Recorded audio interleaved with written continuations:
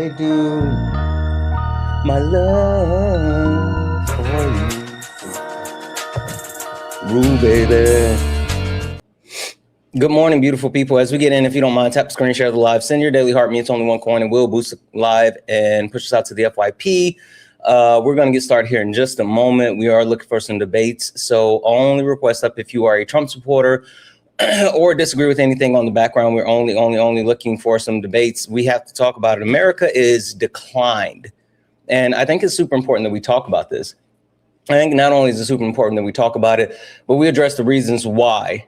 Because it's breaking news, and hell, it just continues to be more and more true every single day, starting with, of course, the Republican Party. The Republican Party is the party of destruction. I don't think anyone is willing to debate that point. So I'm just going to speed past that one, because even like people that claim to be Republicans, people that claim to be MAGA or conservative or anything like that, openly admit that the Republican Party is just a shit show.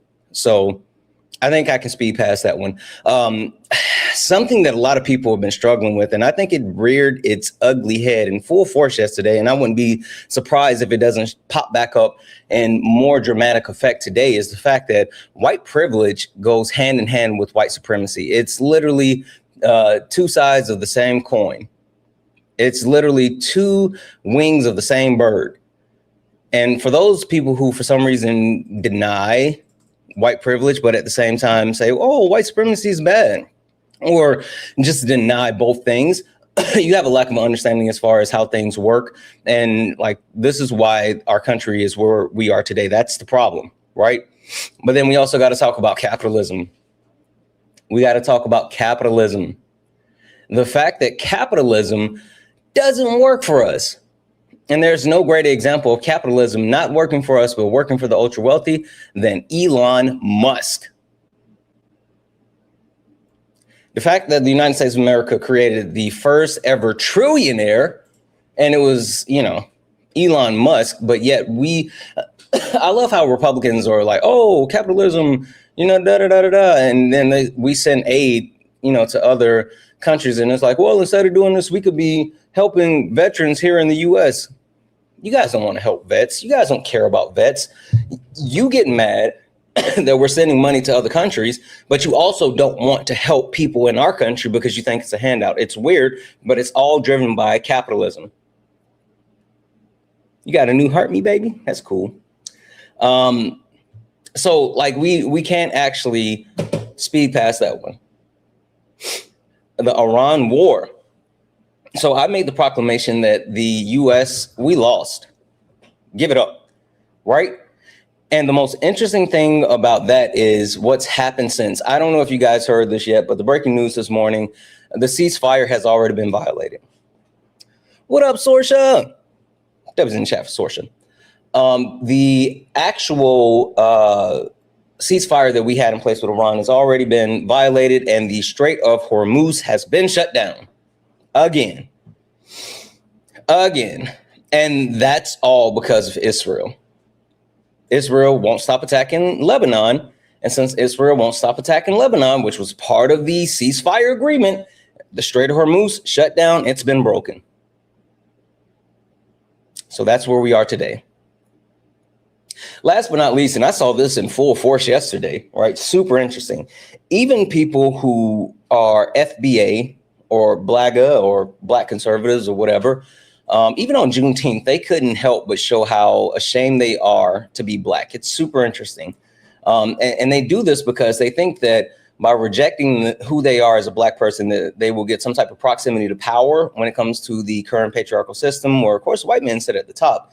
But them thinking that if they've in full-throatedly reject their Blackness in the sense of like, oh, we're all just human, we're all just people, what we can do anything, and then acquiescing to people on the Republican Party and denying that Black people's civil rights are just being dismantled, destroyed. Like, there's the one thing that I talk about all the time, and there still hasn't been like any Black Republican, BLAGA, FBA, anyone that's actually been willing to address this, the fact that coming up in this 2026 midterms, there are no Black Republicans that are seeking re-election for office. None. Every single black Republican either, took a different route or lost their primary. Like that's how it's been. So all of this is gotten to the point where there's no way that you can say that you're pro-black, but then at the same time support the Republican Party. Just doesn't work that way. Anywho, those are the reasons why the country has declined. If you disagree with anything, get in the box. We're only going looking for some debates. And hey, George 2026, it looks like my mods have already put you in the kibosh. They put you in the cocaine clutch. Listen, for all of those keyboard warriors, those thumb thugs, people who for some reason think that you're going to get a chance to actually run your mouth in our comment section without getting up here and saying with your chest, you got us fucked up. My mods are going to allow it. I'm not going to allow it. So if you are someone who thinks that you're going to be able to voice your dissatisfaction with the live by hiding in the comment section, you are wrong. You are wrong.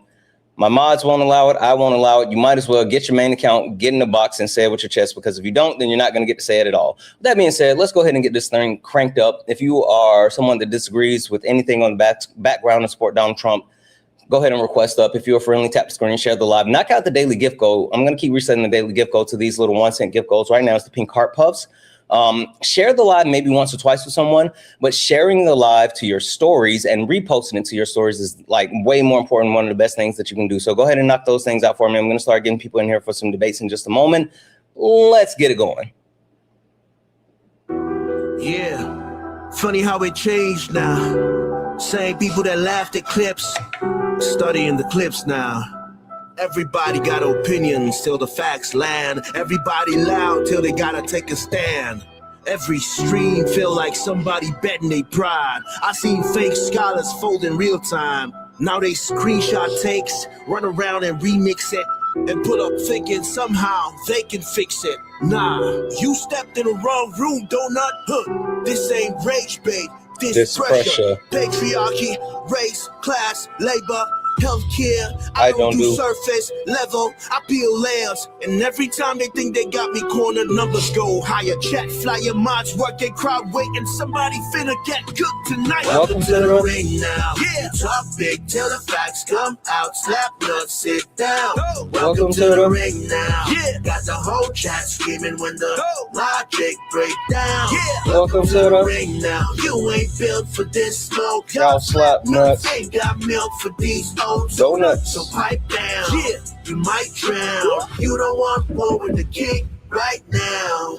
I don't debate for applause, I debate for the record. Every false claim get dissected and severed. You rehearse outrage, I study the structure. Difference between noise and somebody with substance. You quote tweets, I quote policy. You want moments, I want honesty. You want ego boosts and virality. I want mutual aid and stronger communities. That's the difference between you and me. See the problem? Different type timing. You came for clips, I came for alignment. Capital this, socialism that. Half these dudes can't define what they yelling in caps. Talking about free market while wages collapse. I watch your pivot arrive, I make it visible live. But this ain't never gonna be a place where evidence dies. You came all the way to be Santana for internet rep, while the whole chat waiting to see who got checked. Next, welcome to the ring now. Yeah, talk big till the facts come out. Slap nuts, sit down.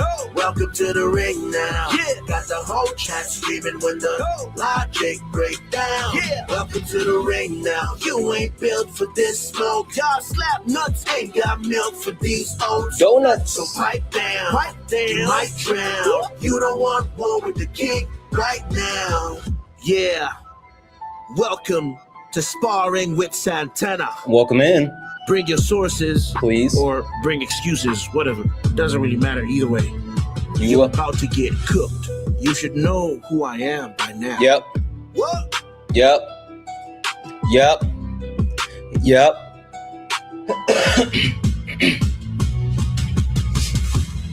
Guys, welcome in. This is Sparring with Santana. One-on-one debates with Trump supporters or anyone that disagrees with anything on the background. I am Santana. Only request up if you're a Trump supporter or disagree with anything on the background. We're only looking for some debates. If you are friendly, do all the wonderful things. Tap the screen, share the live, send your daily heart. Me, it's only one coin. It will boost the live and push us out to the FYP. FYI, to all the thumb thugs in the comment section, you're not going to get the yip yap in the comment section. You're not. So either you're going to get up here and say it with your chest or you're not going to say it at all. Don't be shocked when you're muted. And if you're here on the spam account, then you have to come on your main account. If you're unwilling to actually come up here on your main account, then I'm just going to go ahead and block you. I don't accept troll accounts because that's a coward move, right? If you're willing to actually sit back and hide in the comment sections behind a troll account, then like you're not going to get up here. You're not going to get up here. So with that being said,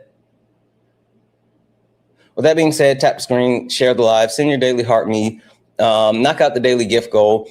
Only request up if you are a Trump supporter or disagree with anything on the background. We're only looking for some debates. In the meantime, in between time, as we wait for someone to get the testicular fortitude to actually join the live, I do want to talk about what I was kind of speaking on a little bit earlier, which is the fact that the ceasefire that we have with Iran has already been broken.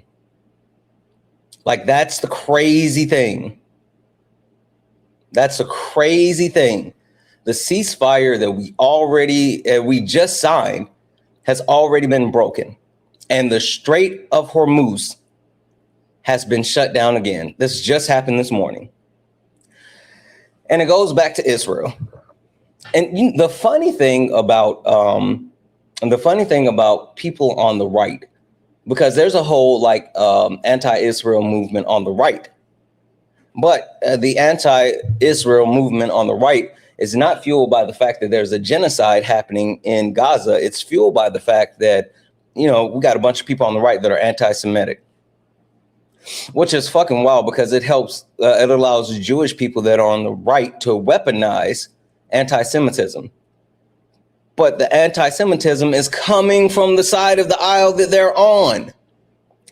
I digress. So the people on the right who claim to be like anti-Israel still support the people who support Israel. It's fucking mind-blowing. So I knew this was going to happen. Like, this was a foregone conclusion that the actual ceasefire was going to be null and void, honestly, because they have 60 days. They have 60 days to actually solidify the peace agreement. And then after 60 days, it's the responsibility of both the U.S. and Iran to extend the ceasefire agreement. Well, I didn't think that was going to happen. So I thought that was a bit of a moot point to begin with. I didn't expect it to collapse this quickly.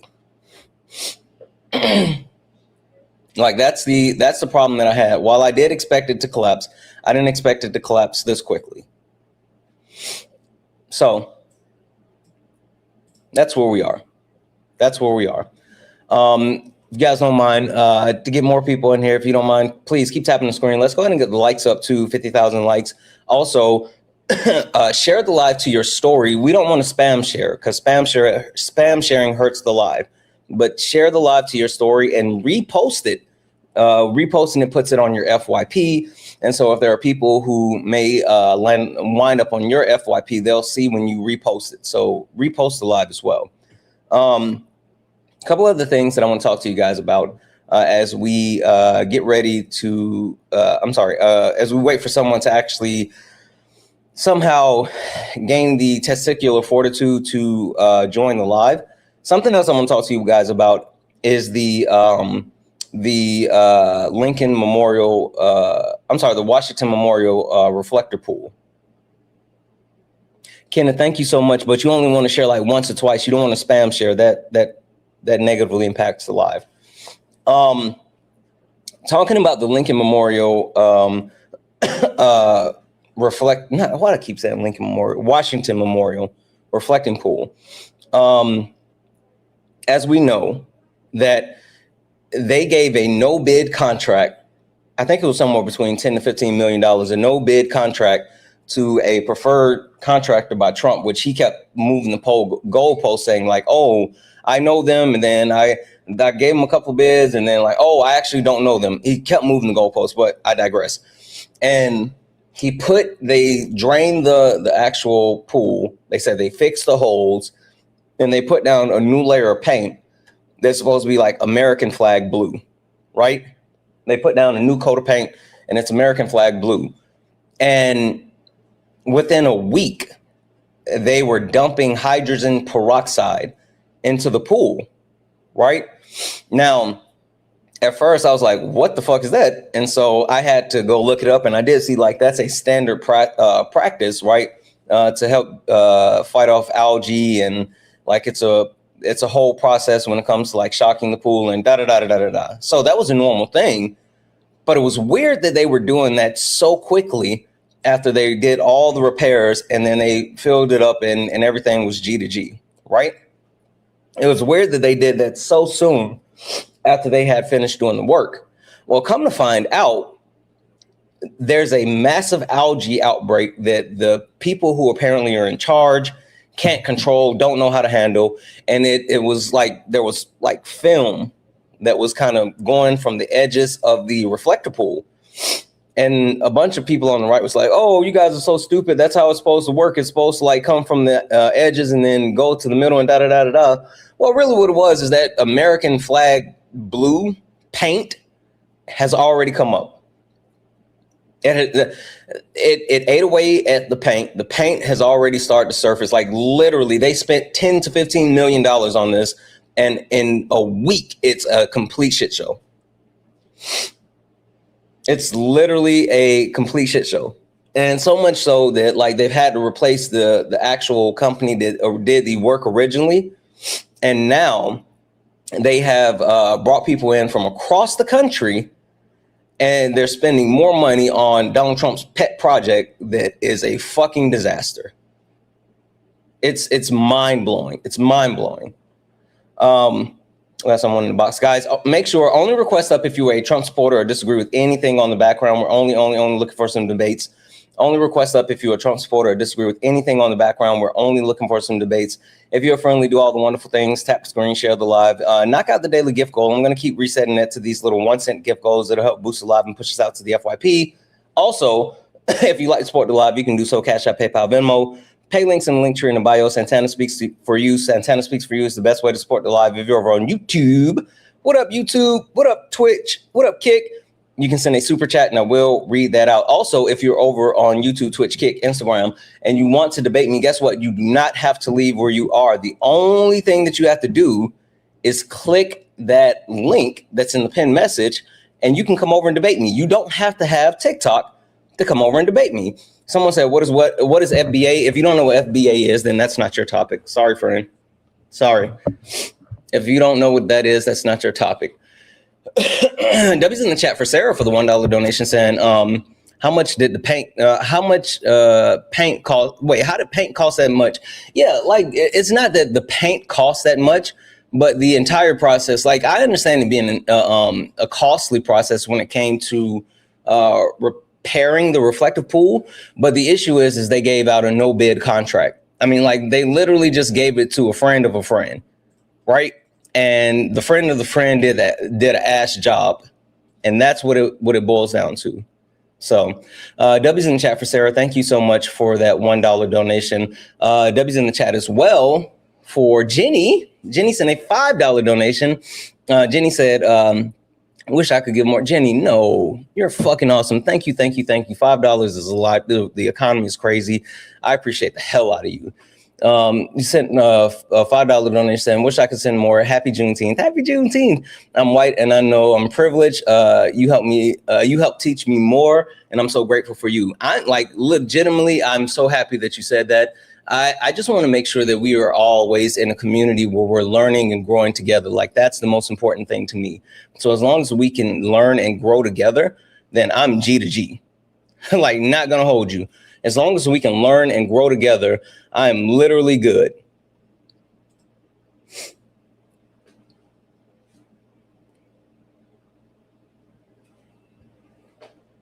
I don't know if this person's going to load.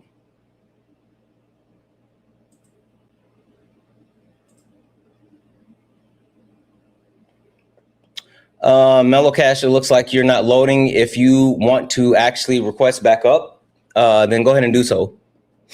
If you want to request back up, go ahead and hop back in the request and I'll bring you back in. Looks like you didn't load. Guys, keep in mind, only request up if you are a Trump supporter, or disagree with anything on the background. We're only looking for some debate. Stubby's in the chat for Daryl, who sent a $19.99 YouTube super chat to say, fellow Washingtonian, I was wondering if you've been seeing people outside grocery stores saying that they want to repeal the Washington millionaires tax that we have in the state. Was curious your opinion. I haven't seen people saying that, and it doesn't surprise me. It doesn't surprise me, not in the sense that, oh, there's a genuine movement for people that want to repeal the millionaires tax in Washington state. It's more so in the sense of like when rich and wealthy people like are quote unquote disenfranchised. And the only way that you can quote unquote disenfranchise wealthy people is to not let them make as much money as they could possibly make. But I digress. When you put them in a situation where you're holding them accountable and you know, your taxes and things like that, then what they do is they spend money to protect their money. Like, let's not be fooled by what this is. When someone who makes a lot of money, ultra wealthy people, the reason why they hire CPAs is not to pay their taxes properly. It's not to avoid going to jail. It's literally to find as many loopholes and exploit the tax code system to the furthest extent so they can pay as little taxes as possible. So when you talk about like a millionaire's tax and you start seeing like everyday people out saying like, hey, this is wrong, we shouldn't be taxing these millionaires and billionaires, it's not because they really believe that. They're literally paid actors. So that's my opinion on that. No, fuck that. Tax the ultra wealthy, tax corporations. Hell, tax me if that means that everyone gets universal health care. I've said this over and over and over and over and over. I don't mind paying more in taxes if that means that everyone has access to health care.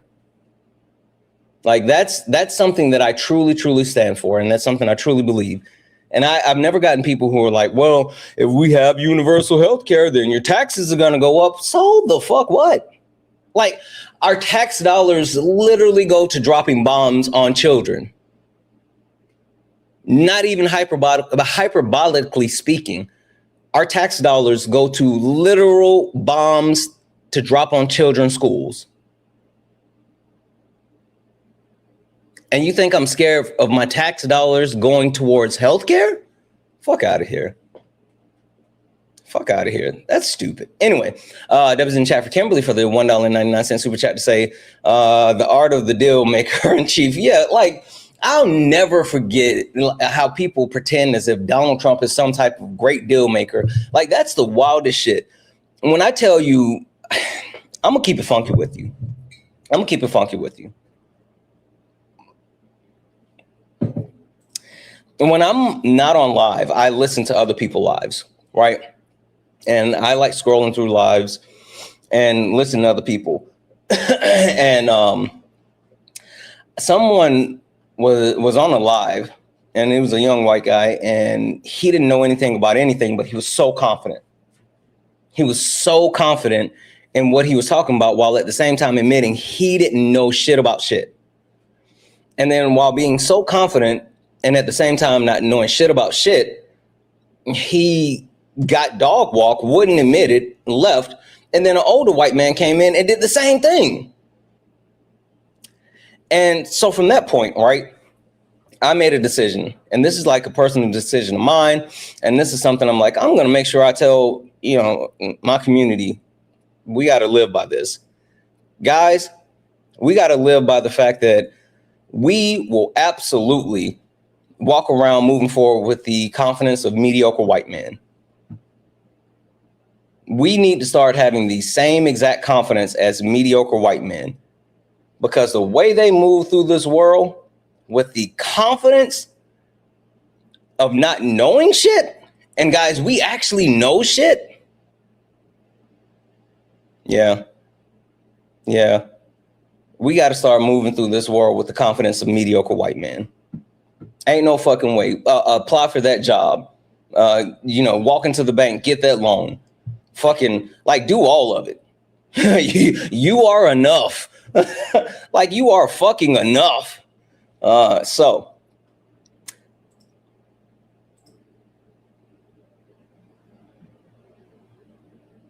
that person didn't load.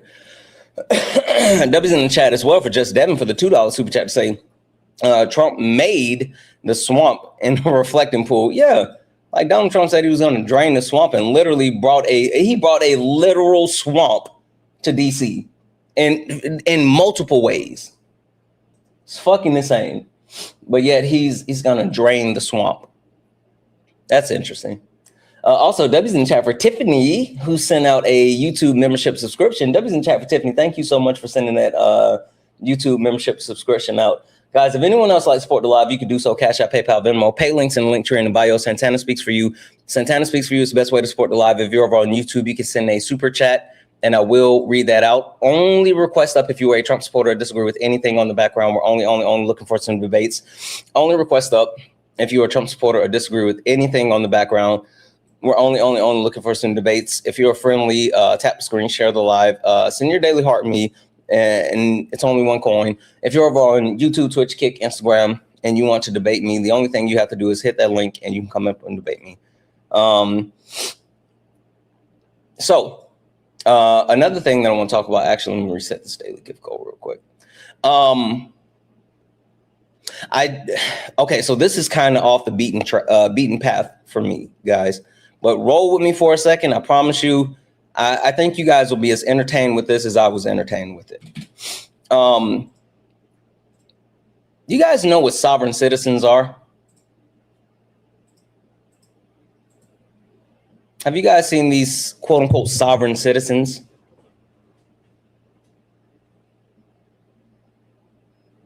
Yeah. Okay. So yesterday I was on the old Bird app, right? And while on the Bird app, I ended up going down a rabbit hole of sovereign citizens.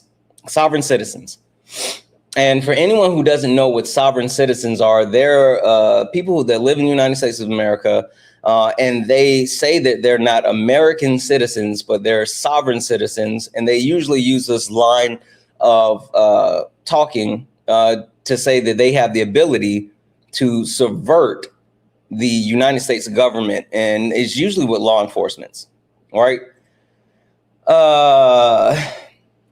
Job of the Butt, cool name. I see you follow me. I sent you a request. I'm gonna mute you. Don't be a coward. Come up here. It's interesting that you follow me. Come up here and talk to me, bub.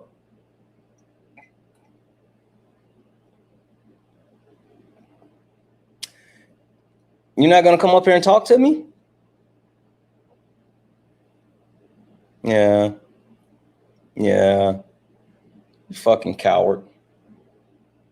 I don't even care about how cowardice you are. That just speaks to like how chicken shit you are to, be a thumb thug, but at the same time won't even come up to actually engage.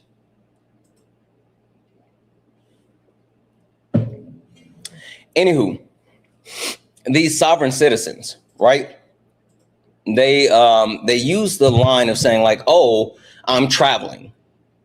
Like every situation that I've seen these sovereign citizens in, they got suspended driver license. They don't want to pay taxes, or they did something and their fucking driver's license has been suspended. And so they go along the lines of like, oh, I'm traveling. And every sovereign citizen has the right to travel. And since they have the right to travel, they don't need a registration. They don't need license. They don't need insurance because they're a sovereign citizen and they have the right to travel. Right? That's the thing.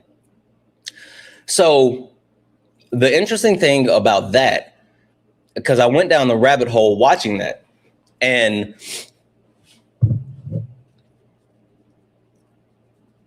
every single sovereign citizen that I saw had something in common.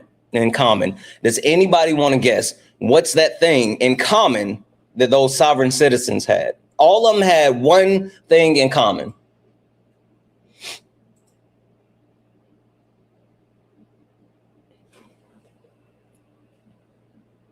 Y'all said it, not me. Y'all said it, not me. To all my white friends out there, to all the amazing white people that are in my community, that I share spaces with, that I love and appreciate. Why? How? Why do they have the nerve to do that? And even more so, like, it's fucking mind blowing, because I saw one old white guy, like, literally telling the cop, like, the cop pulled him over and the cop was like, give me your ID. And he was like, nope, not going to give you my ID. Not only did he say, I'm not giving you my ID, he gave the cop a fucking questionnaire and told the cop to fill out this questionnaire before he answers any questions. I was like, what? God damn. That white man told the cops, before I answer any of your questions, I'm going to make you do some homework. I said, what the fuck? I said, not in my blackest ass dreams would I ever imagine a black person being able to get some shit off like that against the cops. And the cops were being so polite. I'm not going to do it. No. And the guy was like, no, you fell out. I'm not answering your questions. And the cop was like, listen, you're going to answer my question. He's like, no, I'm not, pal. You read this paper. It was a whole thing. Hey, good vibes. Why are you here every day if you never come up? If you're chicken shit and you just want to actually come and cry in my comment section, why the fuck are you here? You're such a weirdo. I don't go places and share spaces with people I don't like, but for some reason, you guys fucking love me. And it's because jealousy is just love and hate at the same time.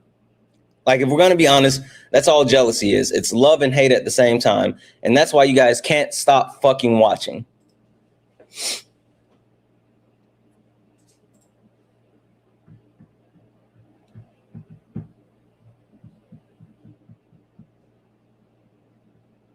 Same as this guy here, DJ, whatever. I'm going to mute you as well. I'm willing to bet that this DJ person is the same person as the good vibes person. Anywho, I just like, and this is a genuine question for like my white friends.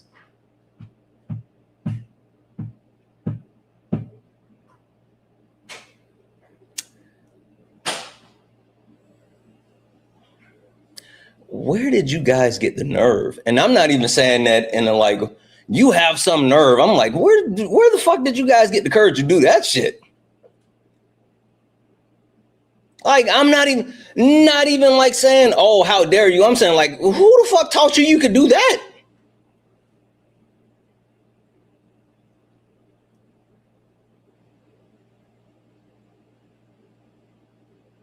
Not gonna hold you. That's the most like that's the shit. And that's the time that I'm impressed with white people, especially white men. Like, I'm legitimately impressed with them at that time.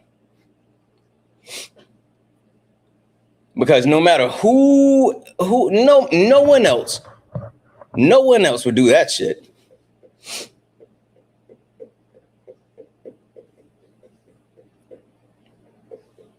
Anywho, I just think it's interesting that they take this approach of being like, oh, I'm a sovereign citizen. And a lot of times, like, you know, it's white privilege. And the craziest shit is that they get humbled. They get humbled. I don't know. It's fucking wild. When I started down a rabbit hole yesterday, I went down another rabbit hole, and this speaks to the justice system, right? And this cop had pulled this lady over, right? And the lady gets out the car, and he's like, ma'am, why didn't you stop? And she was like, I didn't realize you were trying to pull me over. And he's like, yeah, I put on my lights behind you. Why wouldn't you stop? And she said, because I'm the district attorney. He said, yeah, but you were speeding. She was like, I was only doing 20 over. Yes, I was doing 55 and a 35, but I'm the district attorney. And the cop was like, well, ma'am, but, you know, like, you just admitted that you were breaking the law, that you were doing 20 miles over the speed limit. So like I had to stop you, but you drove all the way to your house. And then she was like, yeah, I don't care. I'm the district attorney. She said, I got other things to worry about. Call such and such. She said, go get on the phone with such and such. Because the cop had followed her home because she didn't pull over. She just kept driving until she got home. Right. And so the cop pulled her over, or didn't even pull her over. He pulled in behind her driveway and she was getting out of the car. And so she was like, yeah, I'm the DA, call such and such. I don't have time for this. And she gives the cop her phone and she's just walking around and he's like, ma'am, you can't do this. And she was like, basically like, fuck you. And the cop's like, I'm just doing my job. I don't understand why you're so upset. And she's like, because I got other shit to worry about. And she's like walking around. She goes in the house and the cop's like, ma'am, you can't do that. Get back out here. This is a traffic stop. And she's like, do I need to show you my badge? Like, do I need to show you my badge? And it's like, I understand that, but you broke the law and you kept driving and like I didn't. She's like, I kept driving because I was on the phone. The cop was like, you can't be on the phone and drive. And she's like, yes, you can. Hands free. I know the law better than you. And he was like, okay, but like you still broke the law and you just admitted that you broke the law. And she was like, yeah, I don't care. I'm the DA. So that one actually spoke to, it's funny how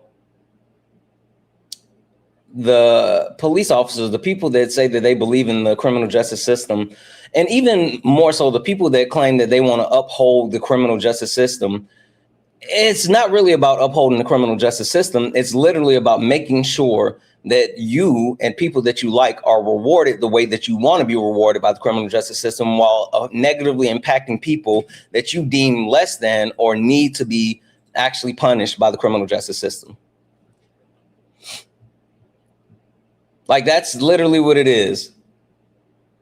What up, Edith? Welcome in, Ari Ray. Welcome in, Ari Ray. As you get in, tap the screen, share the live, send your daily heart. Me, howdy, partner. Only request up if you're a Trump supporter or disagree with anything on the background. We're only looking for some debates. Only request up if you're a Trump supporter or disagree with anything on the background. We're only looking for some debates. Guys, if we don't mind, keep tapping the screen. Let's get the likes up to 150,000 likes. And yeah, we'll keep going. So... And they want the criminal justice system to be weaponized and work for them the way that they want it to, but they want to be able to punish the people that they want to punish, right? And it's like heavily shown in the case with Carmelo Anthony, right? And people say, oh, Santana, you make everything about race. Why is it always about race? Because literally that's what the fuck all this shit is built on. Like, you can't tell me that it's not about race when there's a 3-tier justice system. You get treated one way if you're super wealthy. You get treated one way if you're white. And then you get treated one way for everyone else. It's literally a 3-tier justice system. Like, the justice system fucks with intersectionality, which is crazy. But when you talk about like them weaponizing that, and you look at Carmelo Anthony not only got a quote unquote speedy trial, they had his trial on the fucking weekend. When have you guys known the government to work on the fucking weekend? They wanted to put him in jail so bad that they held his trial on the weekend. The government was like, we will work on the weekend to put this black guy in jail. What?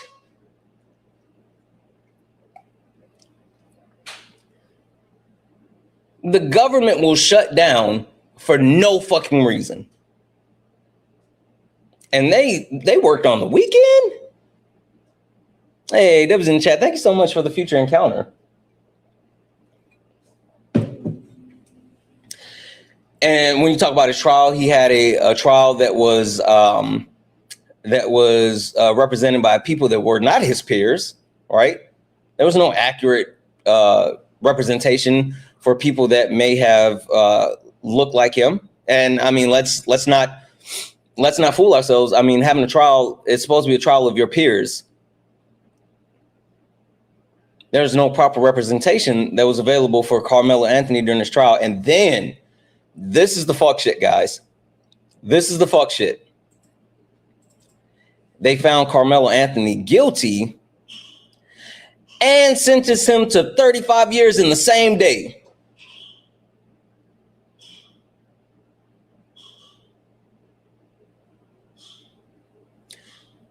Carmelo Anthony was found guilty and sentenced in the same day.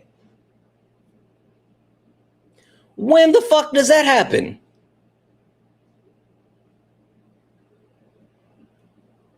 So not only did they have his trial on the weekend, now the government apparently works on the weekend. They had his trial on the weekend. There were no black people that were part of the jury. He was found guilty and sentenced in the same fucking day. They said, you're guilty, 35 years. Boom.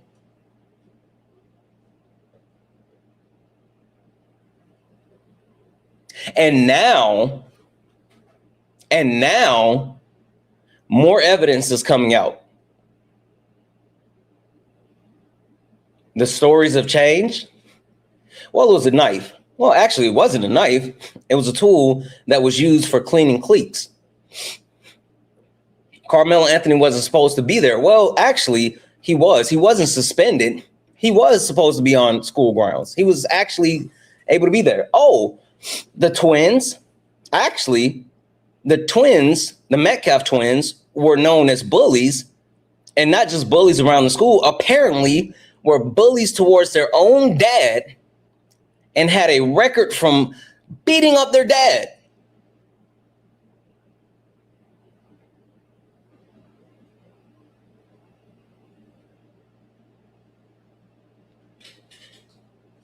So I find it super interesting when it comes to like all these new things.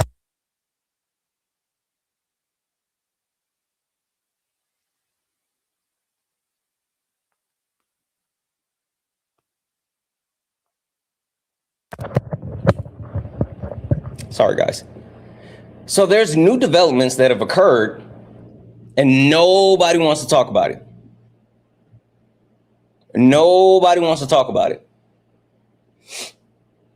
But you take a look at Donald Trump's case. Let's be clear. The reason why Donald Jimothy Trump is in office today and not in a jail cell is because the criminal justice system made the decision to drag their feet on his trial. And then after he was found guilty, said, let's just wait to sentence him.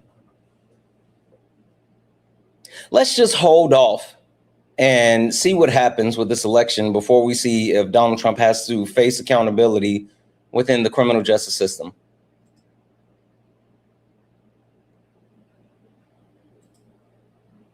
That's weird.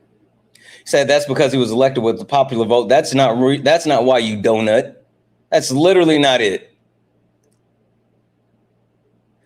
You said you sent your request, like you came up yesterday, but you didn't want to debate something. Are you here to debate, or what are we doing?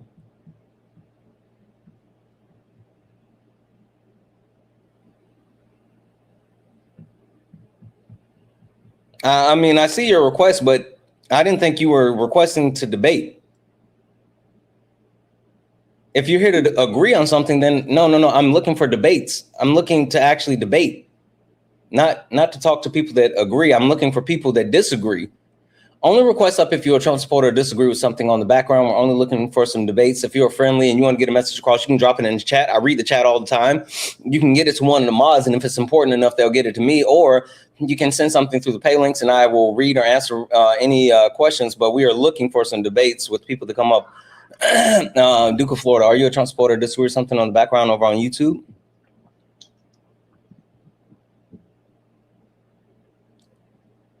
Duke of Florida, are you a Trump supporter or disagree with something on the background over on YouTube?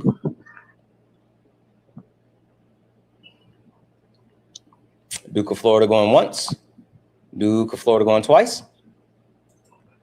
All right, you can try to request back up. Only request up if you're a Trump supporter or disagree with anything on the background. We're only looking for some debates. Only request up if you are a Trump supporter or disagree with anything on the background. We're only looking for some debates. Ref, fuck off. Fuck off, you troll account. Like, I don't give a fuck about what you're saying in the comments. Either get up here or shut up. I don't care. Like, what are we doing? Not you, Rail. It was someone named Ref. Not you. Not you, Rail. Oh.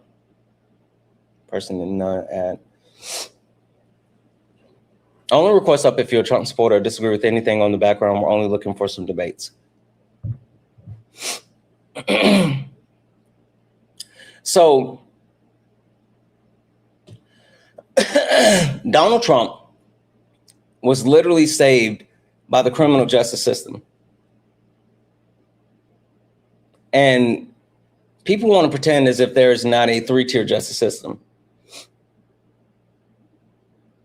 Like, let's be honest. Do you guys remember Dylann Roof?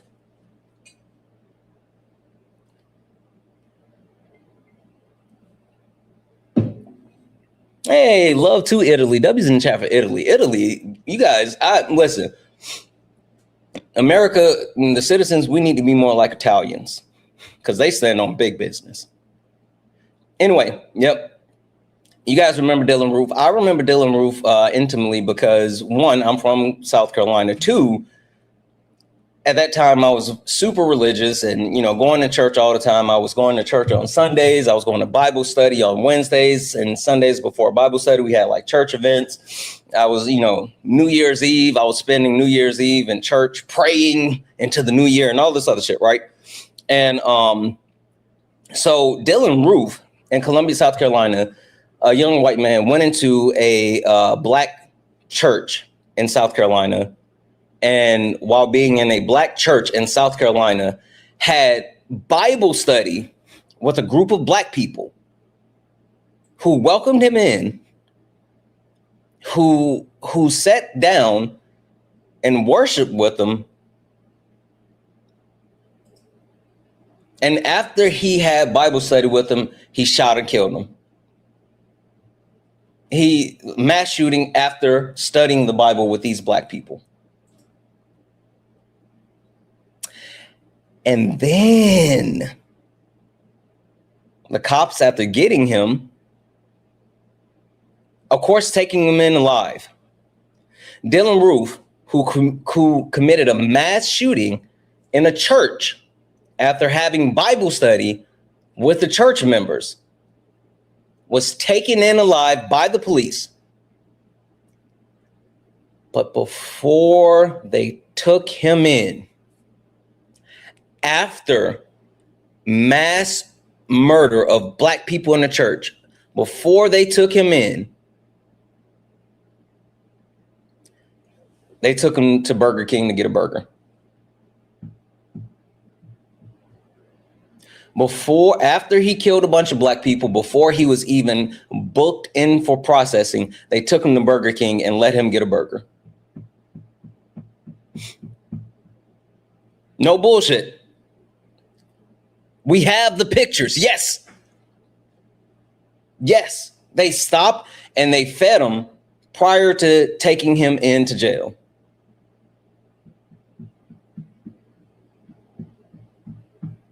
That's because there's a three-tier justice system. That's how white supremacy and white privilege works hand in hand. Because if Dylann Roof was black, first of all, he wouldn't have been taken in alive. Second of all, he damn sure wouldn't have been taken to Burger King. But that's that three-tier justice system. Momo, I don't give a fuck about what you're saying in the comments anymore. I'm going to go ahead and mute you. Either get up here or shut the hell up. Like, I don't talk to the comments. As a matter of fact, I just sent you a request. Get up here or shut the hell up. I don't care which one. Okay. Duke of Florida, you're back over on YouTube. Are you a Trump supporter or disagree with anything on the background?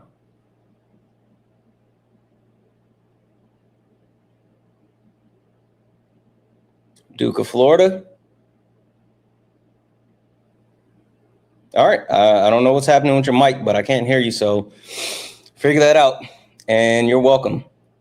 Again, only request up if you are a Trump supporter or disagree with anything on the background. We're only looking for some debates. Hi, are you a Trump supporter or disagree with something on the background? I own you, Dean, and Parker fucking pussy bitches. Just broke as fucking bums, yo. Y'all some fucking bums, dude. Okay. All y'all are some fucking bums. How old are you? I'm 22. How old are you? I'm 40? 39. So you're 22. Jesus. So you're a grown man, right? Yeah, I am a grown-ass man. Okay. And you live in society, right? That's correct. Okay. Or you live by yourself? You pay your own bills? Oh, yeah. See, look, I got to kick you, but feel free to come back in 10 minutes.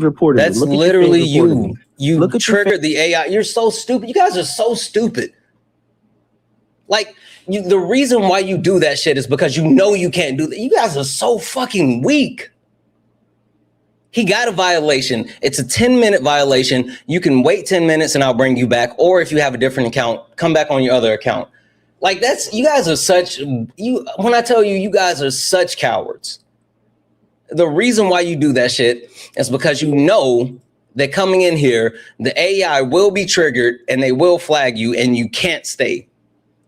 You guys are so scared to have a debate because you know you don't know anything.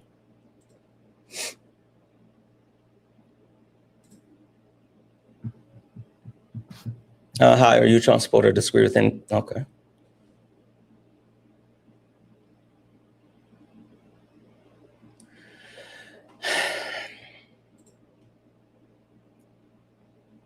Is this you on a different account?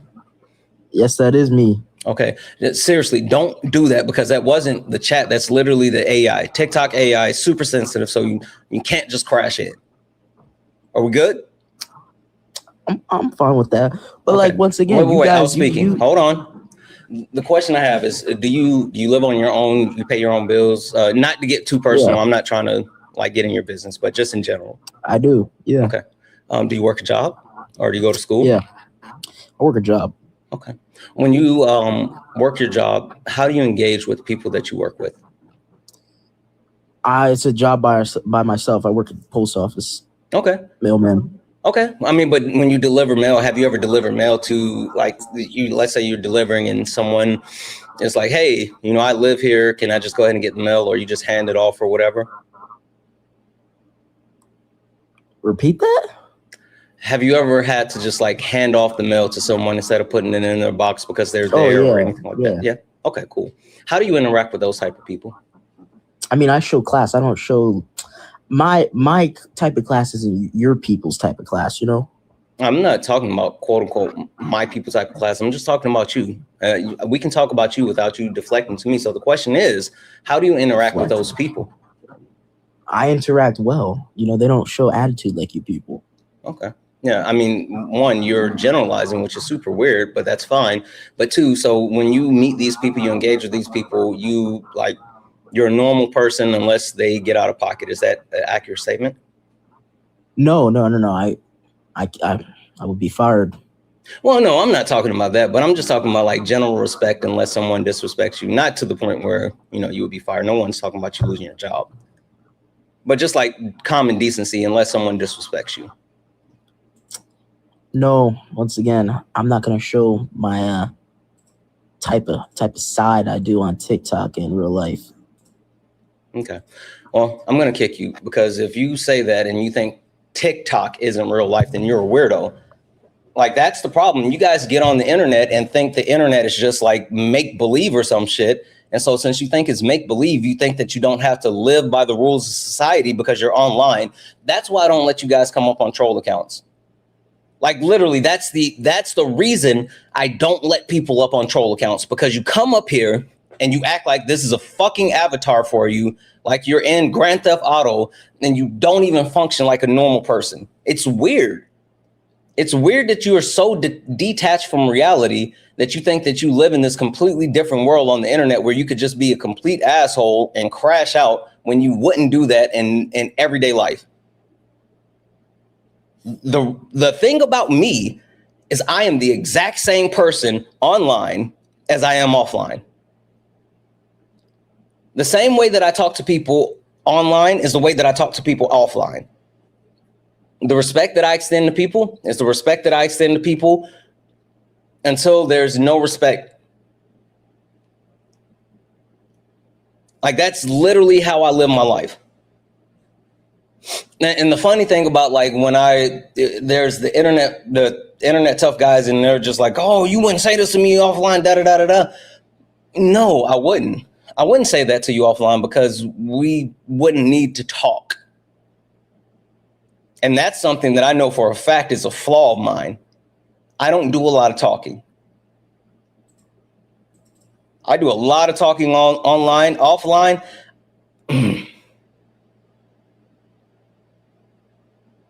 But I still don't just pretend as if I can go online and just say the most insane shit. That's weird behavior. I literally recommend therapy. I literally recommend therapy. I don't know. Only request up if you're a Trump supporter or disagree with anything on the background. We're only looking for some debates. Only request up if you're a Trump supporter or disagree with anything on the background. We're only looking for some debates. If you're friendly, do all the wonderful things. Tap the screen, share the live, send your daily heart me. Duke of Florida, I'm going to give you one more shot. If it doesn't work this time, I'm not doing this anymore. Okay, last attempt. Are you there?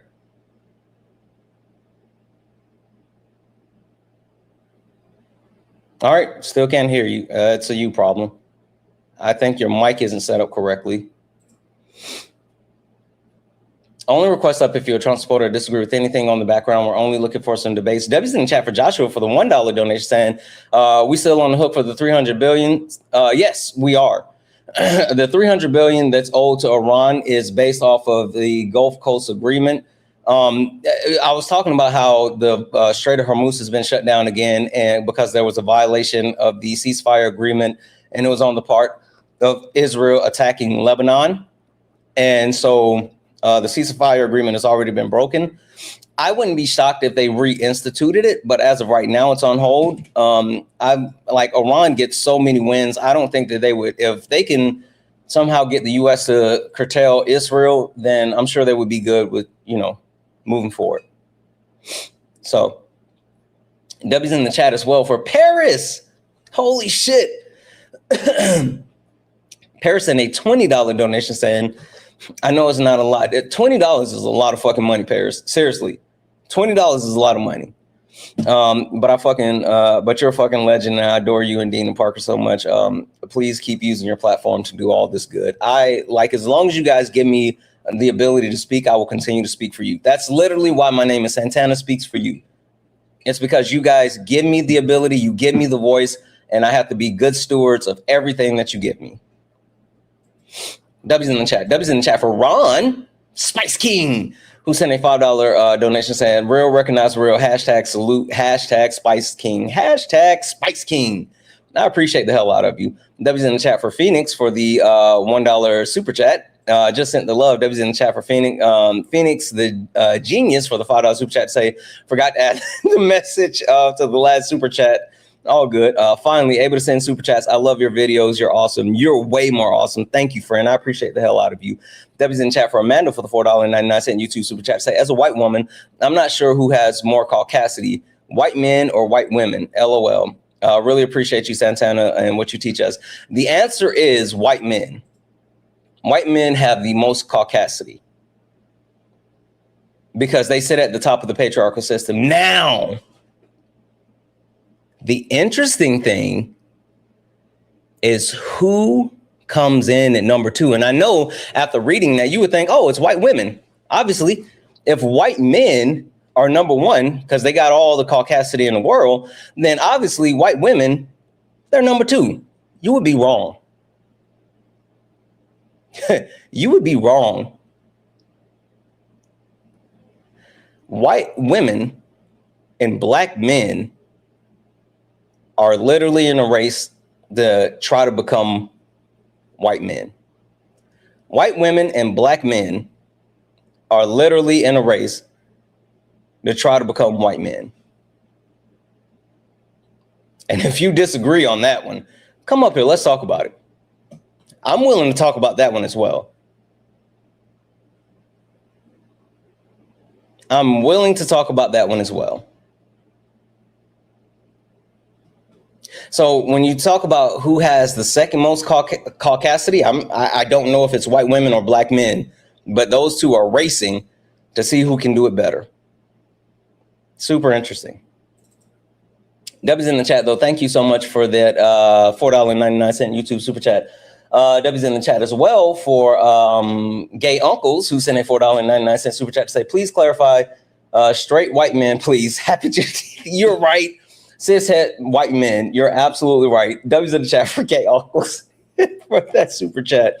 W's in the chat for Asta's mama for the $5 super chat to say, my ex went down a rabbit hole and ended up claiming to simultaneously be a quote unquote true patriot and a quote unquote sovereign citizen. He's my ex for a reason. Sounds like you upgraded, because the fuck. Neb's in the chat for one brain cell for the $5 super chat to say, it's 100% the fact nobody ever tells white people to be afraid. I'm a white man, and it boggles my mind watching my dad argue with the cops.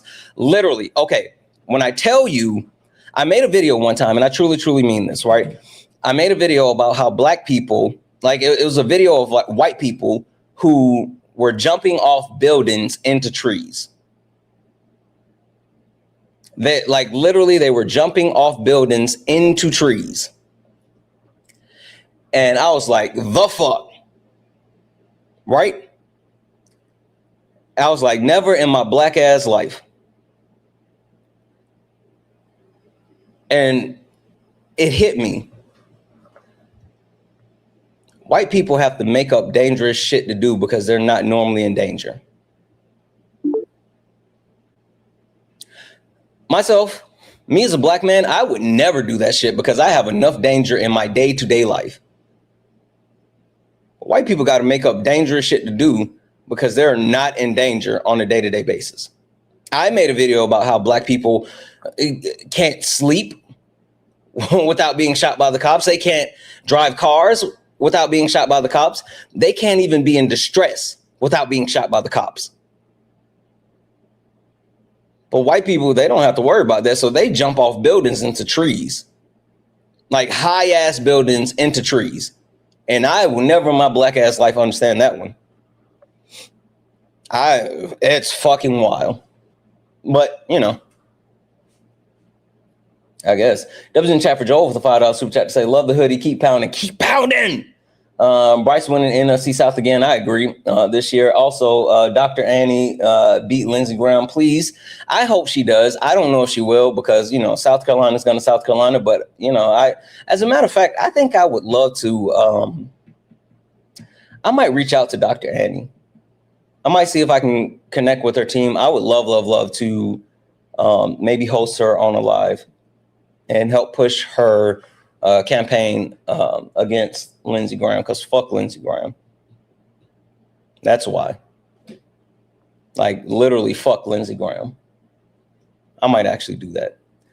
W's in the chat as well for Tuba for the $2 super chat to say saying he owes you saying he owns you right after Juneteenth. Shaking my damn head. Funny thing is that like he doesn't even own the faculties of himself. He doesn't own himself. He doesn't have self-control to actually own himself, and that's the problem. All right. Over on Twitch, W's in the chat for Legendary, who sent 100 cheer bits. W's in chat for you. W's in chat for Legendary, who sent out 2 community Twitch subs. Oh, shit, we got a level 3 hype train. And then Legendary sent out a gifted sub. And then Anonymous sent out a gifted sub. And then we had we completed the hype train and moved to level 4. Let's fucking go. W's in chat for Twitch. If anyone else would like to support the live, you can do so. Cash App, PayPal, Venmo, pay links in the link tree in the bio. Santana speaks for you. Santana speaks for you is the best way to support the live. If you're over on YouTube, you can send a super chat and I will read that out. Guys, we are looking for some debates. So if you would like to debate me, if you disagree with anything on the background, get in the box. We're looking for some debates. America has declined. And the reason why America has declined is for a multitude of reasons. First and foremost, the Republican Party is a party of destruction. You guys keep giving Republicans power and they keep taking from us and destroying our country. It's weird, but that's a thing for you guys. White privilege and white supremacy, it's literally the same. It's the two sides of the same coin, two wings of the same bird. I'll tell you this. If you guys want to truly see how white supremacy and white privilege is two sides of the same coin, I don't know if you guys have been watching what's happening lately, right? Dang it. Sorry, 1 second.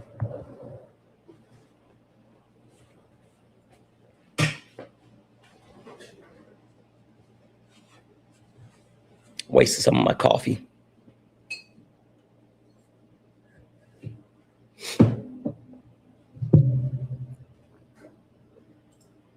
All right. I don't know if you guys have been seeing what's happening lately, right? But for the last couple of days, there's been a couple of trolls coming into my comment section. And the trolls coming into my comment section, hold tight, let's see.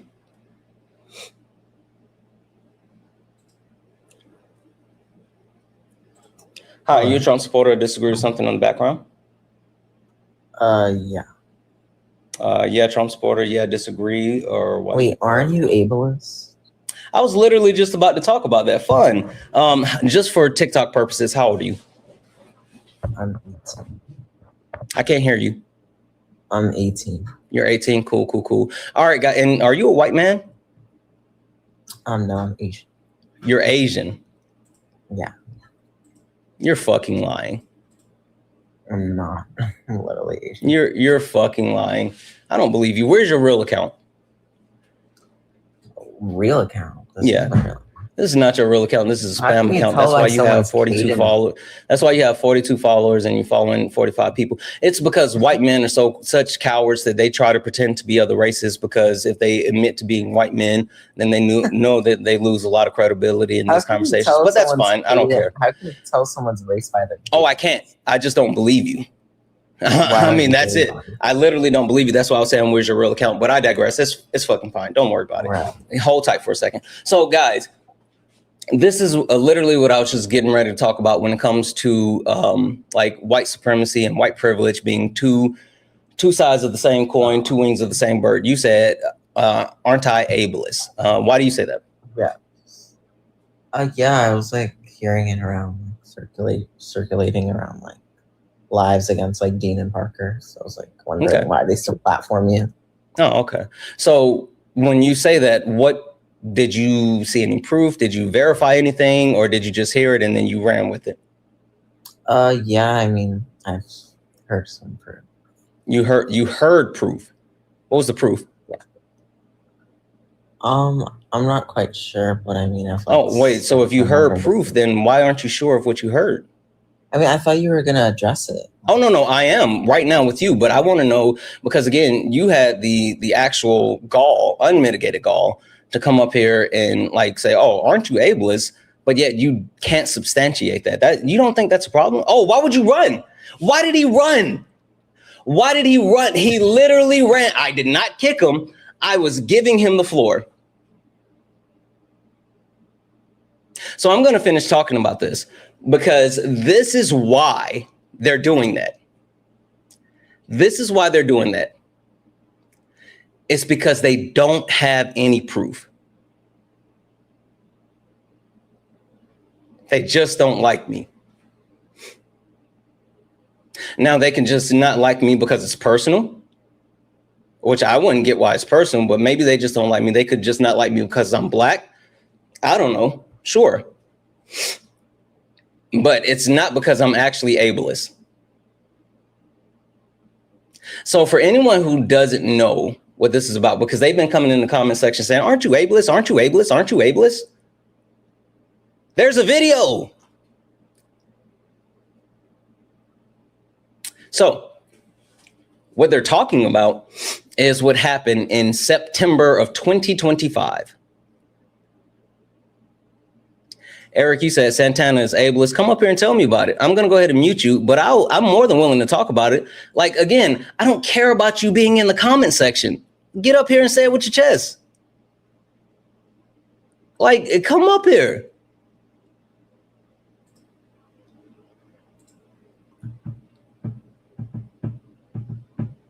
Nick is rude. Hi, Robert. Are you a Trump supporter or disagree with something on the background? Santana. My collar's blue and my neck is red. Do you know what to do about that? Yeah, I would say go get some maple syrup and rub it on there. I would literally say go get maple syrup and maybe some Canadian bacon and slather it on your neck and maybe it'll help. Anywho, like I was saying, they want to keep talking about it. And they started spamming my chat and they started spamming Dean's chat while I was on this live and all this other stuff, right? And it's from 2025.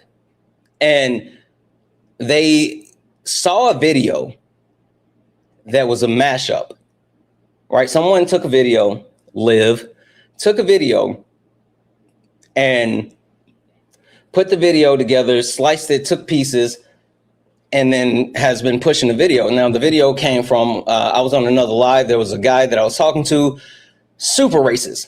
Like, when I tell you, the guy was like, oh, when are your EBT stamps coming? When did your dad leave? Oh, what type of drugs are your mom on? Like crazy shit. And so as soon as he did that, I leaned into dog walking him. And he was much so kind of like I am right now, someone who was like super congested, right? So I started talking shit about the way that he sound. I said he needed a neti pot. I said we were going to raise money for a neti pot. I made fun of the way that he was talking because he was super congested.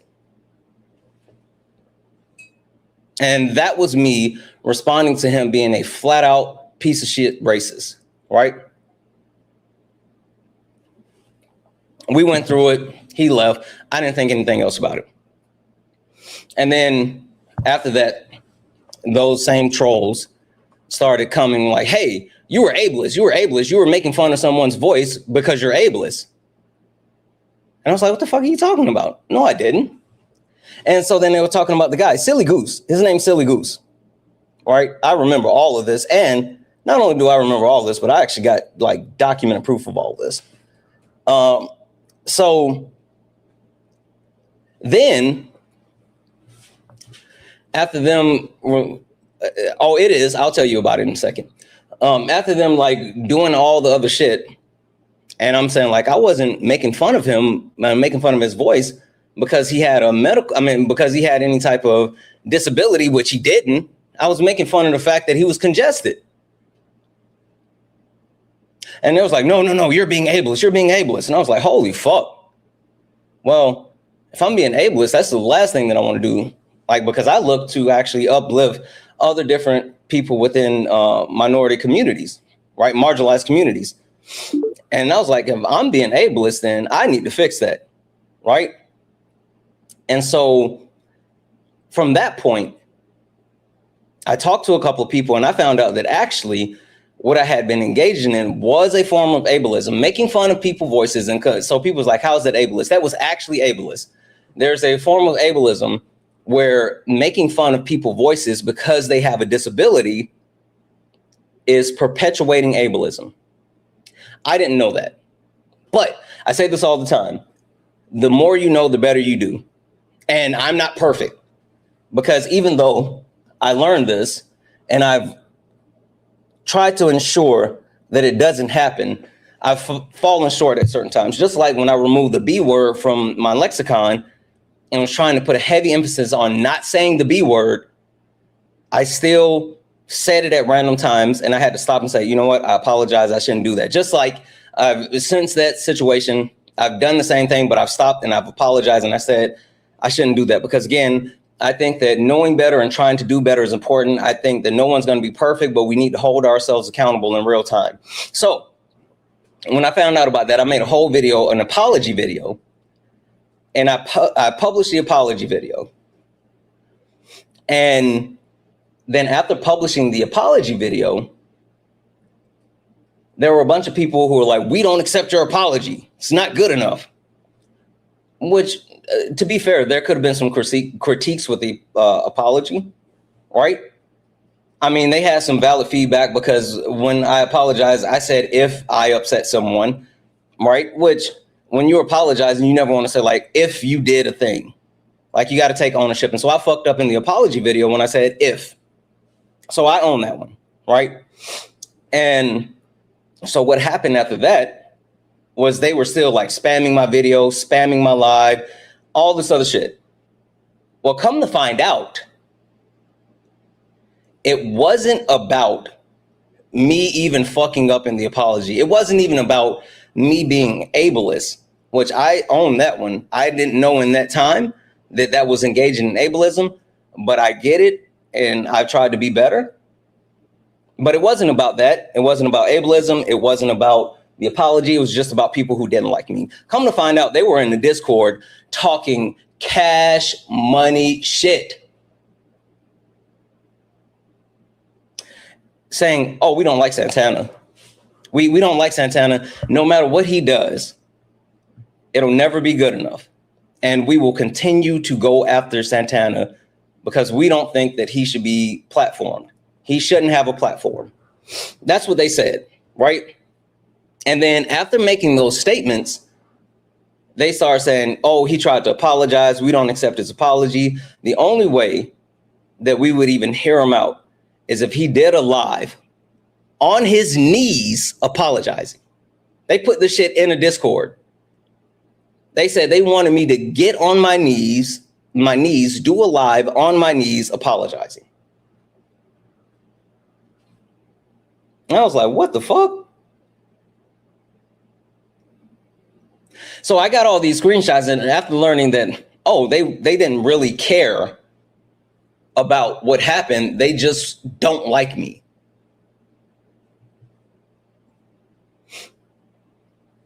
I made a response video. And that video is now pinned to my homepage. That's the highest viewed video that I have. That video has over 100,000 views. Literally over 100,000 views.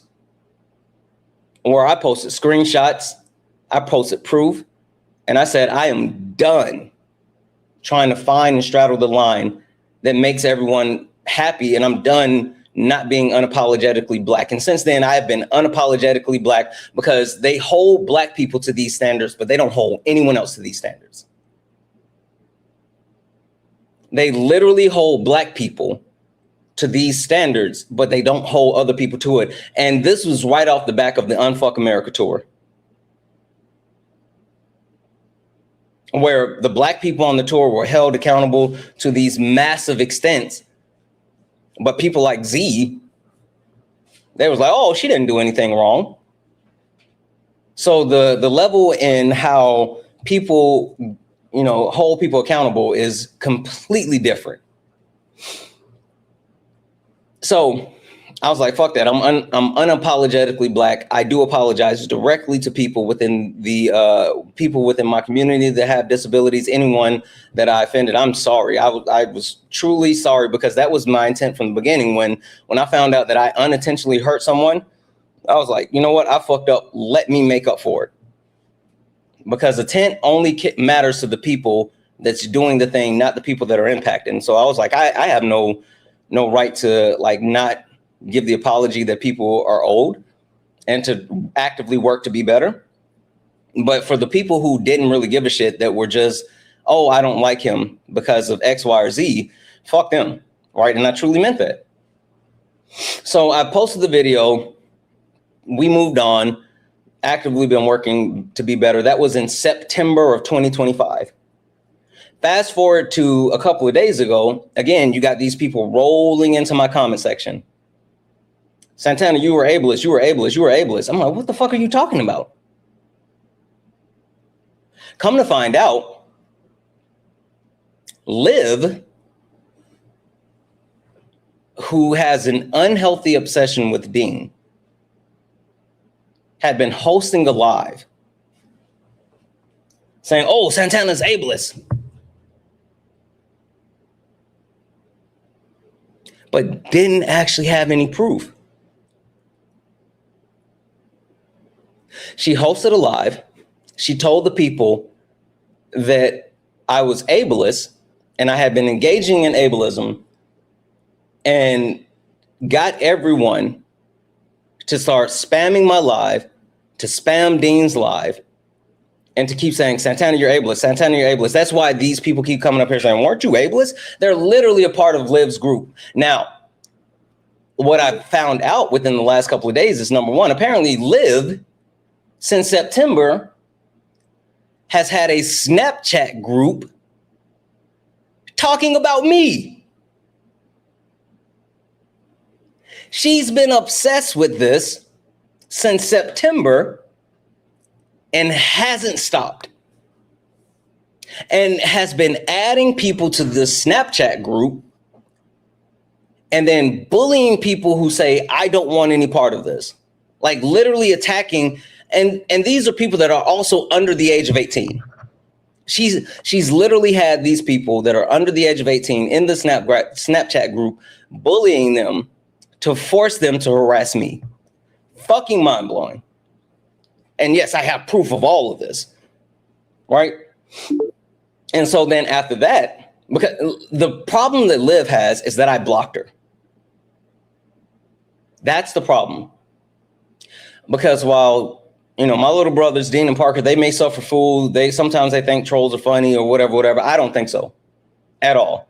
And so while Dean entertained Liv for a while, I didn't think her stick was funny. I think the whole premise of like Fish Girl, like it's stupid. And so I just blocked her.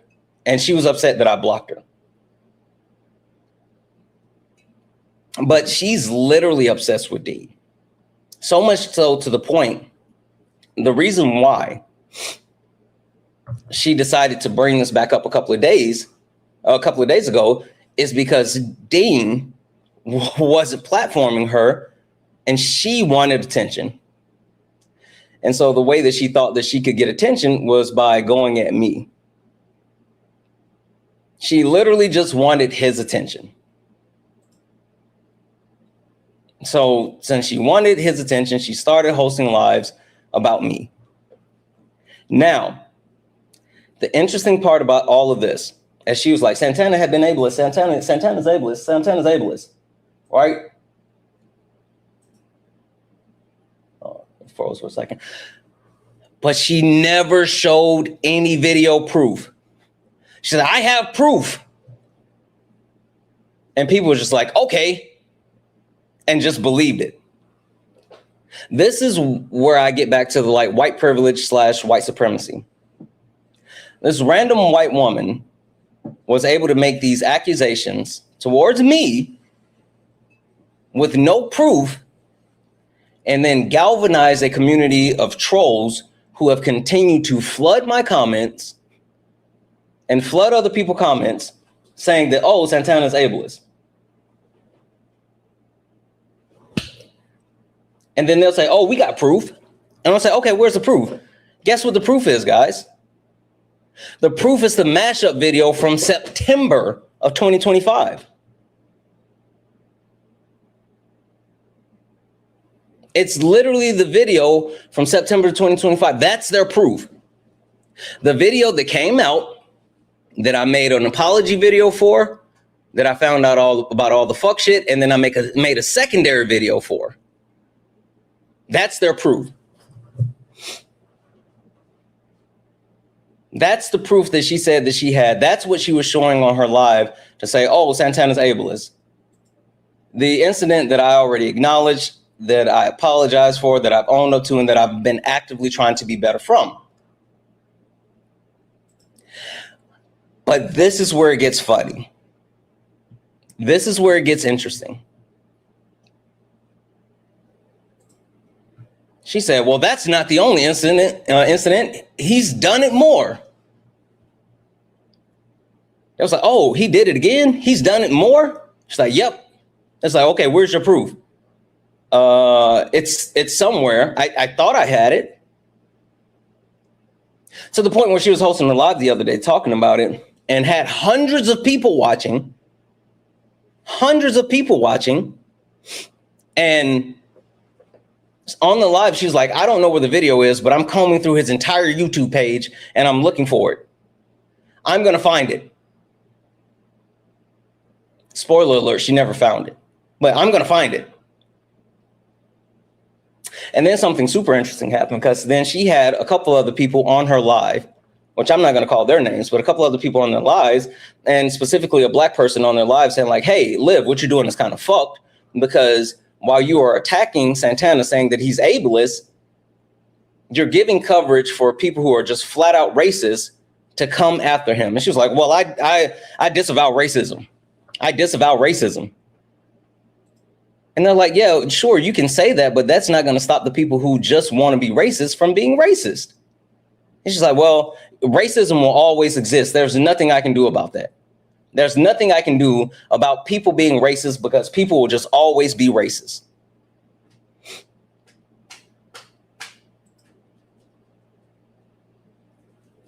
And the black person that was actually talking to her about this was like, hey, like, I'm telling you, I've been up here talking to you, and I'm not even against you, but the people that are in your comment sections that follow you have been DMing me being racist as shit towards me because I'm black.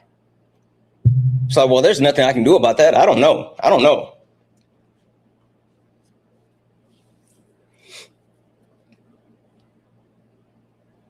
So as they're trying to explain to her intersectionality, she's just like, well, I don't care. I don't care about your skin color. I don't care if you're brown, you're black, you're purple, you're green, you're yellow. I fucking hate when people do that.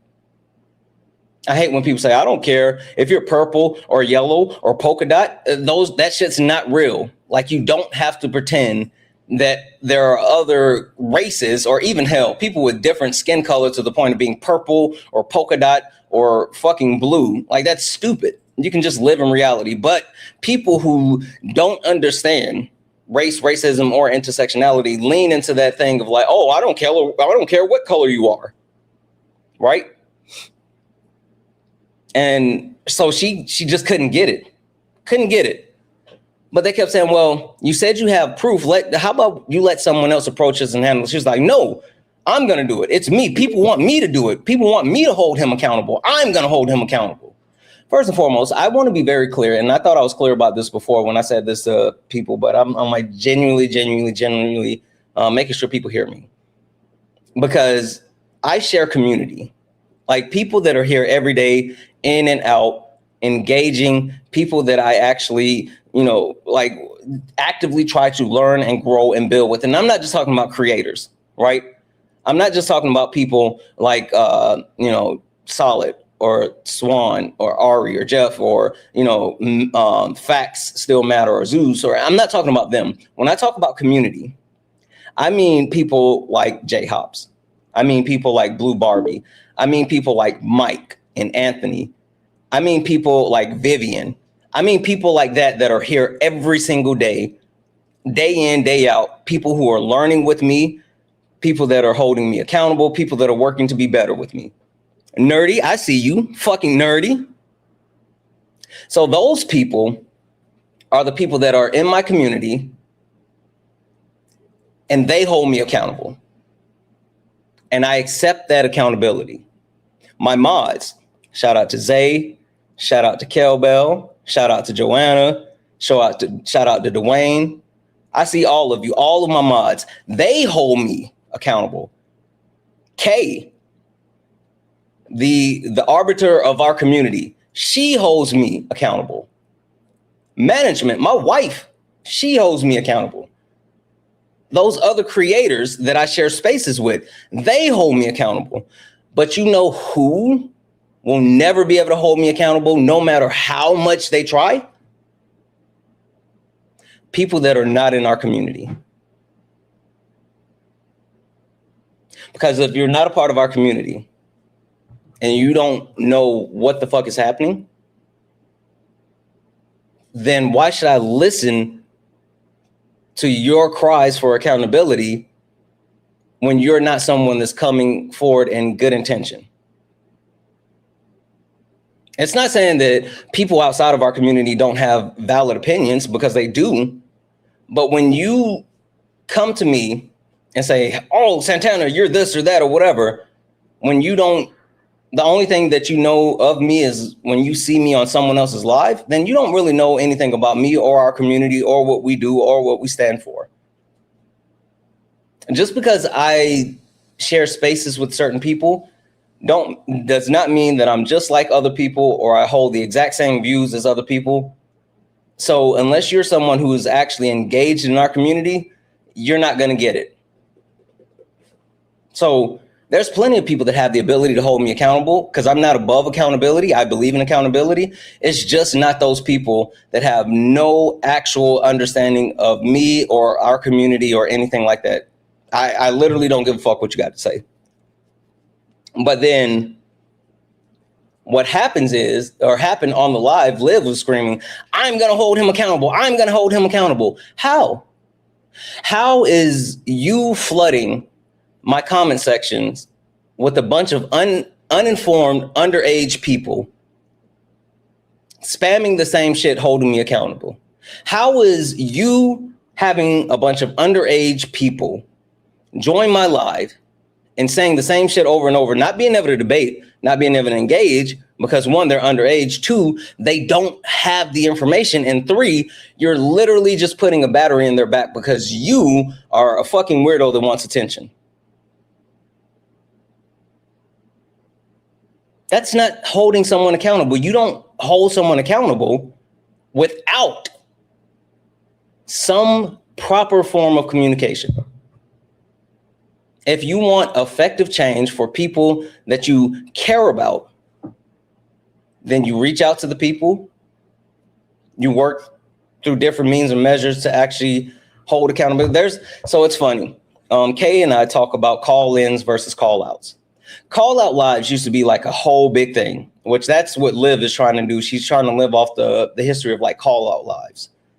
But call-out lives is when people will put someone on the background saying this person did something fucked up and we need to make sure that we all don't support this person until this person does something better.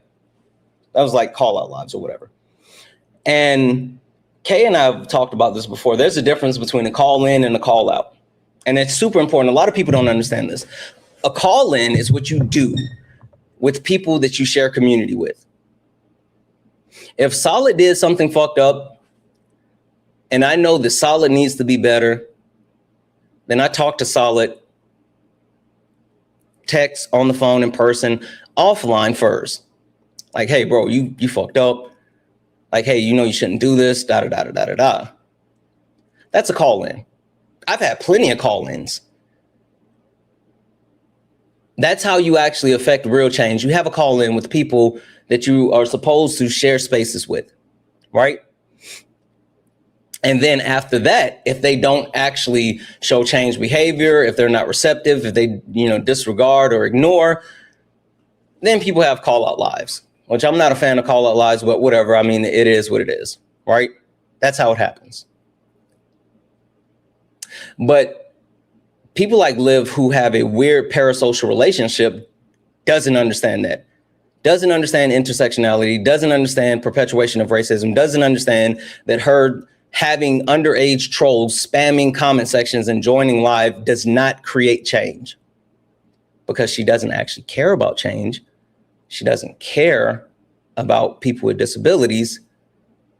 She only cares about getting attention from Dean, because the parasocial relationship that she has is really worrisome. I've said this over and over and over. The form of currency that we live in today, hey, Deb's in chat, Tina, thank you for the galaxy. The form of currency that we actually deal with today in society is literally attention. People want attention more than they want to breathe. People want attention more than they want to eat.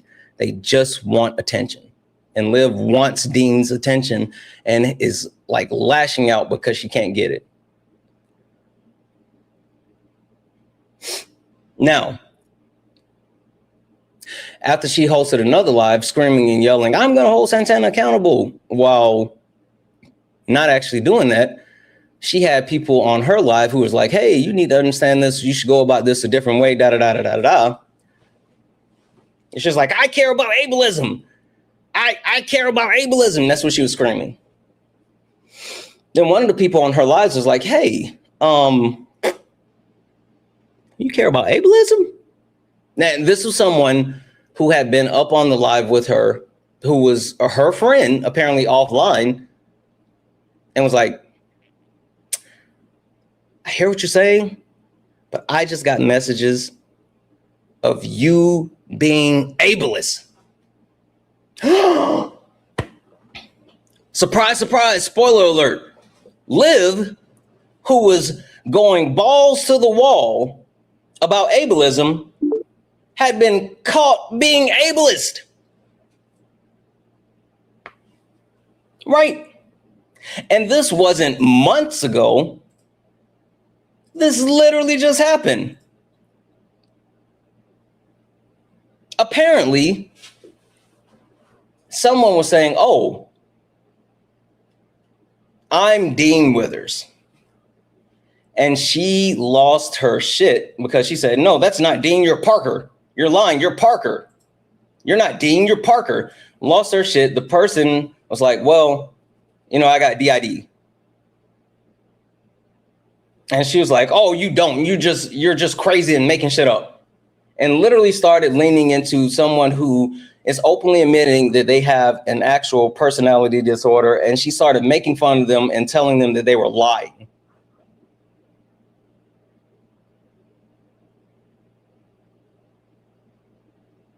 And so when her friend was like, hey, why would you do this? She was like, I don't care. He was saying that he was Dean and he was not Dean Withers. That was not Dean Withers.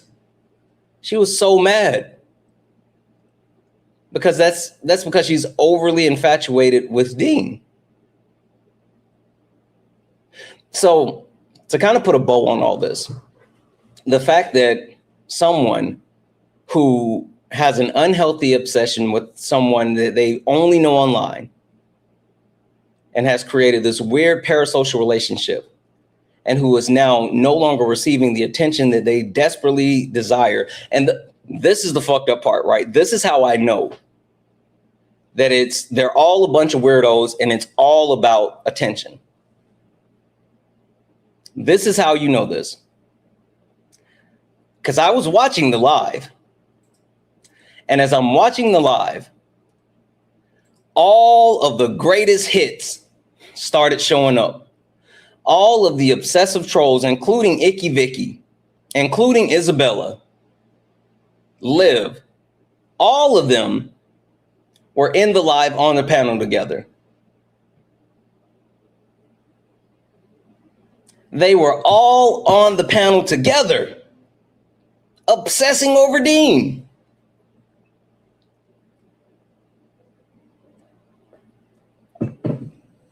But. No but bananas, just but. Liv didn't care about any of the actual stuff. She just had this actual obsession. And so she saw a way that she thought she could get Dean's attention by doing weird shit towards me. And she was able to just flat out lie and tell people, oh, he has more videos, and get away with it because she's a random white woman. People believed her because she was a random white woman. And she's gonna say, well, I thought the video that I showed was enough proof. The video from September that I addressed, that I apologized about, that I made 2 follow-up videos from, you think that was enough? She's like, well, I'll find the other video. Never found it because there's no other video. And I've openly admitted that even after that situation, I've started to make fun of people's voices. Boom, immediately caught myself. Apologize, tried to move on. I've called out the chat. I call out the chat all the time because we don't do ableism. So when people try to say, oh, you're SLOW, don't do that. When people up here on my live and they say DUMB, I tell them directly, don't say that. That's ableism. Targeting these people, and I actively work with people with disability within my community, and I make sure that I do anything possible to allow my privilege and my voice to be lent to them.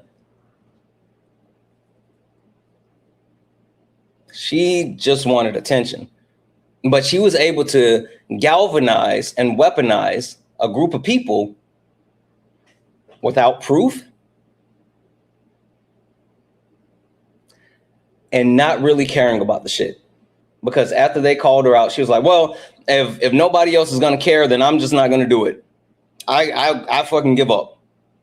But the reason why she says she gives up is because she couldn't find the proof that she needed. And so it was time to move off of it. So that whole thing was just super interesting to me. And her just saying, I don't care about racism. Racism will always exist. There's nothing I can do about that. By that same premise, then you don't really care about ableism. Because if you don't think that you can dismantle the system of racism, now, first of all, she hadn't educated herself, so she doesn't know the actual things. Because the question I had to all of them is, what is ableism? And none of them could tell me what ableism was. As the trolls were scrolling through my live, and they kept requesting up and up and up and up and up, none of them knew what ableism was. And I have a follow-up question that I've never been able to get to, and I'm positive they don't know this. Liv was able to say what ableism was because after that, she went to go look up the term. And so she was reading off the definition of ableism. And you guys know how I feel about definitions, but I digress. So that's what happened, right? That's literally what happened. And so now we have people who don't know anything, haven't seen any proof, but have just been galvanized by someone with white privilege and they're following blindly.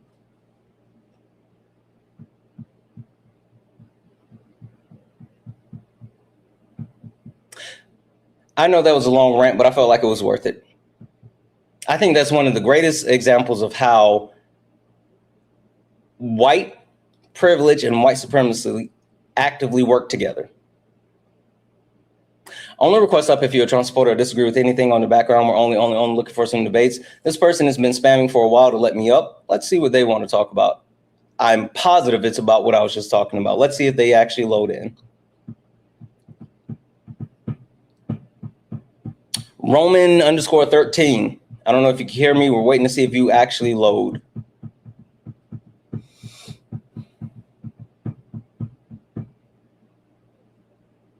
You're saying hi, but you're not loading in.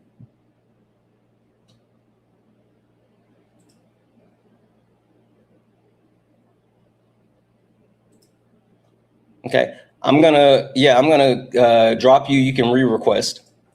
W's in the chat for Zoe for the $20 donation. Holy shit, Zoe sent a $20 donation saying, hi, Santana, it's me again, the person with the multiple learning disabilities. Shout out, Zoe. I also have a speech impediment. I don't hold anything against you and appreciate you and for all that you do. Zoe, first and foremost, thank you for the $20. That's too kind. But even more so, thank you for being a part of our community. I understand what you're saying, and I appreciate you for that. But Zoe, you're literally the person that I'm looking for to continue to hold me accountable. So Zoe, you're literally the person that I expect to call me out if I fuck up. So sure, you can forgive, but don't forget and always be vigilant. W's in chat for Zoe. Thank you so much for that $20 donation. W's in chat for Rocky for the $5 donation. Saw Liv's live the other day where her friends were trying to explain to her that she was instigating racism and she refused to take responsibility. She then played into being the victim. Accountability buddies don't demand accountability if you don't accept accountability. Facts. FYI, again, I was in that live, but after that live, her own friends reached out to me and is the one that actually spilled the beans. The people that she had been adding to the Snapchat group, people that are her friends directly, sent me Discord messages, video proof, screenshots, like all of the shit. The people that she literally has been doing the shit with said like, yo, this is fucked. And sent me all the proof. even though I was already in the video, already in the live and had like a multitude of shit that was proof. Her own friends said, nah, this is fucked. W's in chat for Kayla for the $1 donation and saying she also told another black guest on her panel that you hurt the black community with your lives and your quote unquote blackness isn't a quote unquote get out of jail free card. My blackness will never be a quote unquote get out of jail free card because my blackness literally could put me in jail. W's in chat. W's in chat for Amanda for the $10 donation saying happy Juneteenth weekend. I'm in Tuscaloosa celebrating and reflected, of course. I know that's right. I know a lot about this history because of you. Really, I appreciate you. You matter so much to this community and the haters just can't stand it. Never forget how awesome and how loved you are. Stay cool, stay smart, stay kind, savvy. W's in the chat for savvy. Listen, this is the thing that I say about like the trolls and the people that like do the weird shit and even like people that, because they love to like, oh, you're a token and all this other weird shit. Like, I don't care. I literally don't care about the things that you say because I care about my community and doing good stuff for other people. One of my favorite lines is, they hated Jesus, baby, we won't break. Anyway, that was in chat for too bad for the $5 super chat to say, Israel violating the ceasefire, so Iran closed the strait again. Yeah, I was talking about that earlier. They absolutely did. They absolutely did. Guys, if anyone else likes to support the live, you can do so. Cash App, PayPal, Venmo, pay links in the link tree in the bio. Santana Speaks For You. Santana Speaks For You is the best way to support the live. If you're over on YouTube, you can send a super chat and I will read that out. Keep tapping the screen, guys. Knock out the roses if you don't mind. Only request up if you're a Trump supporter or disagree with anything on the background. We're only looking for some debates. Only request up if you're a Trump supporter or disagree with anything on the background. We're only looking for some debates. Hi, Roman. Did you come up because you disagree with something on the background or a Trump supporter? I was going to say, it's an honor to speak to you, man, and about obviously what you were just speaking about. I appreciate you. Your sound, I don't know if like you are somewhere where there's kind of like an echo or something. It's kind of hard to hear you. Oh, sorry about that. No, you're good. Oh, just give me 1 second, sorry. Yep. Is this better? Way better, way better. Are you a Trump supporter or disagree with something on the background? I was going to ask you mainly about your opinion on Gavin Newsom and, you know, what you think of his wife being accused of running a scandal. Okay. Well, I appreciate you coming up. I'm going to drop you down, but I'll answer the question as I drop you, but I appreciate you. And I think you've shown compassion. As far as Gavin Newsom goes, like, I don't really fuck with Gavin Newsom. Not because of anything with California, but just more so because, like, while I still engage in electoral politics, I don't agree with anyone that would be like an establishment Democrat, right? I don't think that there's anyone that's truly as far left as I am. And I know for a fact that I'm not as far left as some of the people that I am friends with. But I have no interest in people like Gavin Newsom, Cory Booker, like the establishment Dems. I want more Mondanis. I want more AOCs. I want more Bernie Sanders. And they're not even far enough left from me. So Gavin Newsom, if you know, gun to my head, if I had to actually vote for him or JD Vance, I would vote for him. I wouldn't like it, but like, yeah. Also, I don't know what situation you're talking about with his wife. I'm unaware of that. So yeah, I'm sorry, I can't really answer that one. Only request up if you're a Trump supporter or disagree with anything on the background. We're only looking for some debates. Only request up if you're a Trump supporter or disagree with anything on the background. We're only looking for some debates. Hey, Santana, are you a Trump supporter or disagree with something on the background? I'm not, but I just wanted to say that the DEIA, like, you were the first person I heard talk about it. And as someone who falls under that community, just appreciate you advocating and wanting those who fall under that community and your community at large to hold you accountable. I mean, that's what makes you a good human being. So thank you, Santana. Have a great day. I appreciate that. I don't agree with the praise, but I will say, like, the one thing that I have a problem with is when people pretend that the A in the quote unquote DEIA doesn't exist, and it's just an excuse to act like, you know, seeing past people with disabilities.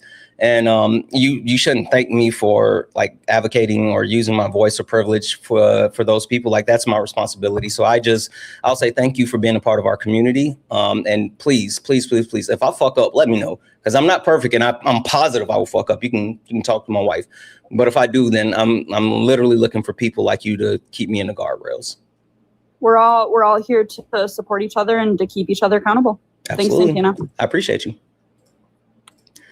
Guys, well, I appreciate the love and the support, and I appreciate that conversation. Please, please, please. I'm desperate for some debates. We've been live for almost 2 hours, and we haven't had one debate. We haven't had one debate in 2 hours. So I appreciate the hell out of you guys, but please, please, please, only request up if you are a Trump supporter or disagree with anything on the background. We're only looking for some debates. Only request up if you're a Trump supporter or disagree with anything on the background. We're only looking for some debates.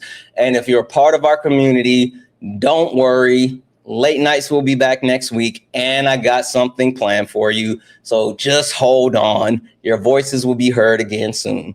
Only request up if you're a Trump supporter or disagree with anything on the background. We're only looking for some debates. Hi, are you a Trump supporter or disagree with anything on the background? Okay. I didn't even kick him. Only request up if you're a Trump supporter or disagree with anything on the background. We're only looking for some debates.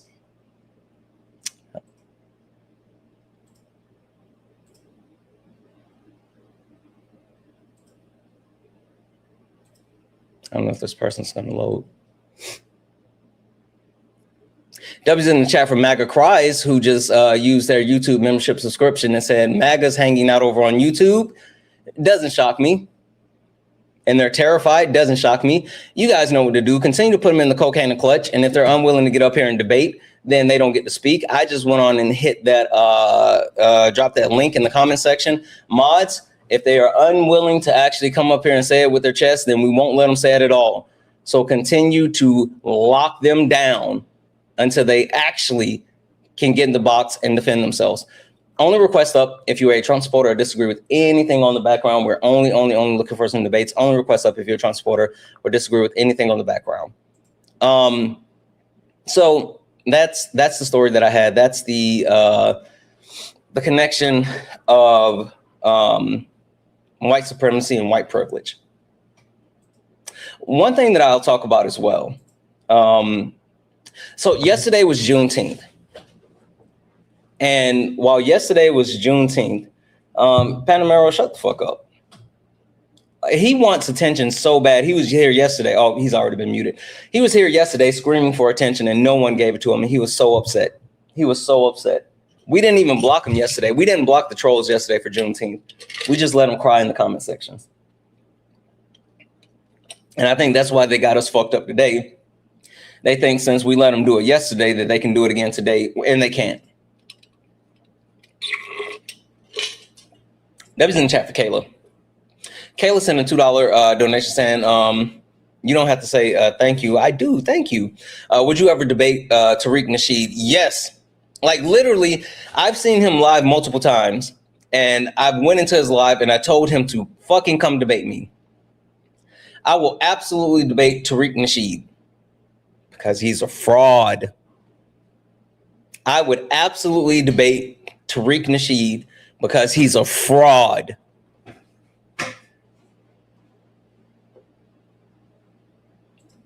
Literal fraud.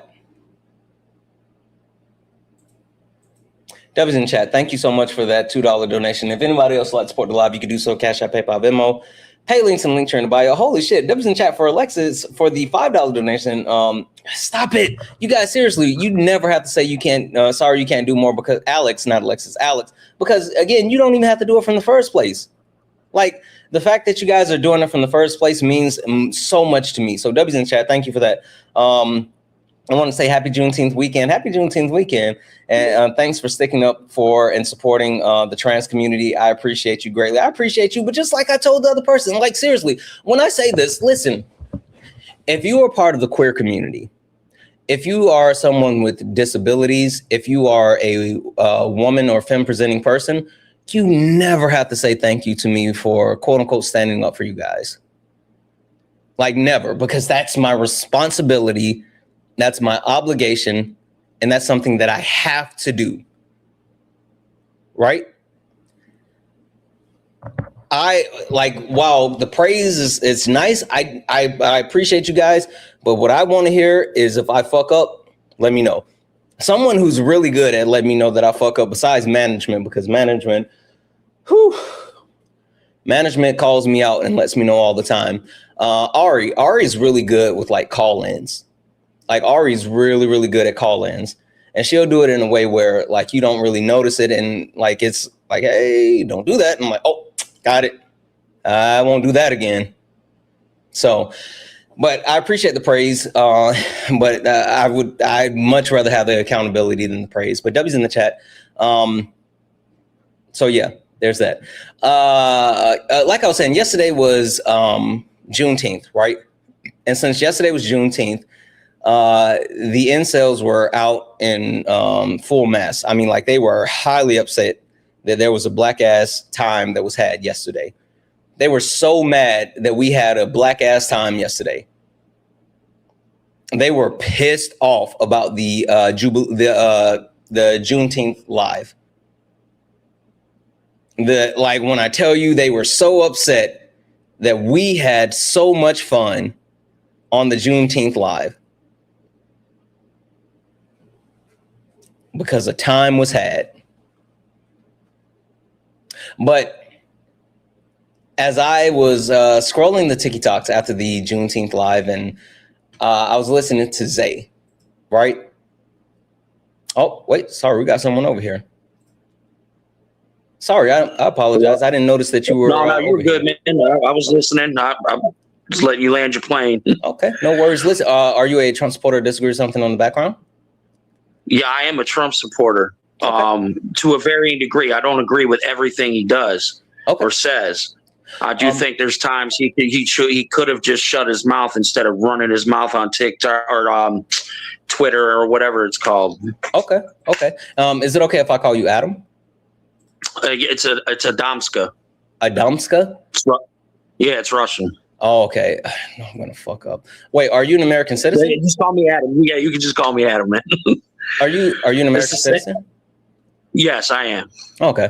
All right. Adam, I can try to call you Adamska. I just know I'm so bad with names, and I don't want to intentionally. No, you can just call me Adam. It's the same name. It's just extra letters. Okay. All right, Adam.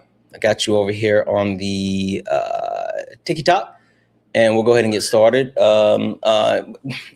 We've been live for almost 2 hours, and you're the first to debate, so I haven't done this yet. Would you mind if I hit the intro for the live? Knock yourself out, man. Do what you got to do. Perfect. Give me a second here. Guys, let's lock in. Ladies and gentlemen, welcome to the main event.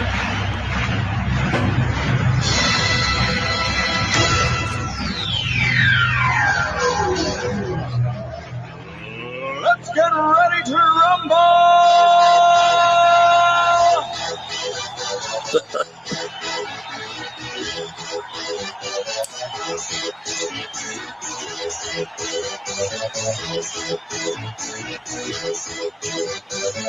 Y'all ready for this? Guys, welcome in. This is Sparring with Santana, one-on-one debates with Trump supporters or anyone that disagrees with anything on the background. I am Santana, guys. Only request up if you're a Trump supporter or disagree with anything on the background. We're only looking for some debates.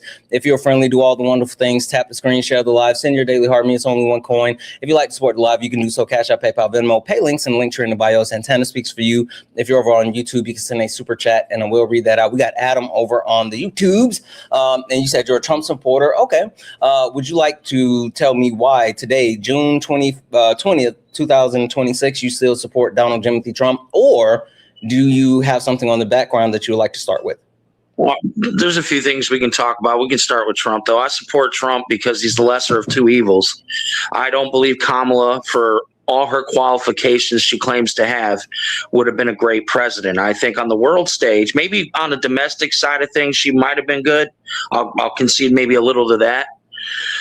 But on the world stage, she would have been an absolute joke. Putin, China, all of them would not take her seriously. For 1 second, because like the one thing that I say about this, because a lot of people like to talk about 2024, and like while I may disagree with your vote in 2024, that was your vote. You made a decision.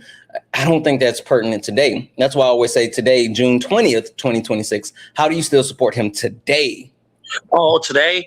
Well, I mean, the closing of the border, just a lot of the things he does on the world stage too. You know, I absolutely think Iran's a danger, but I don't think Iran was the major goal. I think Iran is more of a proxy thing to kind of cut China down.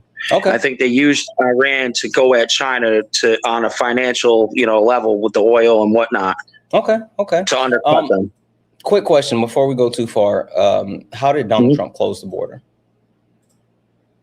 He implemented more new laws and just shut it down, as far as I'm concerned. Which new law did he implement to shut down the border? What do you mean? What you said that he shut down the border? The way that he shut it down was by implementing a new law. He just put back in place what he had before in his first term. Trump won through law, legislation. Right. What did he put in place? What specifically? Well, I don't know all the specifics. I'm just saying, dude, I don't claim to be the most knowledgeable person, but from what I saw, it's all good. I'll tell you, there's no law that he's put in place. He didn't implement any. There's no legislation that has been passed to shut down the border. Then why is it we have no crossings at this moment? But we do have crossings. Like even the I'm Trump saying administration, not on the level that was on during Biden's presidency. I mean, well, I'm not saying there aren't people still trying. Where are you getting the level from, and like, what are you like? Where are you getting your information from? Well, one, I can see what happened with my own eye. Listen, man, I watched for 4 years of Biden, them lie about that border. I watched innocent Americans get murdered, and I didn't see. That's fine. I'm not talking about under Biden. I'm talking about today. But what I'm saying where are you getting your information you're asking from? How it was open and how I know. Well, I saw a flood. I see how they're defending the illegals to this day. I hear what you're saying, and like while you may say that you see something, I'm not going to disagree with what you saw, but we can't prove what you saw, but we can prove like actual factual information. But today, where are you getting information saying that people aren't coming into the country? Where are you getting that information from when it comes to Donald Trump and his administration? Various news sources. Like, I listen to a lot of people. I don't just listen to I don't bother with mainstream media because I think all of them lie. So I go to people that are, I wouldn't say they're on either side. They're very base and they're down the middle because they criticize both sides. So that's where I would go. Are you going to the actual places that's responsible for reporting this information? I don't trust any government, anything that comes out on either side. Even though the government sources under the Trump administration. I do to an extent. That's why I go to other sources to verify and cross-verify. Right, but on both sides. What I'm saying is, are you believing the Border Patrol under the Trump administration? Do you believe? Yeah, that? I do because I'm saying I'm not saying there aren't people that don't try at this moment to get over the border, but there's none, and I think that's because it's very cracked down at the moment with these Border Patrol agents. I don't think they're playing around. And let's take Trump out of it. I think they're done. Okay, so let's run through this train of thought with me for a second. So you're saying that you've heard that no one's coming into the country. Accurate? Yeah. Okay. Well, and that's what you're saying. We can both agree that the CBP, Customs and Border Patrol, they're the group that's in charge of actually making sure people aren't coming into the country and all this other stuff, right? Yes. And we can also agree that the current CBP is under control of the Trump administration, which Donald Trump has appointed the head of the CBP. He appointed like Kristi Noem and has replaced Kristi Noem, but the CBP rolls under the DHS. So I'm sorry. I thought you were talking about the person. Tom I Homan apologize. is the quote unquote borders are. He's the person working directly with CBP. But we understand that all of those people are under the umbrella of the Trump administration, right? Yeah. Okay. Well, yeah, they work for him. Okay. Question for you. Can you be arrested for coming into the country undocumented if you never come into the country? Well, I'm glad you brought this up because I've had this debate with Brian Shapiro, and the way I'm going to go a little off script on what he said and compared it to. And he said that people that went into the Capitol on January 6th, even though there's video of cops letting them in, I get they probably rather have let them in to get, whatever happened. The point I'm making is that he says that's trespassing. So I said, well, if that's by your logic, then anyone crossing the border illegal illegally, that's trespassing and ergo can be deported. Well, that's not trespassing and crossing the border, being in the country like that's a different. Are you not trespassing into a country that's not your own? No, it's not trespassing. Like we actually have USC code that we can talk to and we can call it, but that's not what I'm getting to.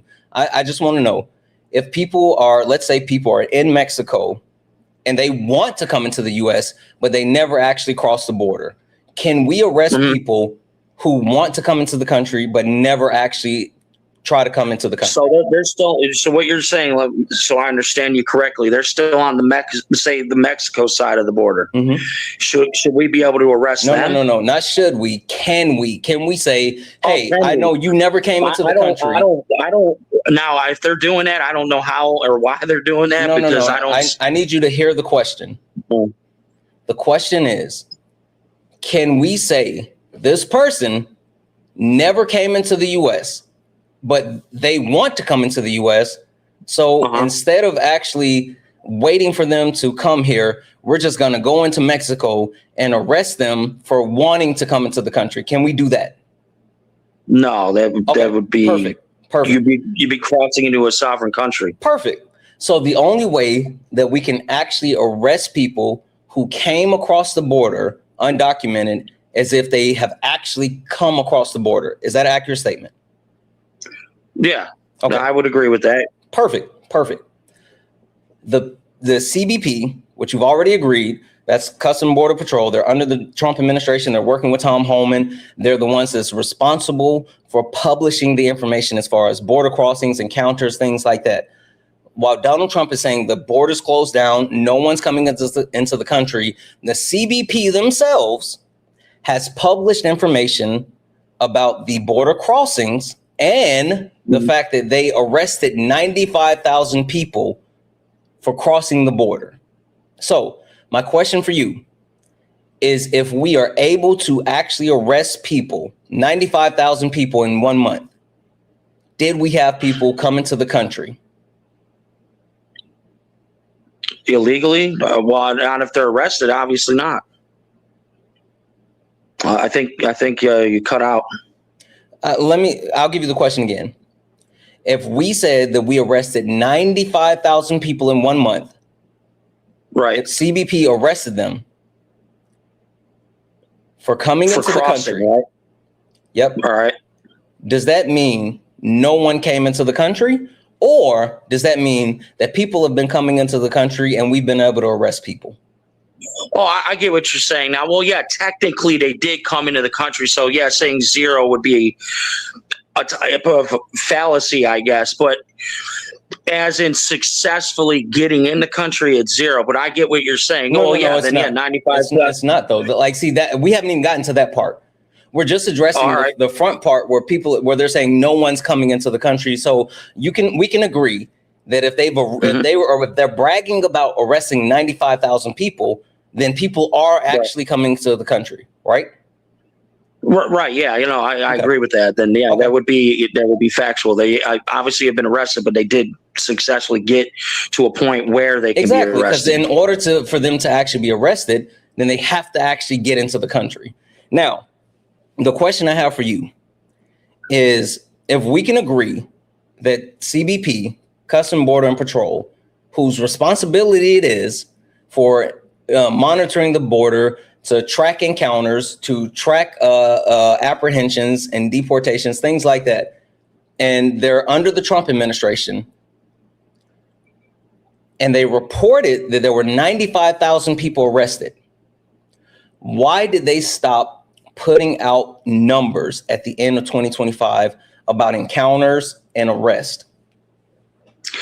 I would take it, like I said, they probably don't consider those actual crossings because they arrested these individuals. That's probably how CBT or CBD. I can't say it. That's actually counted as a crossing, apprehension. Because there's a difference between encounters and gotaways. Gotaways would be people who they have an understanding that they came into the country, but they weren't able to detain them. So that's not what we're talking about. Why would they stop tracking the actual numbers about the people that are coming into the country after saying that they arrested 95,000 people that came into the country?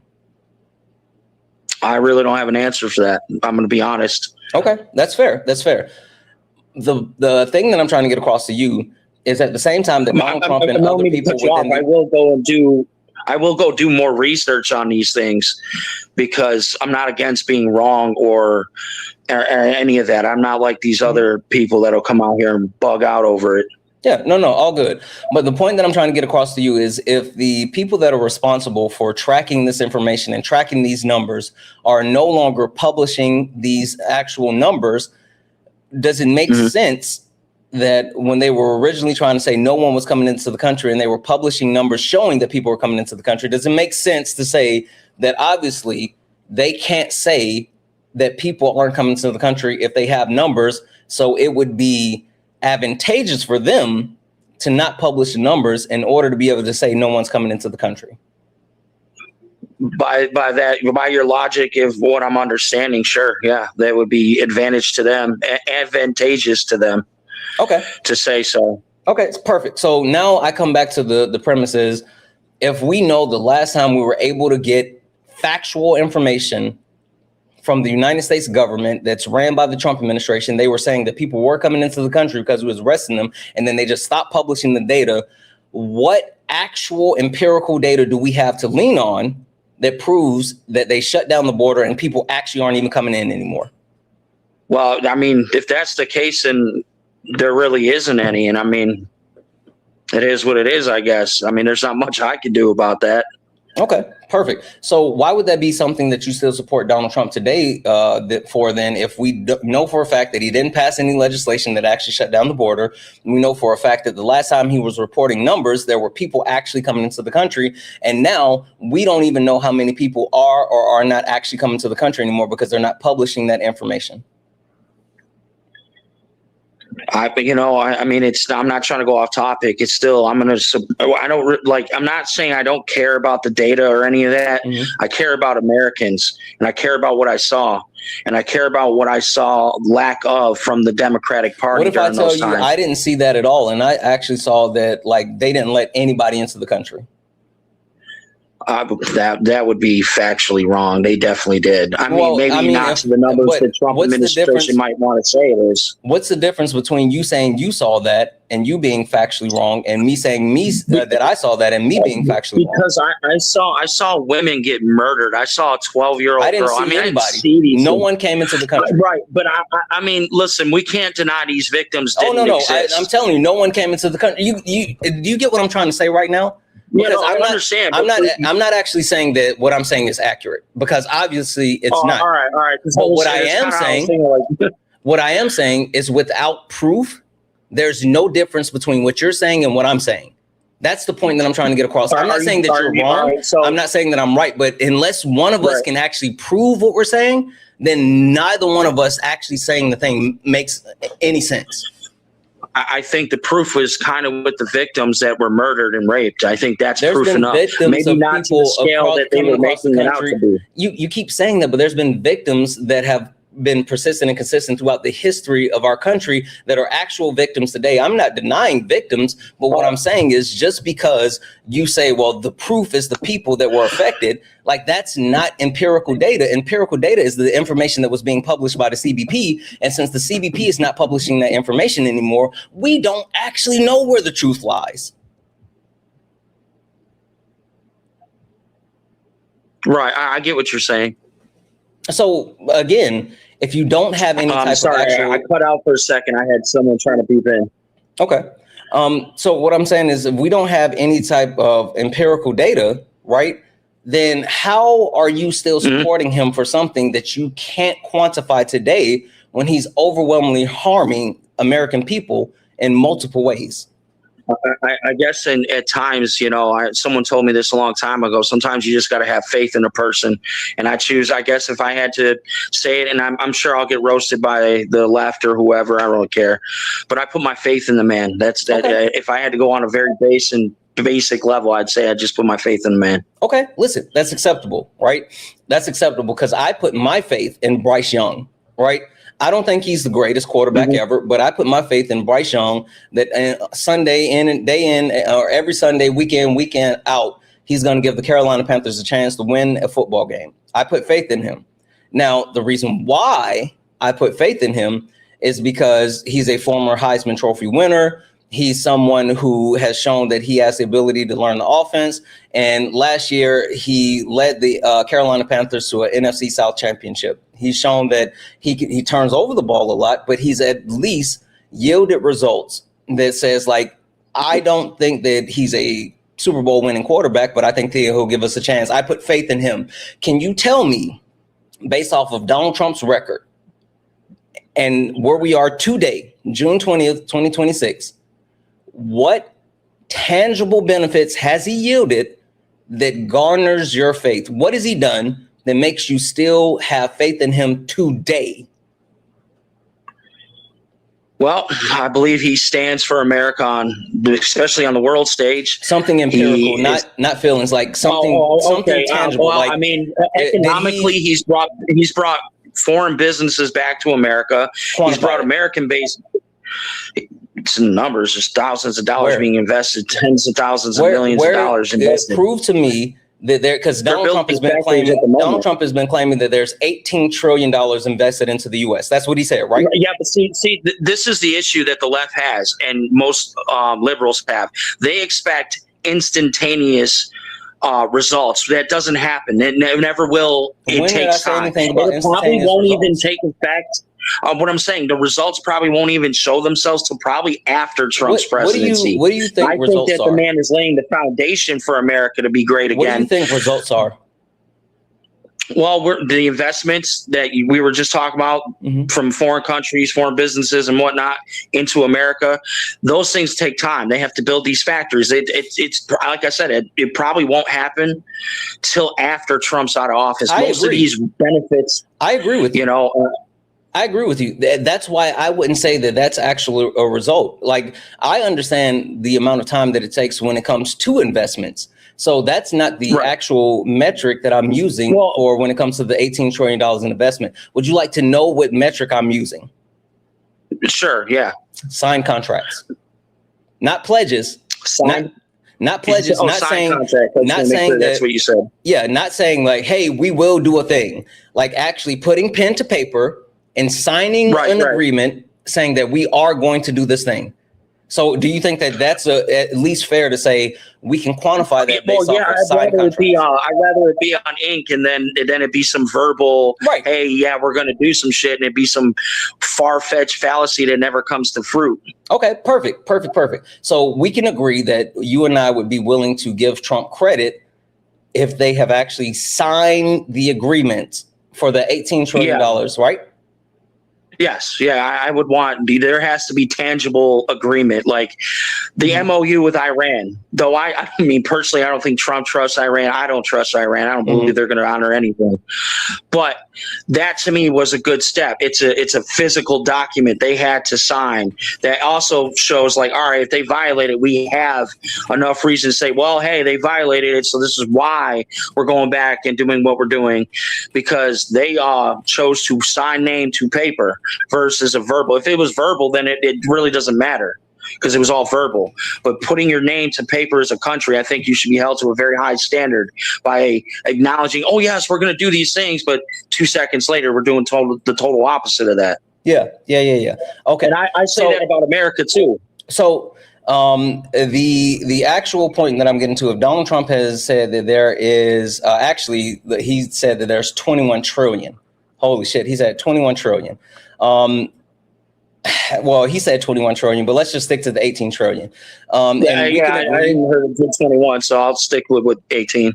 Yeah, 18. So if we can agree that Donald Trump has said that there's been $18 trillion worth of investment, and we can also agree that with the $18 trillion that it's about putting pen to paper, how much of the $18 trillion do you think has actually been signed on and is on board for the United States government? Do you want me to? This is just like a hypothetical guess. Well, I mean, if you don't know the numbers, I can tell you the numbers because I have it in front of me. Yeah, I don't know the numbers. That's why, again, I'm not trying to, make myself look like a fool to the world. I'm just not going to claim to know something I don't. Yeah, no worries. Out of the total of $18 trillion, and this is from the Cato Institute, which I'm going to give you more about this because it's even crazier than you expect. But this was published in February 2026 from the Cato Institute, and they looked at Trump's $1 trillion fantasy. Out of the $18 trillion that has been allegedly allocated for these investments, only about $150 billion has actually been officially signed off on, and that was verified through the Bureau of Economics and Analysis. So, well, then that's a big issue because, again, like I said, verbal agreements mean nothing to me. Exactly. Put your name to paper and seal the deal. You can go ahead and kiss whatever ass you want on that level with your verbal agreements. I'm until like I said, I'm not against America. I'm for America, but I'm not going to sit here and be like, yeah, all right, I'm all for Trump on that. No, he needs to get these names on paper before he comes out and start. That's why I said I don't agree with everything with Trump. I do have faith in the man. I do believe he has America's best interest at heart at his core. But I agree with you, and I will concede that, yeah, there needs to be names on papers, not just verbal agreements with countries that can 2 seconds later be like, oh, we never said any of that bullshit. Yeah. I'm sorry. My language, I don't know the terms of service. You're fine. So, question. If you're saying that Donald Trump has the reason why you support him is because he has brought business investments back into the U.S. and he's helping the economy, but we've already verified that out of the $18 trillion that he said that he's actually bringing into the U.S., only $150 has been brought to fruition, right? $150 billion has been brought to fruition. I was saying $150, man. That's sad. 150 billion. Sorry, 150 billion. Out of the 18 trillion, we've actually got 150 billion cash in hand, right? Do you know what a tariff is? Yeah. I understand the basic understanding of tariffs. Yeah. Who pays the tariffs at the end? I would imagine it would be us, the taxpayers. Yep, absolutely. So we've already agreed, and this came from the Cato Institute, who did a deep dive into the actual commitments and utilizing the U.S. Bureau of Economics for the actual tangible outcome of the investments, saying that only $150 billion has actually come into the country. At the same time, the Federal Reserve has actually reported on the tariffs that American citizens have paid and has indicated that up to about 96% of the tariffs that have been paid by United States citizens. Now, 96% of the tariffs have been paid by United States citizens. Do you know how much has been paid in tariffs? No, I don't know all the numbers offhand. Sure. I wish I was on my computer so I can look up some of this stuff. I apologize. No, you're good. It's been $287 billion. Right? Now, 96% of that $287 billion is a total of $275.5 billion. So, since Trump has been in office, the American people have paid $275.5 billion in additional taxes. While, again, Donald Trump has secured investments to the tune of $150 billion. So that means that Donald Trump has cost the American people an actual net of $125.5 billion. So the question I have for you again is, if you say you believe in Donald Trump and something that you think is tangible is his success with the way that he's actually brought things back into the country and brought investments, if he has not actually done this because he's cost Americans $125.5 billion due to the way that he's done things, that doesn't sound like a positive, tangible thing. I would agree, but I also believe if he had been able to implement the tariffs on a long-term base against these countries, it would have paid off. Why was he unable to implement it on the long-term basis? Well, that's because you got Democrats that really don't care if what he's trying to do that's good, even if it looks bad. Let's be honest. Let's be honest. I'm not saying all Democrats are evil or bad. I believe some just don't want to speak out because they want to keep their careers. When it came to Donald Trump,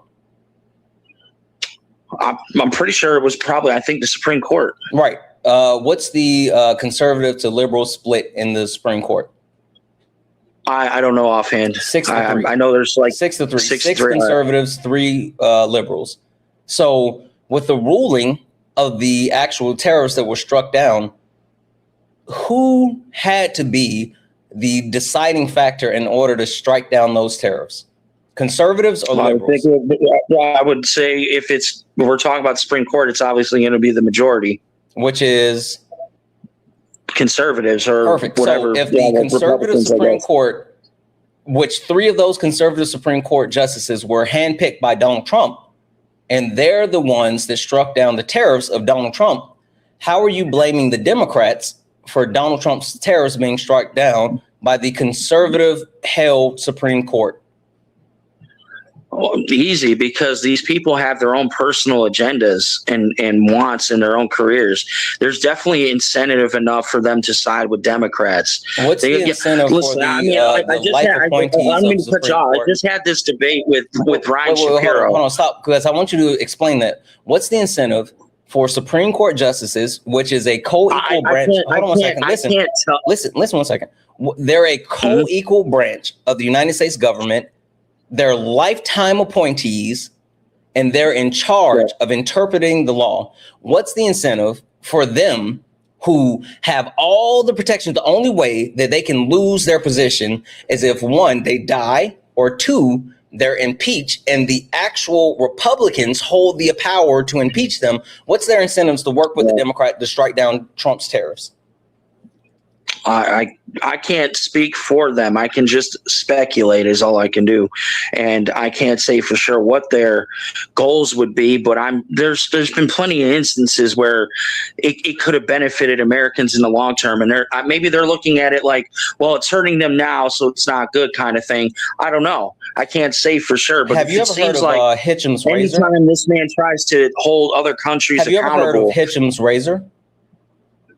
I think I have. I don't. Hitchum's razor states that anything presented without Hitchum's razor stated anything that was presented without evidence can be dismissed without evidence. So you saying that the actual Supreme Court has incentive to side with the Democrats, but you not having any evidence or any logical reason why presenting that without evidence, we're going to dismiss that without evidence. So as far as the tariffs, like this has been something that's led by the Republican Party, that was implemented by a Republican president, and that was struck down by a Republican Supreme Court.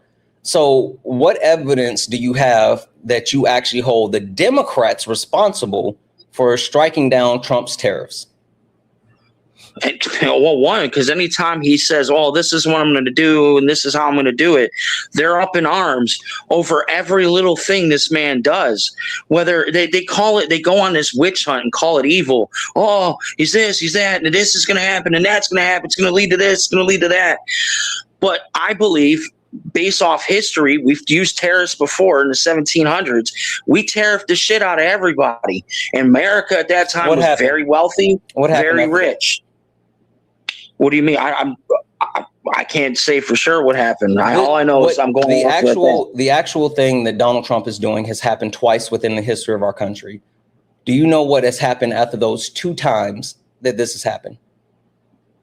No. Okay. I'm not against being wrong or enlightened. Both times have been 100 years apart, right? The first time we did this, the Conservative Party that had power lost power for 60 years. It was so bad that they lost power for 60 years. The results were so bad that for 60 years, they no longer control Congress. Now, 100 years later, they did it again. And then after they did it again with the Smoot-Hawley tariffs, they lost 60% of their seats, which that 60 number is crazy.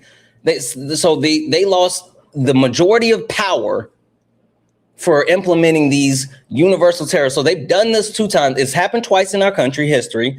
Both times it was done by conservatives. Both times it was massively something that failed. And both times the conservative party that implemented this lost substantial power because it was so bad. So if this has happened twice in the history of our country and it's happening again, and they're repeating the same pattern, because the actual Republicans, since Donald Trump has gotten in power, the Republican Party has a net loss of 40 flip seats, meaning that the elections that have occurred, 40 seats that used to be held by Republicans are now held by Democrats, including in New York. I think it's like New York District 28 that Donald Trump won by like almost 80%.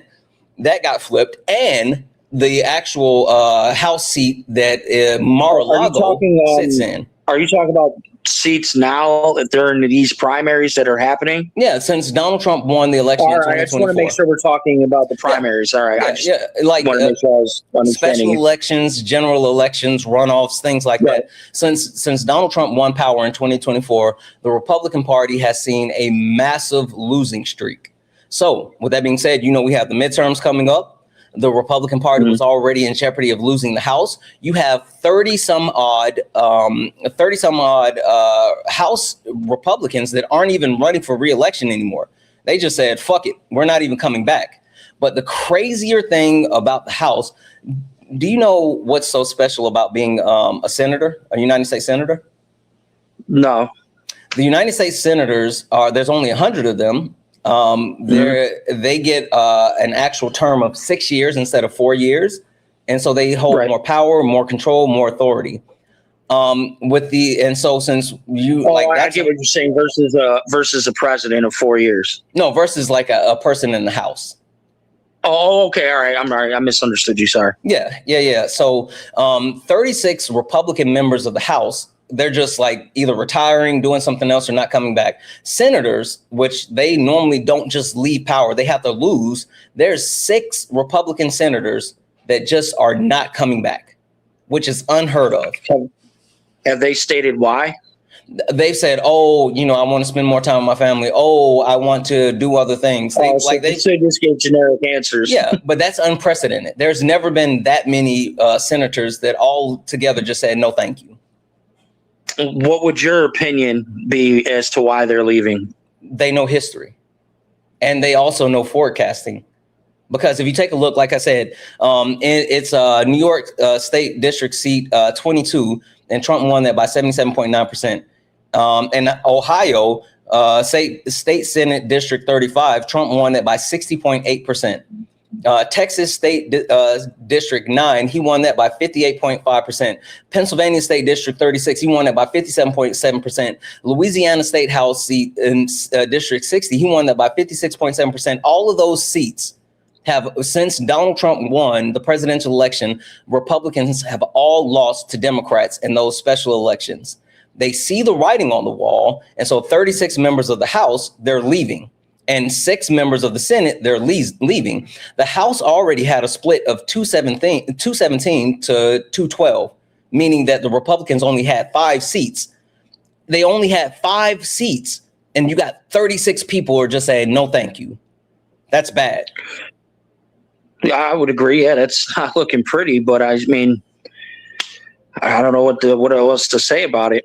Well, the point that I want you to think about is that you talk about like Donald Trump and the tariffs, where 1, he implemented the tariffs. 2, the Supreme Court struck down the tariffs, which are held by conservative. 3, he's cost the American people a negative netting of $125.5 billion due to his tariffs.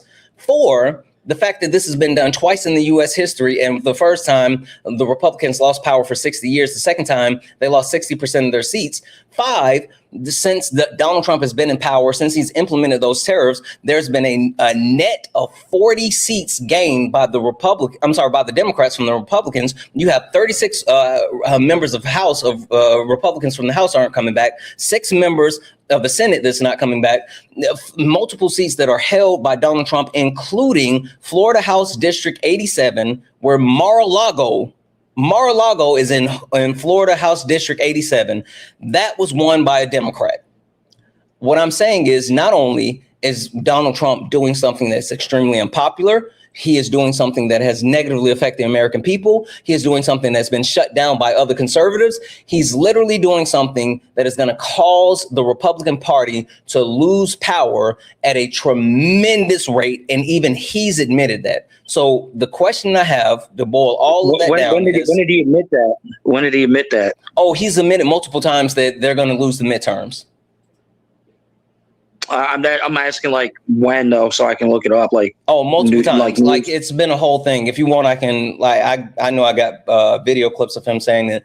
But over the last couple of months, I mean, I was going to look it up. But if you can show me, I'm not disputing what you're saying. Over the last couple of months, he's talked about how the actual Republican Party is going to lose the midterms. Him and also God damn it, I was about to say Mike Johnson. Mike Johnson has said it as well, but now he's saying that like he thinks that the Republicans somehow win. But Donald Trump has absolutely been open about losing the midterms, which, to be fair, there's a historical trend. Wouldn't that just be him being objective? Well, no, I was just about to say, to be fair, there's a historical trend of the party in power losing at the midterms, but there's never been a historical trend as the one that the Trump administration is currently on. That's what I'm saying. I would say, though, and I have to defend conservatives and the Republicans to an extent.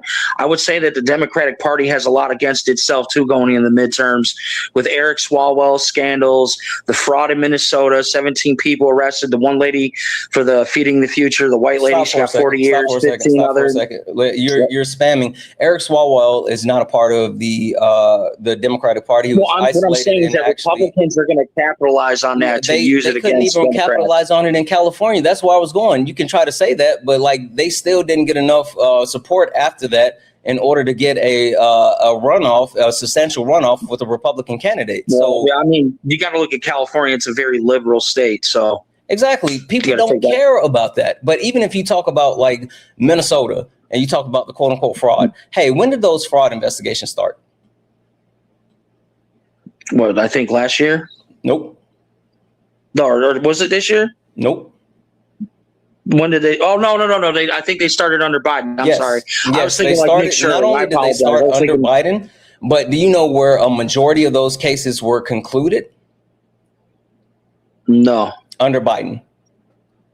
Oh, all right, I get what you're saying. So not only was there a majority of the cases that started under the Biden administration, but they were completed under the Biden administration because the Biden administration, it wasn't even the Biden administration, it was Minnesota. Like they knew, they found out about the fraud.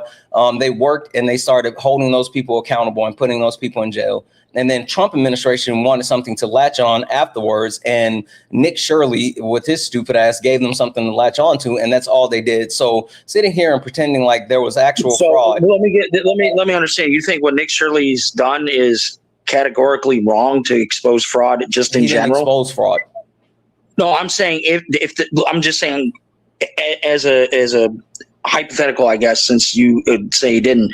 But if he was, and that was the case, would you say that was categorically wrong for him to do? No, if he was able to expose actual fraud, I'm only saying that because you do have some Democrats that have come out and say, so I'm going to finish what he's doing and what people would do like that would I'm going to finish what I'm saying.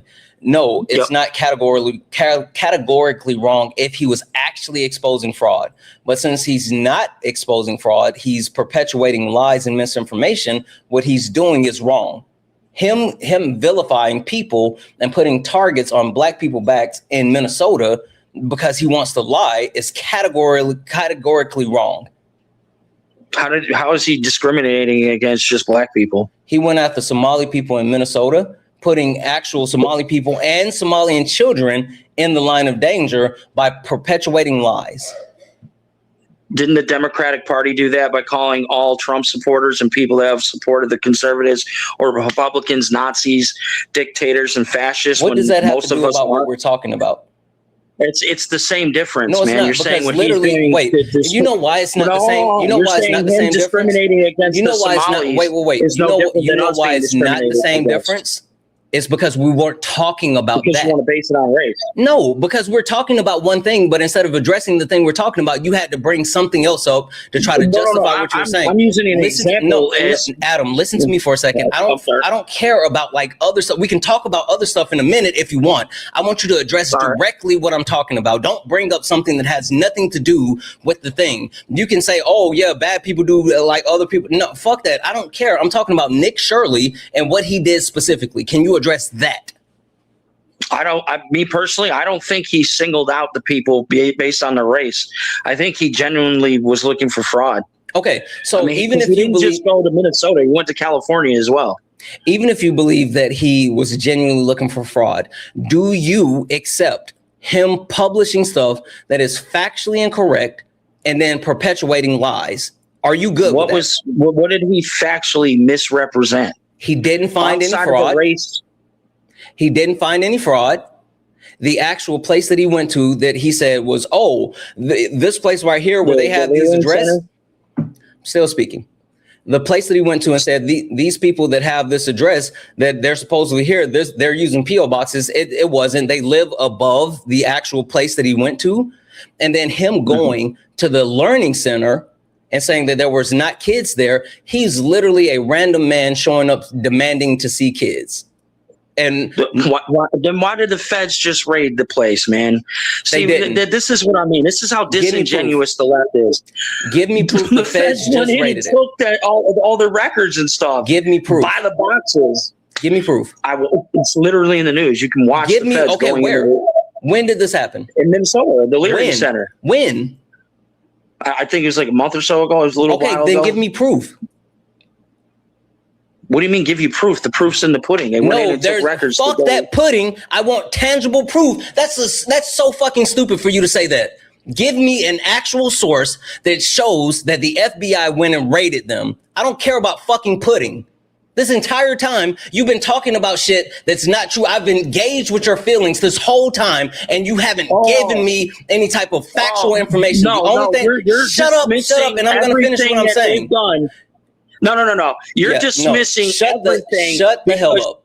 Now I've muted you. I haven't had to mute you this whole time. I'm dismissing the shit that you can't prove. If you can prove it, I can't dismiss it. But you've been talking from your feelings this entire time.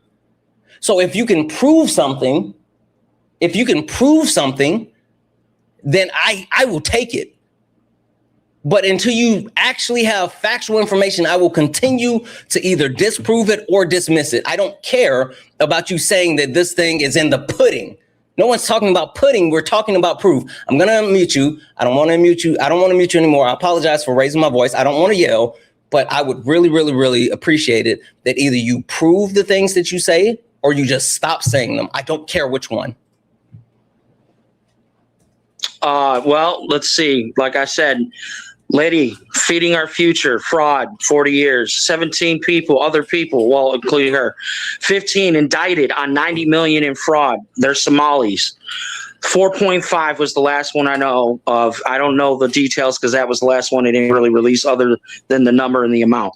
So that there is proof because they're being indicted. I'm not rejecting there's fraud. You and I have already agreed that these fraud cases started under the Biden administration, and they were brought to justice under the Biden administration, including the actual head of the actual fraud case, the white lady. I'm not denying any of those things. What I am denying, though, is you're saying that they were raided about a month ago by the FBI. Give me proof of that. There's video proof of them going in. The news covered it. It was like the first time I've ever seen then mainstream give me the actual news. Source where I can see that. CNN, What's Fox the source? News, all of them. No, you naming, when I say give me a source, if you have a source, if you have a source, I don't understand. If you have a source, just like I told you when I was telling you about like the $18 trillion, I said, what I'm looking at is the Cato Institute. The title is Trump's $18 trillion fantasy. And this is from February 19, 2026. That's how you cite a source. I guess my source would be the Federal Bureau of Investigations because they're the ones putting it out. That's this is what we found. This is what we did. That's not how you cite a source. I think you're trying to find the most base level thing that you can latch to say. I'm just trying to have you prove your words. I'm not trying to latch to anything. I'm trying to say prove the stuff that you're saying. You're asking for a source, and I've given you many sources. No, that have you covered, naming CNN and Fox News, that's not a source. I just told you how you cite a source. Would you like for me to repeat it? The Cato Institute. Yeah, no, that's not what I said. Because if I would have said my source is the Cato Institute. I'm saying that's where you're getting your source from. No, that's me giving you an example, but that's not how you cite a source. All right. Again, the way that I cited the source was saying my source is from the Cato Institute. The title is Trump's $18 trillion fantasy, and this is from February 19, 2026. That's how you cite a source. If I would have just told you my source is the Cato Institute, that wouldn't have been good enough. Now, what I'm requesting of you is to cite your source by not only telling me CNN, sure, CNN, what's the title and when did it happen? I need the actual title and I need the date so I can look it up. And all that. I mean, I can get that stuff for you. Okay, so I don't have titles off my head. But if you can't prove the stuff that you're saying, then I'm not going to accept the stuff that you're saying. That's the point. Like, you don't get to just say stuff that you can't prove. Just because someone can't give you what you want, you just dismiss it as a lie. Why should I didn't say that you're lying. I'm saying, why should I accept something that you can't prove? We've already went through this when you were talking about the border and you was like, oh, I saw this with my own eyes. And I said, well, I didn't see it. So I'm telling the truth. Like, again, me taking you at your word. Okay, since we want to go back to the border, we're just going to totally disregard all the videos of all these people at the border showing mass people, millions of people trying to cross. We're just going to ignore any of that as proof that that border was wide open. We're just going to dismiss all of that give me because it doesn't. Proof. The video itself. Give me tangible proof. This is the same shit. This is the same shit that I told. This is the same shit that I told that fucking idiot. This is the same shit that I told that fucking idiot Dave Rubin. He said the same thing, and his proof was the video from RFK Jr. And I don't fucking trust RFK Jr., who has openly admitted of sniffing booger sugar off a public toilet seat. I want data. I want empirical information. You sitting here saying, I saw this is not enough. And you tried to pivot back to the border. I don't give a fuck about the border because you've already conceded on that. I was only using the example of saying we've already talked about this. So my thing is now, Adam, either give me proof that the FBI raided the Learning Center last month, or admit that you are wrong. I don't know if I can do this on my phone. I'm going to try to minimize the screen so I can go. Take your time. I'm going to say thank you to a couple of people. No, knock yourself out. I just want to make sure I'm accurate. Yeah. That was in the chat for Renell for the $5 donation saying, I hope you know your true... not fans, followers, love and support you. I love and support you guys as well. We know you're a good person. You're always holding yourself accountable. No worries, friend. Yes, I said friends. I know that's right. Debbie's in the chat for Renell. Debbie's in the chat for Kayla for the $15 donation saying, bet, let me cook and make this debate happen. Also, late Juneteenth, don't know because I was broke yesterday. Oh, fucking good. Debbie's in chat for Kayla. Thank you for the 15. Yeah, set that shit up. Set it up. I'll set them up and I'll knock them down. Debbie's in chat for Jay. What up, Jay? God damn, it's been a minute. You, my op, it's been a minute. Let you know I need to crash out on Homegirl.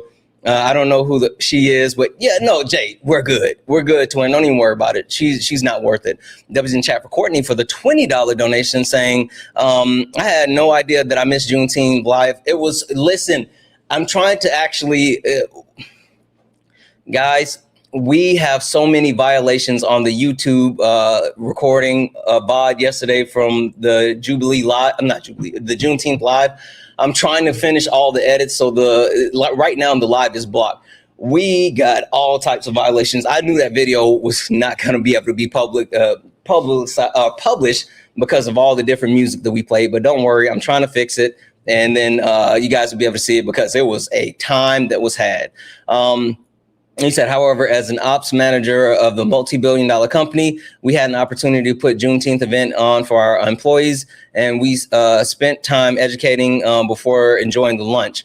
The work you do makes me excited to educate people. W's in the chat. Thank you so much, Courtney. I appreciate the hell out of you. Thank you for the 15. But all good. I'm going to try to see if I can fix the recordings on YouTube so you guys can go back and watch it. Because we had an all-star panel, like it was fucking crazy. But thank you for that. W's in the chat for Dev for the $5 super chat to say, how do you debate anyone who has no evidence on their back up their claim, nor any logical defense of their belief? Keep cooking these people. Like, that's the only thing that, like, when I tell you the thing that I'm trying to do is make them critically think. Like, the critical thinking is at an all-time low within our society, and I just want people to think critically. Like, that's literally it. Did he leave? Oh, not the little snowflakes over on TikTok getting upset. Oh, guys, we just got a 10-minute restriction here over on TikTok. So please, lock in for me. Tap the screen, share the live, send your daily heart me, knock out the daily gift goal. If you can send any gifts, please do that. But keep tapping the screen, share the live to your stories and all this other stuff. We've made MAGA mad. They apparently are highly, highly upset. And so since they're upset, they're doing the weird shit.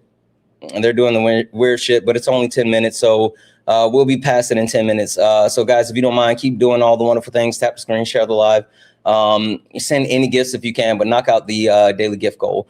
Only request up if you're a Trump supporter or disagree with anything on the background. We're only looking for some debates. Only request up if you are a Trump supporter or disagree with anything on the background. We're only looking for some debates. Guys, if we're going to be honest, the reason why they don't like to debate me is what just happened there.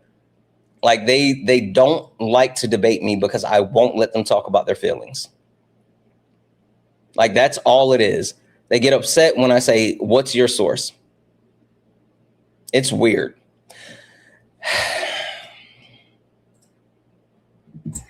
Hi, are you a Trump supporter or disagree with anything on the background? Yeah, I disagree with you having Juneteenth as your title when the day is over, bud. When do I have Juneteenth as my title? Oh, you know what? You're right. God damn it. Good call. Not you coming. Yeah, W's for you. I forgot to update that shouldn't even be a national holiday. First and foremost, you're breaking up. Second of all, like, why should I take you serious if you're too scared to come in here on your real account? Like, serious question. This is my real account. This isn't. This literally isn't. You got 3 followers and you following one person. This is your spam account, bub. Yeah, the person I follow is your boy Dean Withers. He's scared. I don't care about who you follow. I'm saying, why should I take you? I'm saying, why should I take you serious if you're not even confident enough to come in here on your real account? This is my real account that I. This isn't your real account. Like I said, boy, this is my real account. Like I said, you fucking. You know what? I'm not even. I don't even care. Listen, the whole thing is, shut up. I don't even normally engage with trolls, right? But I decided to bring you up just because I'm not a troll. You're a troll, and I'm going to put you in timeout. The only reason I brought you up is because I just was expecting the STR, but you were able to hold like 10 seconds of a conversation before you showed your fragility, which is fine. You're a fucking kid. But with that being said, you are too much of a coward to show up on your real account, and I'm going to do you a favor. I'm just going to go ahead and get you up out the paint and block you since you, Yep. Look who got blocked before he could slur, chat. He was literally about to try to slur, but he got blocked before he could get it out. Look at God. He got blocked before he could get it out. And I wanted to talk to him about why he said that, like, that Juneteenth isn't, Juneteenth shouldn't be a holiday. Like, I wanted to talk to him, but he couldn't. Like, you guys are so feeble, you can't fucking stop crashing in. Only request up if you're a Trump supporter or disagree with anything on the background. Dan, welcome back.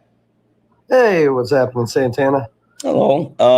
Dan, did you come up because you disagree with something on the background that you want to debate? We had a topic yesterday. I didn't get clarification on one thing, and I thought maybe you might be able to help me. I was given a chance, an opportunity to say what feminism was, but nobody answered that. And I was just going to see if I could get that. That was the last thing I needed. You want to know what feminism is? Yeah. I was asked. Did you go look it up? Can I describe it? And then I did. And then I looked up, and we kind of got in a little debate about definitions and how not it. You went back and you searched what feminism was to get information about it? Yeah, and then I did, and it aligned with what I said. But that was a big part of what we talked about. Like, if you remember, we talked about dictionary and definitions. I just wanted to know, like, what is? Let me get your definition, and that's about the only thing. And then, thanks for everything yesterday. The women that you had on yesterday on Juneteenth. Did your wife hear this live yesterday?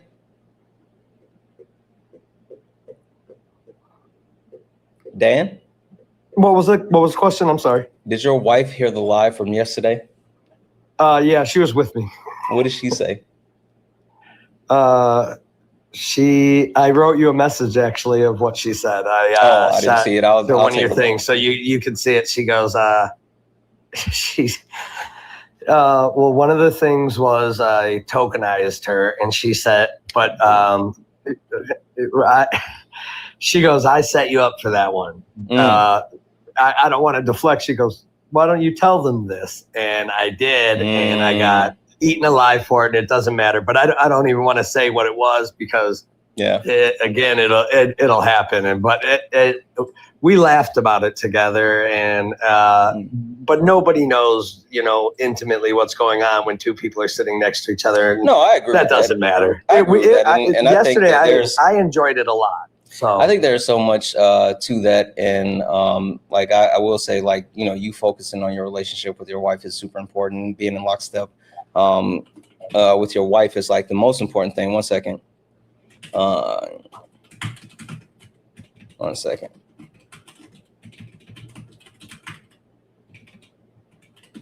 You being in lockstep with your wife is more important than anything else. The one thing that I will say though is like you said that you looked it up. I'll give you credit for that. I can tell you about it, especially since you said you actually went and looked it up. But can you give me kind of a recap of what you found? Yeah, I almost believe, like, in my looking it up at the time, my definition was really close to what I said, and was that it's equal rights for both sexes. Was my, Do you remember what Ari was saying was wrong with the actual premise of like feminism? No. I don't. We skipped around topics a little bit, and that's why I was like, was kind of like the last thing that stuck with me a little bit. I go, I didn't get real clarification on that, and I go, I can better educate myself if I did know what it was, Yeah. Did you hear the mention of womanism? I remember, yeah, we talked about the few different things of colorism and womanism, but I don't remember. So, yeah. Well, so what I'll say is there's a huge difference between womanism and feminism. I think that's where you would really, really, really want to focus and get information on that. But I invited Ari back up, one, because I wanted her to, like, if you guys could talk for a few minutes, but also I'm going to let her cover me just for a moment. But Ari, I will pay you for your education.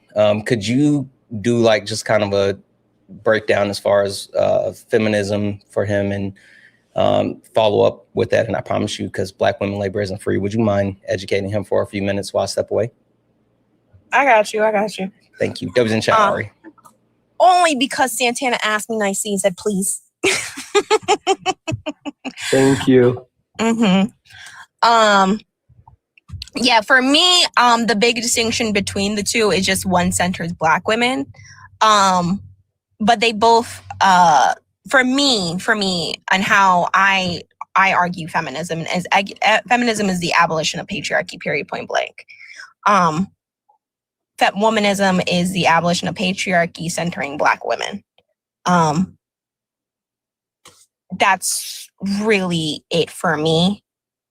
There are higher specifics in there in terms of like who coined terms. But I don't think y'all really care that much, because if y'all did, y'all would look it up. But womanism centers Black women, and because I've seen a lot of white women start, and I'm going to say this now in the lie because I've seen a lot of white women start doing it. Only Black women can be womanist. I'm going to make that very fucking clear because I've seen some white women go, yeah, I'm a womanist. No, you're not. Womanism is only for Black women. Yeah, see, and yeah, that, you know, and I didn't look up yesterday after talking womanism, and so that was something that I didn't know. Yeah, well, also you're not a feminist, and last time you were up here, you were claiming to be a feminist. Men can't be feminists because you are the oppressor. Well, and you, I conceded on that. I was given knowledge about that, and I can understand that. Yeah, but, you know. Just like white people can't be pro-Black because you are the oppressor. Yeah. Okay. Is there anything else?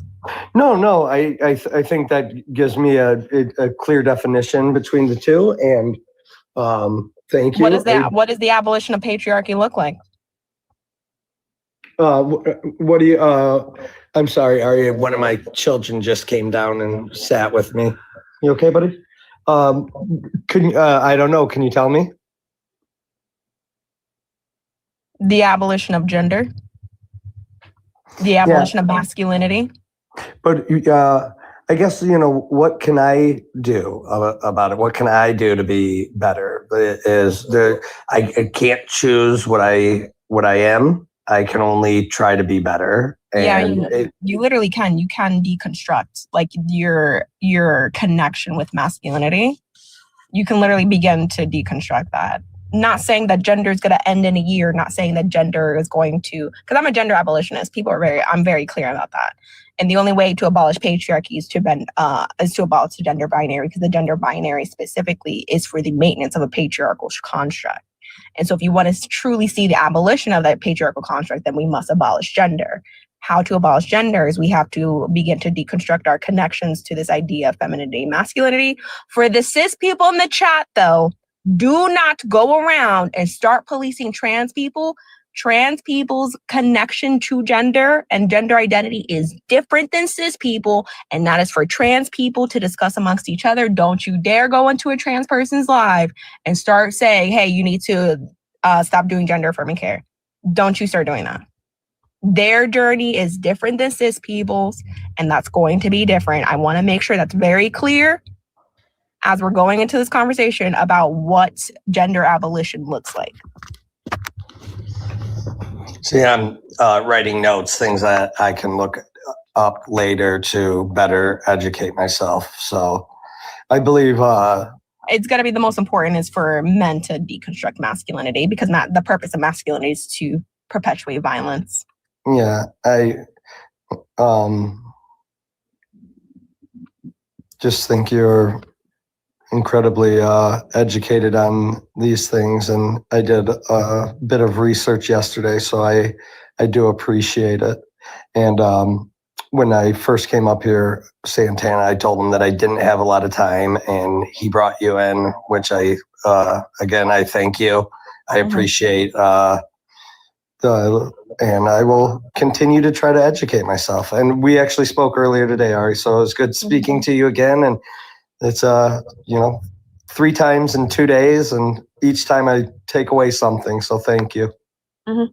Have a good one. You as well. Bye-bye. Bye-bye.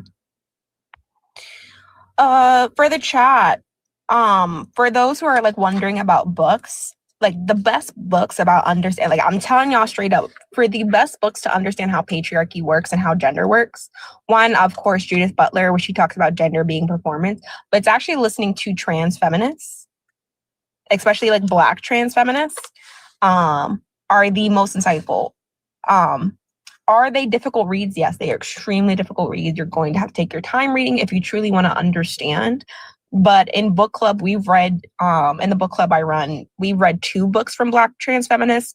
One, Black on Both Sides, A Racial History on Trans Identity was one of them. And the second one we read was Black Trans Feminism, which breaks down the intersection of gender race, and how these constructs are upheld, and how our performances also uphold these structures in certain ways as well. So,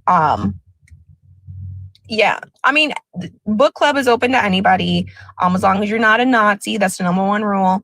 And then 2, it's in bold as soon as your application is accepted, that there is no white fragility in my Discord. I'm a Black woman. I'm not doing the white fragility. Not sorry about it. So no white fragility and no tone policing the response to oppression. If you're okay with those terms and you're above the age of 21, because we read books that are, obviously white supremacy is very violent. So, with understanding white supremacy is very violent, the Discord's 21 plus, because obviously it's not a child's conversation. Who are the authors? I'm chilling outside in a parking lot right now because I am running. I showed up early to my yoga class. I'm supposed to be taking yoga right now, so I don't have Riley C. Snorian is Black on Both Sides, and I forget. I think Marquise Bay is the author of Black Trans Feminism. Yep. Yeah. All right, thank you so much for coming up and holding that for me. I didn't realize that you guys had talked again, but I definitely appreciate you being willing to have that conversation with them. And you can send me an invoice. No, you're good. No problem. All right, have a good day. You as well. W's in the chat for Ari, guys. W's in the chat for Ari. We're going to keep this thing going. Only request up if you're a Trump supporter or disagree with anything on the background. We're only looking for some debates. If you don't mind, keep tapping the screen, share the live, send your daily heart means only one coin. It will boost the live and push us out to the FYP. Oh. I lost the person. And of course, the guy never came back on YouTube. That's super interesting. He never came back on YouTube, guys. W's in the chat for Lily for the $5 donation, saying first time donor. Holy shit, thank you, Lily. W's in the chat for Lily. Thanks for informing people on what's happening here in Minnesota. There's so much misinformation being spread. Yeah, like, what's the crazy shit? And I say this all the time. Like, there's enough fucked up stuff happening in the world where we could just talk about the stuff. We don't have to make things up. That's why, like, I know a lot of people like to do hypotheticals. I don't like hypotheticals. Not because, like, I can't follow a hypothetical or I don't see the intended purpose for hypotheticals. The reason why I don't really fuck with hypotheticals is because the things that I talk about, they literally, we can quantify those things. And so since we can quantify those things, then we don't have to talk about hypotheticals. Like, just put your stuff on the table. What you got? That was in chat for Rachel for the $5 donation, saying, good afternoon. I have a pet turtle who has learned that when I come near her tank, she usually gets food. So when she sees me, she splashes to get my attention, to get it to come over and hopefully give her food. My pet turtle thinks more critically than MAGA donuts. The facts. W's in the chat for Rachel. W's in chat for the pet turtle. I actually, when I was younger, when I was just a wee Santana, I had a pet turtle, and I named my pet turtle Chuck Norris, and I used to call him Chuck for short. W's in the chat. Long live Chuck. W's in the chat for Doreen for the $5 donation, saying happy belated Juneteenth. Thank you, Doreen. Holy fuck, I appreciate the hell out of you. W's in the chat for Doreen. Thank you so much for the $5. Over on YouTube, W's in the chat for Ian for becoming a late night tuber, and W's in the chat for Just Alpha. Holy shit, what up? It's been forever. Just Alpha sent a $10 YouTube super chat to say, hey Santana, it's been quite a while. How have you been? Things have been crazy lately, huh? Yes. To this caller, when there's no further context, to this caller, how can you prove something in a video when there's no true context behind it? Like, facts. That's what we're talking about. Facts. W's in the chat, and I hope you're doing well. Like, it has been a while. I hope your training went well and everything. W's in the chat for One Mighty Pen, who sent out a Twitch subscription. W's in the chat for Mander, who sent one cherry bit to say, do you think someone in the public eye who fucks up publicly should address their mistakes publicly as well? Yeah, I do. I think, but also it can't be a performative nature. I think that, like, the apology should be as loud as the disrespect. Like, that's the rule that I live by. The apology should be as loud as the disrespect. So if the disrespect was done quietly, then like the apology can be done quietly. But if the disrespect was out and blatant and loud, then you got to make that apology just as loud. I'm someone that absolutely lives by that. W's in the chat for Project 454 for the 100 shared bits to say, Santana, you need to use his full name.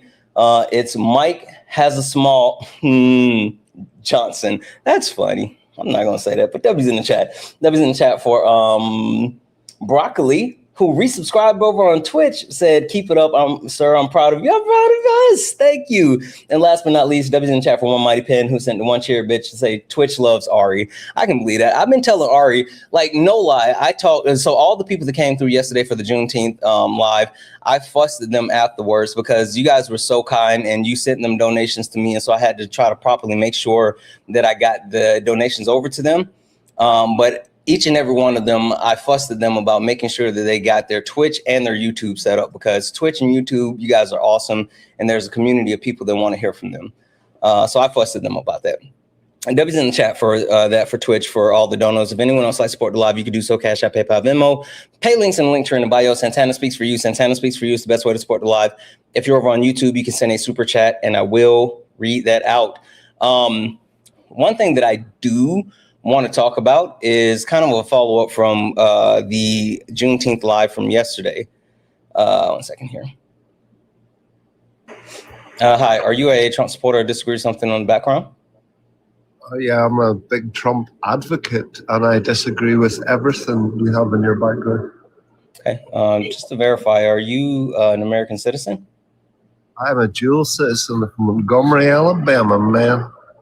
I don't believe that. I mean, you don't have to lie. I'll still talk to you. I just want to know, are you actually an American citizen? I am, yes, I'm a dual citizen. Why Montgomery, Alabama? Brian Harvey, good Irish mayor, nice ethics. And wait, no, what I'm saying is, how the hell did you end up in? No, wait, how did you end up in Montgomery? That's what I'm saying. Well, it's where I got my visa and it's where I earned my green card. And you still wait? Do you still stay there, or like, are you somewhere else? I do. Well, mostly I stay in Ireland, but I do about 4 or 5 months over in Montgomery. Yeah, I love it. It's great. Really? It's a great place to live. Montgomery. That's okay. All right. Would you like to talk about why you still support Jimothy today, or do you want? Do you have a point on the background that you specifically want to talk about? I want to talk about your ideology, if that's okay. How do you think you know my ideology? Because I know its background and where it started in the 60s. What's my ideology? Your ideology is femboy ideology. It's simp ideology. It's backing up what feminists display as what is history, but is a horrible taught through music, Hollywood, universities, a horrible narrative of what history actually was, because we wouldn't exist unless men and women actually stood together. So it's a pretty stupid history. It's what most people believe. It's what infected most of women's minds these days, along with other things like the pill, which is being linked to all sorts of mental health as well. But that's what you're advocating I'm going to stop you for a second, because you're just for neuroticism. Hold on, slow down. You're just wrong on my ideology. Like, you just no bullshit. You just came up here and wait for a second. Hold on. Shh. Don't crash in. Like, I want to talk to you. Don't do that, because you're gonna run if you do that. Just calm down. Be a man. Be a man. I muted you. I don't want to mute you anymore. I'm gonna send you a request to go ahead and unmute. So you came up here and you started talking about like my ideology, and I even allowed you to actually try to explain to me my ideology, and you're just like factually wrong on what I stand for, what I believe in. And then I heard you start trying to talk about other people, which I think that's super interesting, that you, just because I actually share spaces with people, you think that I believe in the same exact things that they believe in. That's a little bit weird. Why wouldn't you actually come up here and like try to confirm your beliefs on my ideology before you just say like, oh, this is what you believe. So how do you differentiate then between Dean and Parker? Oh, I'm way more left than Dean and Parker, and I believe in actually so you're dismantling. way more radical. Do you want me to finish answering your question? Oh, sorry, go ahead. I believe in dismantling all these societal structures that actually continue to marginalize people. And more than anything, more than like politics or anything else, I am like pro-black as hell. So the first and foremost thing that's at the front of my mind is overwhelming success and progress for black people. I want to see everybody do well, but specifically I care about black people and black people doing well. So okay, like that's how are you pro Azealia Banks? I mean pro Azealia Banks in the sense that she's a black woman and I want her to be okay. Would you say she's a racist woman? No, that's not how racism works. Is it not? As an Irishman, I'm pretty offended. I'm pretty offended by the comments she I don't made. give a fuck if you're offended or not. You sound like a little snowflake to me if you're offended. Oh, don't be a sensitive snowflake. Come on now, be a man. No, don't you worry, just said, bitch. You just told me that I hurt your feelings. I'm not your bitch, son. You just said that I hurt your feelings. Why are you crying about your feelings? If you would let me explain how she's racist, I'll tell you how you're a little bitch. Okay, I mean, that's fine, but don't cry about your feelings. I thought you were a man. I will tell you how you're a little bitch about it. You're literally crying about your feelings. I'm not crying. I'm telling you how you just did it. You said, I'm a little offended. I'm a little offended. You're going to make me get my shillelagh. You just said that shit. She made racist comments for no reason whatsoever against Irish people, considering the guy that she made a racist comment against was the guy that had just had his eyes stabbed out. Okay. Again, like black people can't be racist. And when you talk about Irish, is Irish a race? Sultana, do you? Is Irish a race? That, do you? No. I directly answered it, you fucking donut. Did you not hear me? You're a roasted Sultana, aren't you? I just answered you directly, you fucking donut. You're so stupid that you don't even understand that I'm talking to you. Like you're a fucking idiot. Are you talking to me or are you shut up. Shut up, you beta. You cuck beta. Again, see, this is the difference between me and my little brothers. And while they may be someone that's willing to have patience, I don't play the fuck shit. Shut up. I don't know who trained you, but I will do it better. And I will take your pot of gold if you don't sit quietly and allow me to finish my sentence. Now, what I was saying, you little crybaby, is that's not how race nor racism works. And the question I have for you is Irish a race?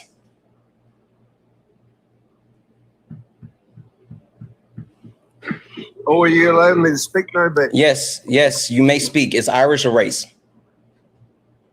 Well, what are we talking about? Ethnicity? We're talking about culture. The question is directly: is Irish a race? Down, dumbass. Is Irish a race? You fucking donut. Have a conversation. Answer the question. No, it's not. No, American's not a race. Right. Is Irish a race? So what ethnicity are you, Sultana? Is Irish a race? Answer the question. I answered your stupid ass question. Now answer my question. Well, when you say a race, you want dictionary definition. Is that right? I want to know, is Irish a race? No. Okay, so if Irish isn't a race and you saying that she was racist towards someone who's Irish, that doesn't even make sense. Well, how does it not make sense when somebody's being racist? Does it matter? Because Irish isn't a race. Does it matter who it's against? You're saying a race to try and get a rave out of your stupid audience. But let's have a conversation. I'm trying to get you. Listen, I'm going to mute you again because you're stupid and I got to talk to you in stupid sentences.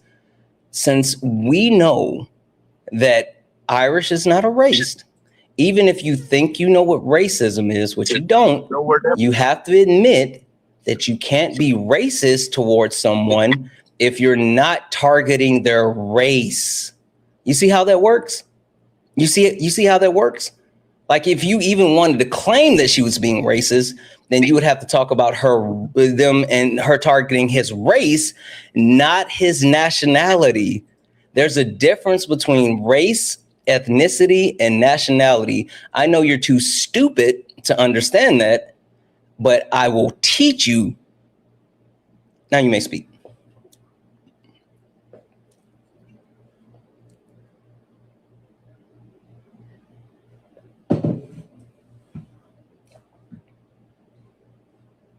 Not gonna come off mute. After all those times, just like randomly spam unmuting while I was speaking. That's what I'm about to say. What are we doing?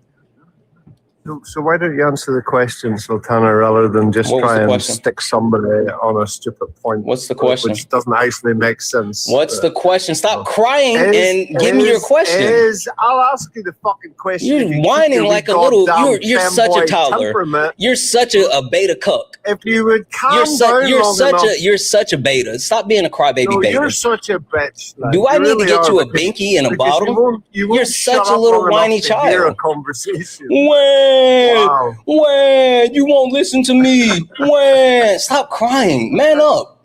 Are you playing to your audience or are you always a bitch? I'm talking to you. Man up.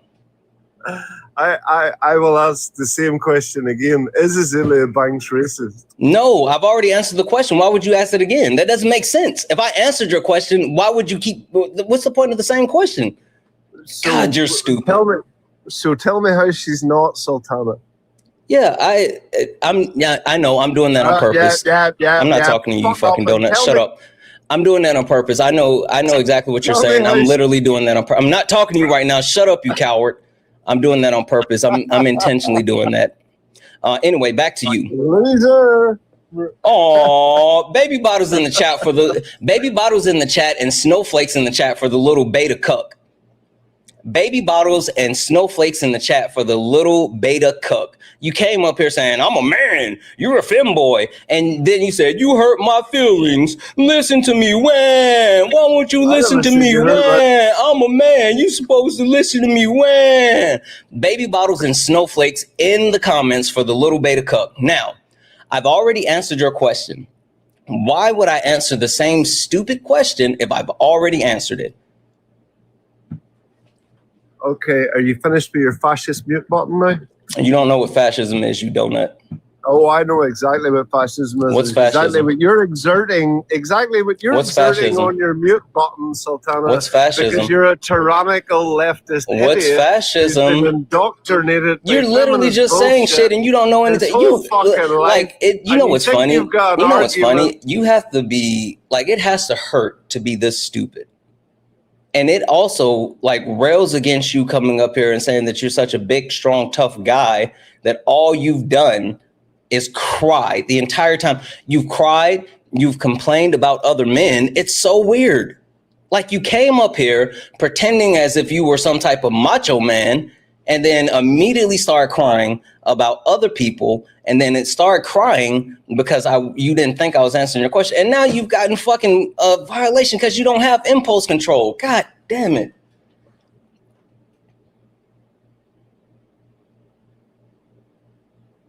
God damn it. You can come back in 10 minutes, but you got a 10-minute flag. The one thing that I will say, is that for all the people, I was intentionally leaning into toxic masculinity. Like I was showing him how his entire premise was stupid, because just pretending that you have to be a quote unquote man and, having some type of moral compass means that you are less than is absolutely asinine. So I did it on purpose. Beef tallow. Are you I remember you. Are you a Trump supporter? Disagree with something on the background? No, I'm not a Trump supporter. You disagree with something on the background? Yes. Well, I was going to disagree with the thing you said, but down there, the ashamed of being black. Are you black? Yes. Are you lying? No. I don't believe you. Why do you not believe me, sir? Just because you seem like a liar. What part of the country? What part of the country are you from? I'm from Alabama. From Alabama. Okay. And you still live in Alabama? Oh yeah. Yeah. Okay. Approximately how old are you? 26. 26. Okay. You're from Alabama, 26. Question for you.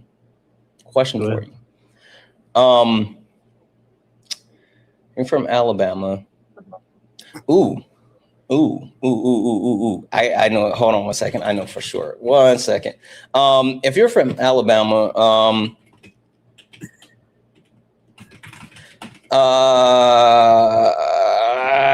can you name? Can you tell me the name of 3 HBCUs in Alabama? Why would I know that, dude? I go to a white school. Oh, okay. So you don't know 3 HBCUs in Alabama? Ooh, that's not a good start. Requirement for being black now? You have to know where HBCUs. No, but you're blackfishing, and like I don't believe you. You need more people. And if you can't get through a basic line of questions from a black man, then I refuse to let you talk about my black ass issues. Because you fragile ass white men always want to talk about shit that don't actually. I think you're fragile. I don't care. You think I care what you think? You're trying to make us fragile as you literally just admitted that you're a white man. Why are you fragile and a liar? I go to a white school. No, you just said I'm trying to make you fragile. And I was just talking about fragile ass white men. You admitted that you're a white man. No, you said fragile ass black man. No, I said white men. Okay, well, I misheard you. Yeah, well, I don't care. You're not black, and I refuse to let you talk about that topic. So pick another topic. Sir, you can't tell me what I am and what I'm not. I don't care. And either you prove it or you pick another topic. You can pick one of the two. I don't care. How can I prove it? I don't even have camera access. Bro. Well, then if you can't prove it, then give me. Is this your real account? Hell yeah, it is. It feels like a troll account. How is it? Why is it? It feels like a troll account, but I was literally trying to run you through a dialogue tree to see if you passed the sniff test. You don't seem like you passed the sniff test, but I'm willing to engage.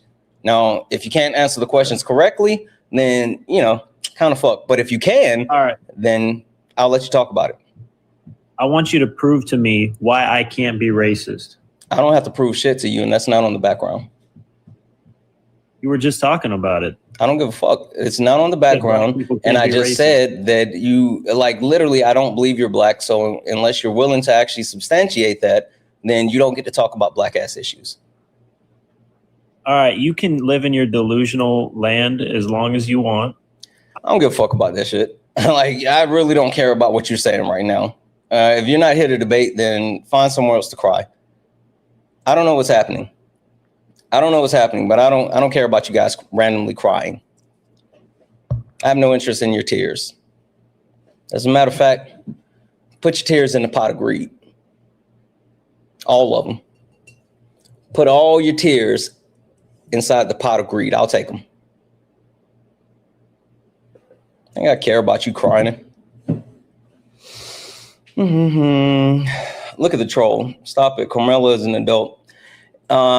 Yeah, I'm going to mute you. I don't give a fuck about you saying Carmelo is an adult. I will send you a request. Hey, guess what I'm smoking on when I get off live? I'm smoking on that Metcalf pack. I'm rolling up that Kurt pack followed by that Metcalf pack.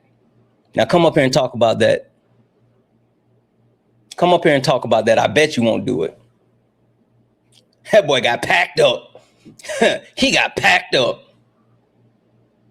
I love how you fragile men love coming in here and trying to talk shit and lean into your dog whistle racisms. Guess what? I don't care about your racism, and I'm funnier than you, and I'm willing to take it to the depths of hell.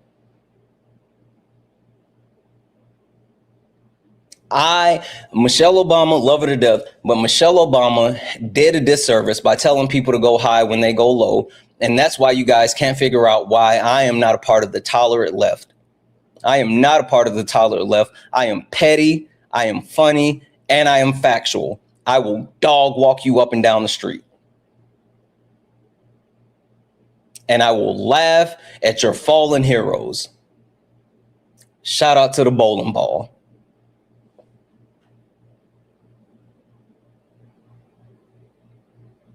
No, baby, I'm fine. I didn't realize that. Anyway, only request up if you're a Trump supporter or disagree with anything on the background. We're only looking for some debates. Only request up if you're a Trump supporter or disagree with anything on the background. We're only looking for some debates. If you're friendly, do all the wonderful things. Tap the screen, share the live, send your daily heart. Me, it's only one coin, and we'll boost the live and push us out to the FYP. If we could, guys, can we knock out the donuts?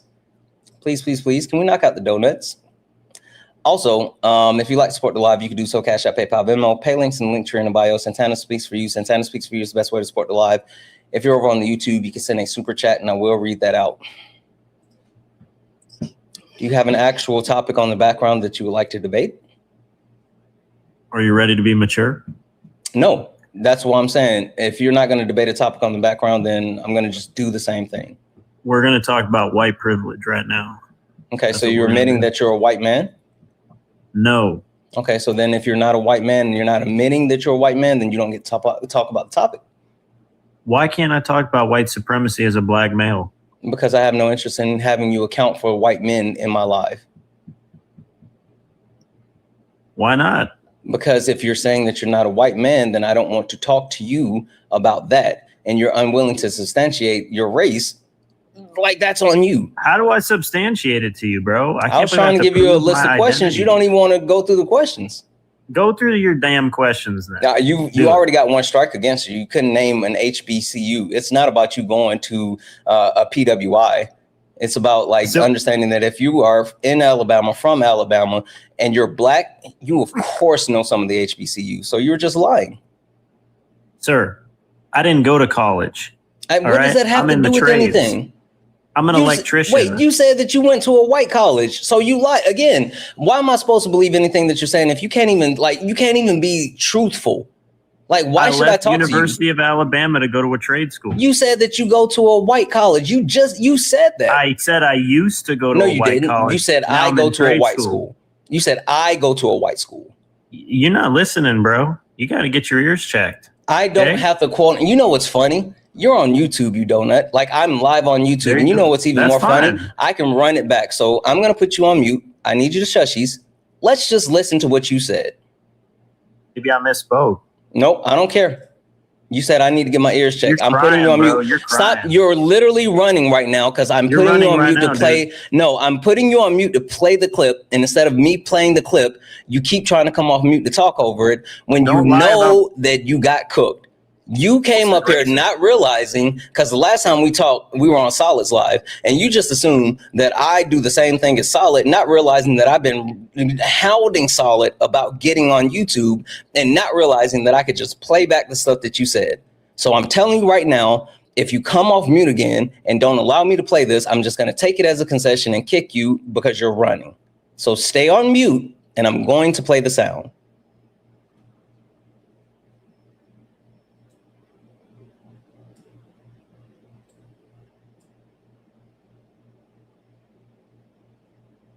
The country, what part of the country are you from?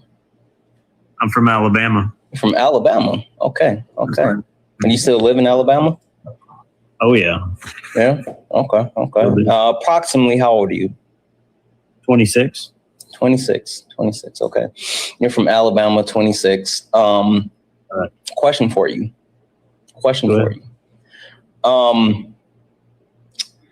You're from Alabama. Ooh. I know. Hold on 1 second. I know for sure. 1 second.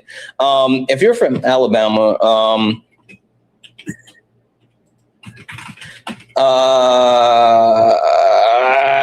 can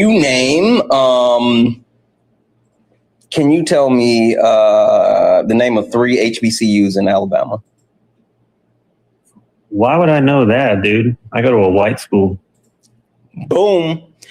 Sorry, Twitch and horizontal YouTube. I know you guys couldn't hear it. I forgot to pull it out on the other tab, but I apologize. But you literally just admitted that you go to a white school. You said that. So can you admit my that you trade lied? School is a white school? You just said that you went to the University of Alabama, but then you lied again and said that you lied and just said that you didn't go to college. Before you said you went to a trade school, you said, I don't go to college. I don't currently go to college. You can't keep your lies straight. And you know what's even funnier, right? What? As you were sitting here lying, I absolutely just got confirmation that not only are you a white man, but you've admitted that you're a white man in Solid's live. So again, why should I believe you when you can't keep your lies straight? He's lying. I'm not a white man. You know what's funny about you saying him or Solid lying? Like Solid didn't tell me that. You know in the who, chat told you that. No, I don't look at the chat. I'm not gonna listen to the chat. Who told you that? Oh, my wife who actually sits and listens in on Solid's lives all the time. And so you can say whatever you want, but management is one of the most honest people you will ever come across. And my wife, I don't think she's lying. Yeah, I think she's confused. Nope, I don't care. My wife pulled your card. I'm not going to actually talk to you because you can't get your lies straight. What's the point in debating someone who won't, like, you can't even be honest? What are we doing? What are we doing? Only request up if you're a Trump supporter or disagree with anything on the background. We're only looking for some debates. Only request up if you're a Trump supporter or disagree with anything on the background. We're only looking for some debates. If you're friendly, do all the wonderful things. Tap the screen, share the live. Send your daily heart. Me, it's only one coin. It will boost the live and push us out to the FYP. W's in the chat for Holly said, Father's Day live tomorrow. It's a Father's Day live for me every day. W's in the chat for Marie for the $1 donation saying, who loves Montgomery and for why? Richard Montgomery doesn't love Montgomery, but hey, as long as he stays out of Birmingham, yeah, like he just wanted to come up here and be fragile. That's all it was. That was in chat as well from Marie for the $1 donation. You know what? Send him to Mobile. He can join the what leprechauns? Yeah, and then jump in the bay. Dibs on this pot of gold. No, I already collected his pot of gold. I collected his soul and his pot of gold. Dibs in chat for Aaron for the $2 donation saying, I never understand when white people pressure you about your background topics. Boundaries don't need to be justified. Yeah, like they're fragile and it's fine. I'm willing to engage, but they just don't engage with any type of substance. I mean, that's it. That was in the chat for Courtney for the $10 donation saying, not only I got into a PWI, I'm a black man from Mississippi and I can name every HBCU in the state. That man is a liar. P.S. If I know better back when I got my education, I probably would have went to HBCU. Like literally, no BS. I got accepted to the University of South Carolina, Lander University, and Benedict College, which is the HBCU. And I decided to go to HBCU because it was free for me, but it ended up being way more beneficial than going to the University of South Carolina because, man, I'm telling you, it made such a huge difference in my life. Being able to actually be educated by Black people that actually cared about me versus going to the University of South Carolina and being the last four of my social. Like it made a huge shift in my life and how things turned out for me. So W's in the chat. Thank you so much, Courtney, for the 10. W's in the chat for Tess for the $10 donation saying, why does the guest have a PFP of the Dallas Stars hockey team playoff run if he's from Alabama? Keep getting them. Yeah, like that's the whole point. Like I knew he was bullshitting. Like we knew. Chat, we knew he was full of shit. W's in the chat. W's in the chat for Christopher, $3 donation saying, hey, Santana, just wanted to say I've really been enjoying your lives lately. Thank you. They've been very educational and I'm learning more each day. Keep being amazing. Christopher, thank you so much for the 3. I really appreciate it. Like if you take anything away from my lives, that means so much for me. But for me, it's not just about learning, right? I think that's super important. It's funny. I was exchanging messages with someone yesterday and they were like, oh, you know, I learned so much in your live today. And I was like, oh, okay, that's cool. But did you have fun? And they were like, yeah, it was a lot of fun. And I was like, all right, and my job is done. Because while I think it's important to like learn something, I think the best way to actually be receptive to learning and growing is by having a good time. That's why, like when I make these backgrounds and I have the music and I make my jokes and I try to make sure that it's entertaining, I know that you reach more people and you convey more information if you can actually give them information in a form that's receptive to them. And so that's why I have all the bells and whistles. That's why I make the jokes. That's why I do, like, that's also me as well. I cope with a lot of things through comedy, but I know for a fact that I can reach more people in those type of ways than just like sitting down and telling them things. W's in the chat for Manders for the one Twitch bits, one cheer bit said Twitch couldn't hear. Yeah, I forgot to pull the thing out, but it was okay. He was just fucking lying. Like, you guys didn't want to hear that anyway. W's in chat for Phoenix Eyes for the $2 super chat to say crybabies gonna cry. They are. That's all they do. It's so weird. It's so weird. They're so weird. Whatever. W's in the chat, guys. If anyone else likes to support the live, you can do so. Cash App, PayPal, Venmo, pay links in the link tree in the bio. Santana Speaks for You. Santana Speaks for You is the best way to support the live. If you're over on YouTube, you can send a super chat, and I will read that out. Only request up if you're a Trump supporter or disagree with anything on the background. We're only looking for some debates. We got 1.5 thousand people hanging out on TikTok. Look up here. If you see the word follow, that means you're not following me. Hit that follow button. We only got 45 new followers on the stream. We've been streaming for almost 3 hours.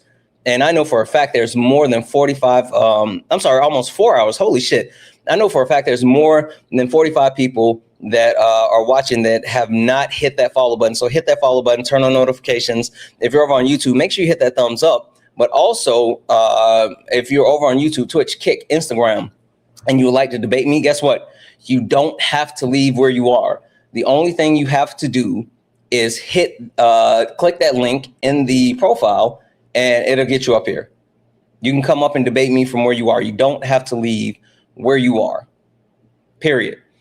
Anywho, while we're waiting on people to get the testicular fortitude to actually join the line, there is a couple of things that I do want to talk to you guys about. There's a couple of things that we hadn't had the opportunity to speak on, and I know I talked about the actual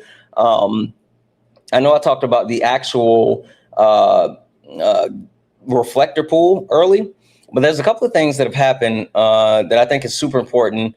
And that starts with, I don't know if you guys saw this, but Donald Trump's new appointment for the Fed made the decision to not change interest rates. Did you guys see that? The new head of the Federal Reserve, after Jerome Powell is out, and Trump has been like touting the fact that, we have to have a new, we have to have an increase of the, or we have to have a decrease of interest rates. And then he appointed Kevin Warsh. And the first thing that he said was like, nah, we're good with the interest rates. It's because you can't just manipulate those things. Like, that's what we're doing. That's what we're doing. Like, it's just, you can't just, and Donald Trump lied about all of the stuff that he was going to do. But at the end of the day, you can't just fucking market manipulate the way that Donald Trump is trying to do so.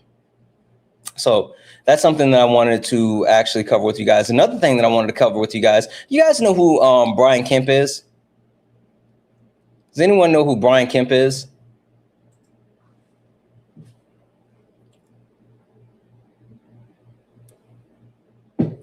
Yes.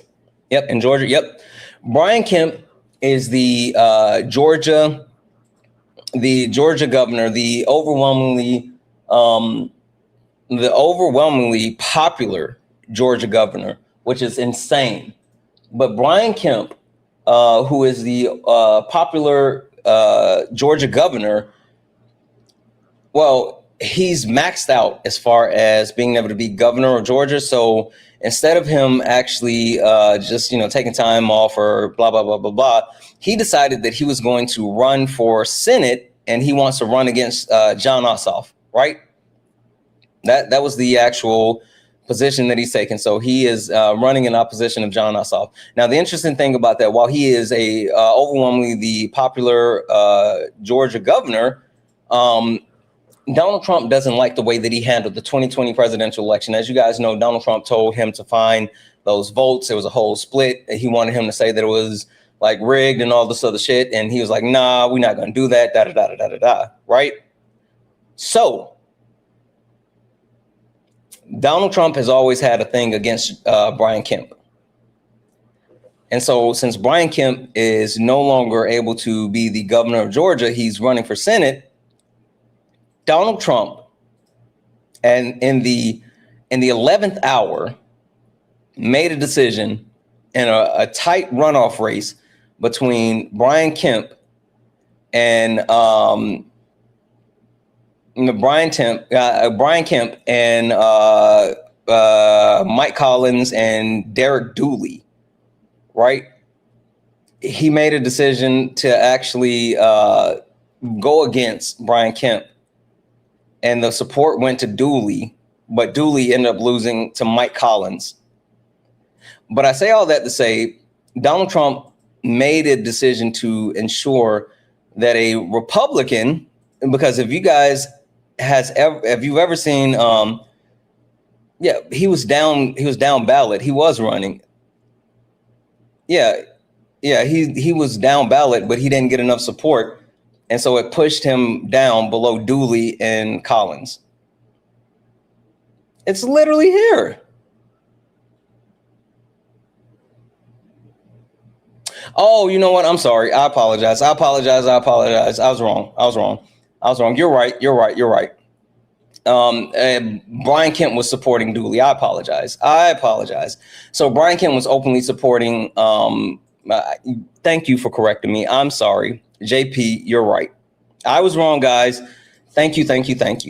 Brian Kemp was not running. He was backing Dooley, heavily backing him. And then Trump stepped in the last minute to help push Collins over the finish line. But the point being is, like, Donald Trump has shown that if you are not someone that's going to fall in line with him, he's trying to root out all of those people from the Republican Party. And it's just been super interesting to watch and to know for a fact that he is ensuring that the definition of a rhino has changed. The definition of a rhino is now anyone who does not sit at the feet of Donald Trump. The definition of a rhino is anyone who, for some reason, believe in what the Republican Party used to stand for. So that's where we are. That's literally where we are, and that's how the Trump administration has been running the party. A couple other things that I want to cover with you guys, and we didn't get a chance to talk about, but Donald Trump did actually inaugurate a new head of intelligence, right? He inaugurated Jay Clayton, which I'm pretty sure Jay Clayton is like a former J6 or some shit. Hold on. Or I may be wrong. I don't want to say that. Anyway, he nominated Jay Clayton. And Jay Clayton is he's a U.S. attorney in Manhattan.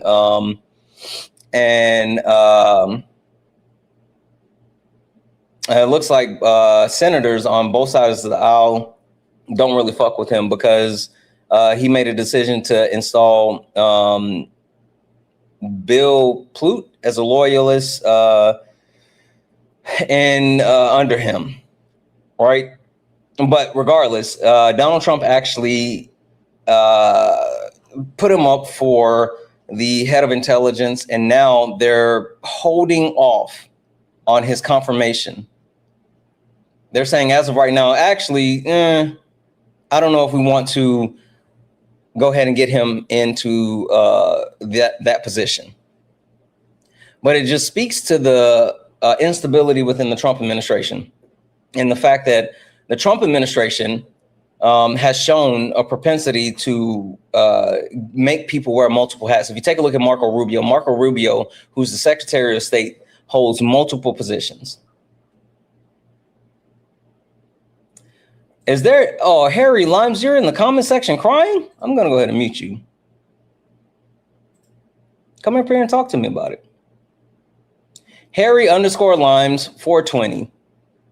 You said now he just wants to hear himself talk because nobody's waiting to debate him. You won't come up here and debate me. I sent you a request. And if nobody's coming up to debate me, do you want me to sit here quietly? What the fuck do you want? That's so stupid. That was like, you guys don't have don't deny the request. I'm going to send you the request again. I see that you follow me. Don't be a coward. Harry, this is your last chance. I'm going to send you a request. If you don't come up, I'm just going to block you. Don't be a coward. Don't be a coward. Don't be that guy, Harry. Send you a request. Get up here.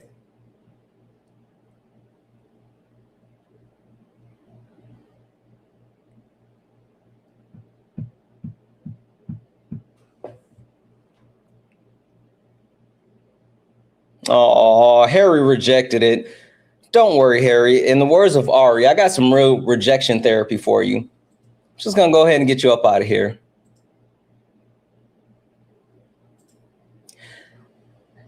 I don't understand people that talk shit in the comment section, but they're scared to actually, get up here. What up, Vivian? I don't understand. I'll never understand those people who pop big shit, but are absolutely terrified of standing on what they believe. I don't get it.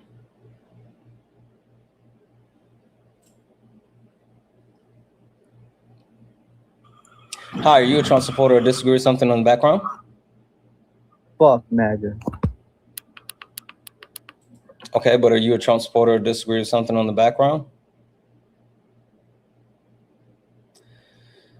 Gosh, just want you to do the weird shit. I wonder what they get out of that. Does it make them feel all tingly or some shit? I'm so confused. W's in the chat for Manders for the one chair bit to say, wish you had called out that Irish Trump ball gobbler for using the B slur. Trump doesn't care about you, but yeah, listen, I knew that he was doing that, and I was trying to get him to a place of pushing through the point because he was just going to keep crashing in even worse. But you're right, I should have called him out on that. I absolutely should have called him out on that. I apologize. That was in chat, Mander. If anyone else would like to support the live, you can do so. Cash App, PayPal, Venmo. Pay links and links are in the bio. Santana speaks for you. If you're over on YouTube, you can send a super chat and I will read that out. Let's see here.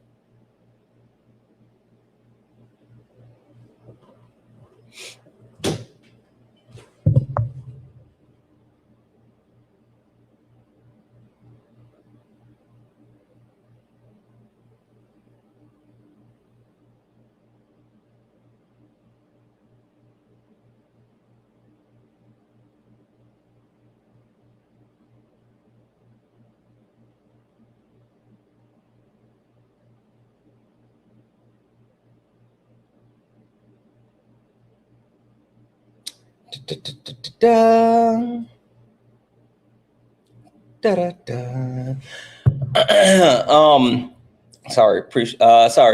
guys. If you guys don't mind, keep tapping the screen. Let's go ahead and get the likes up as well. Let's get the likes up to 500,000 likes. I know we can do that. If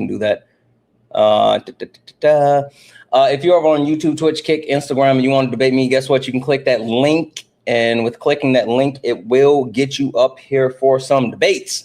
Only request up if you're a Trump supporter, disagree with anything on the background. We're only looking for some debates. So we talked about the interest rate. We talked about the head of intelligence. We talked about what happened with there. A couple other things that I wanted to make sure that I covered.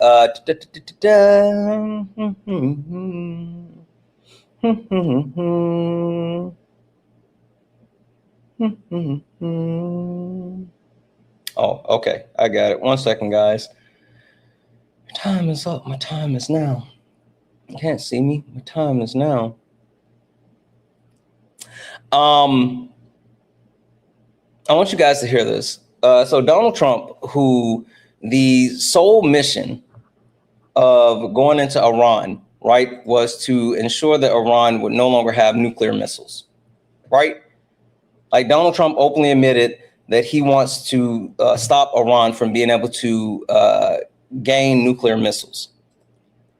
And part of the actual peace agreement from Donald Trump, he just openly admitted in the conversation with the G7 that, hey, actually, it's okay if they have missiles.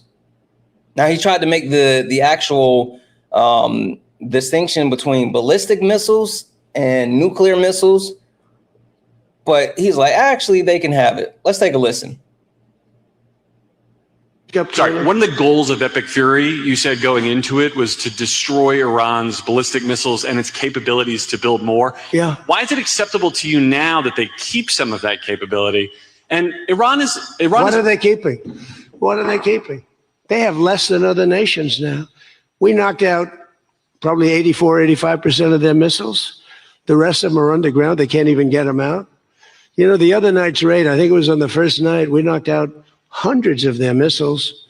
Actually, by mistake, we were hitting an area, and it, you know, you can sort of see when the bombs are going off, and then you see one that looks like, wow, what happened? A lot of missiles knocked out. No, but what are you going to do? Let's spend another 2 weeks and give them none. They don't want to be firing missiles right now. They're going to have a hard time rebuilding. And the people from the Middle East, you know, if people want to invest, and again, they don't have to invest at all. But if they do want to invest, it does have oil. It does have probably a future, but it's going to take a long time. But are you going to let the 91 million people starve to death? I mean, one of the things I was very intent on, they have water desalination plants, very good ones. I could have knocked them out in 5 minutes, just like I knocked out Cargill, and I knocked out everything but the oil. I said 25, it was so complete. The only thing there is the pipes coming with the oil because I didn't want to ruin the world market because they do a lot of money. But I didn't want to do that, no. It would have been so easy. It would have been easier, and I would have satisfied a group of 10% of the people, but it would have been the wrong thing to do. And it could have caused an international depression. Iran's position, Maybe not. Iran's position has always been that their nuclear program was for civilian purposes. If they come back after the signing of this and say they want to continue to have a civilian nuclear program, is that acceptable to you? Well, I've said to them always, I say, look, you have probably the third largest oil reserves in the world. What the hell do you need nuclear for? You need nuclear for some electricity. So I've always felt that way. So we've been pretty tough in that. You know, it is a little hard though when you say that somebody wants it, other people have it, other adjoining states have it, and you're not letting them have it for purposes of electricity and things like that. It's always a little tough. You have to use a little common sense, please. So, not only did Donald Trump openly admit that they're not doing anything about the ballistic missile program of Iran, but they're also going to be able to continue to enrich uranium.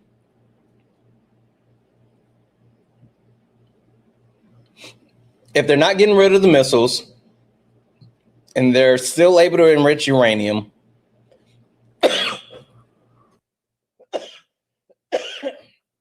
sorry guys, if you're not getting rid of if you're not getting rid of the uranium and you're not getting rid of their ballistic missiles, then what the fuck was all this for? And what was any of this for? None of that makes sense because you got American soldiers that have died. The economy has been sent to shit. Gas prices skyrocketed. Iran now directly controls the Strait of Hormuz, i.e. they just shut it down again this morning. What the fuck was any of this for? You said that I'm choking on how absurd everything is right now. You think so? Come up and tell me about it.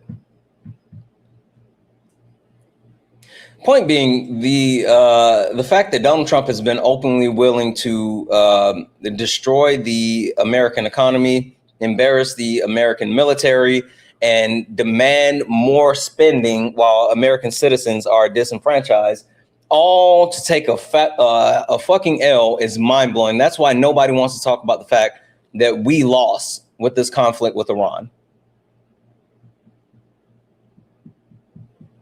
I know, you're good.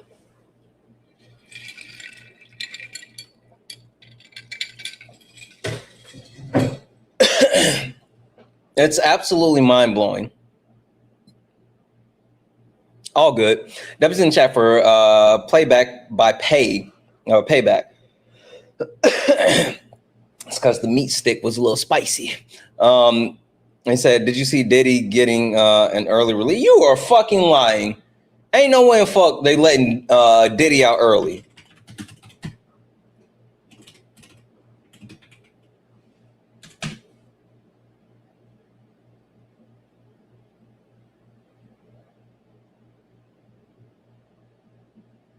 Yeah, no, I don't see that. Oh, okay. They revised his release date from April 15, 2028 to February 23rd, 2028. So it shifted back by a short amount of time. I thought that like they were letting him out like immediately or some shit. W's in the chat. Thank you so much for that $2 super chat. But don't just drop some shit on me like that and not give context. W's in the chat.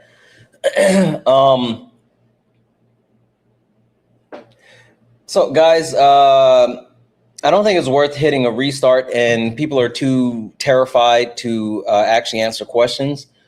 But I want to stay on a little bit longer. So how about a Q&A? You guys want to do a Q&A? Anyone interested in a Q&A?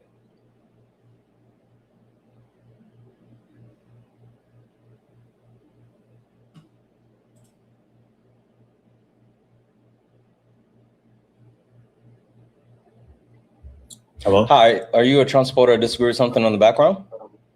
No, I thought you were doing the Q&A. That's my fault. Oh, all good. I do the Q&A from the comment sections. Yeah, it's fine.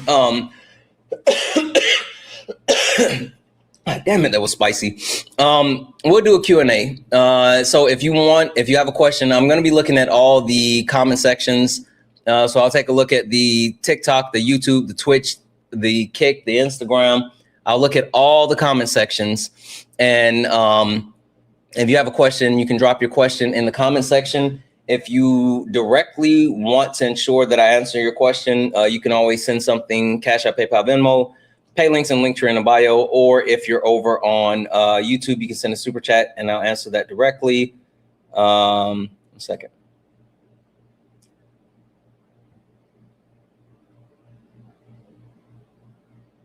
I don't think this person's gonna load. Okay. Lindsay, it looks like you kind of loaded, but then you're like out of the screen. Lindsay, Nicole, are you there? You have to come back into the app. All right, drop it down. If someone wants to come up and debate, you can still come up and debate, but if not, we'll just do a Q&A. So you can drop your questions in the comment section and I'll answer them as I see them. We're answering questions across the YouTube, Twitch, Kick, Instagram, and TikTok. If you directly want something answered, then you can always send something to the pay links, Cash App, PayPal, Venmo. Santana speaks for you, or if you're over on YouTube, you can send a super chat and I'll answer that directly. W's in the chat for Laura for the $2 donation, saying, how much Price is Right do you watch? Always humming the theme song. I used to watch it a lot when I was younger because my mom used to watch it. And so that's where I got that from. So, yeah. Shout out to Mama Jones. Shout out to Mama Jones. W's in the chat for Tess for the $10 donation. And Tess said, Collins, Courtney, and in Texas needed some good press after Carmelo sentencing. Same judge over the verdict banned Jake Lang from Texas beside the court dates. Wow, from loyal Santana butt banana. Yes. Yeah, no, I saw that. The judge that actually ruled on Carmelo Anthony overturned the decision for, or not overturned, but like had the decision to let Jake Lang out free. Over on YouTube from Agent Sex said, Santana, do you know about Isaiah Martin? If so, what do you think about him? I was going to FaceTime, but I'm not going to FaceTime. Yeah, Isaiah, that's my little brother. I literally talked to Isaiah, multiple times throughout the week. I was actually FaceTiming him while he was in the UK. So, yeah. Hi, are you a Trump supporter or disagree with something on the background?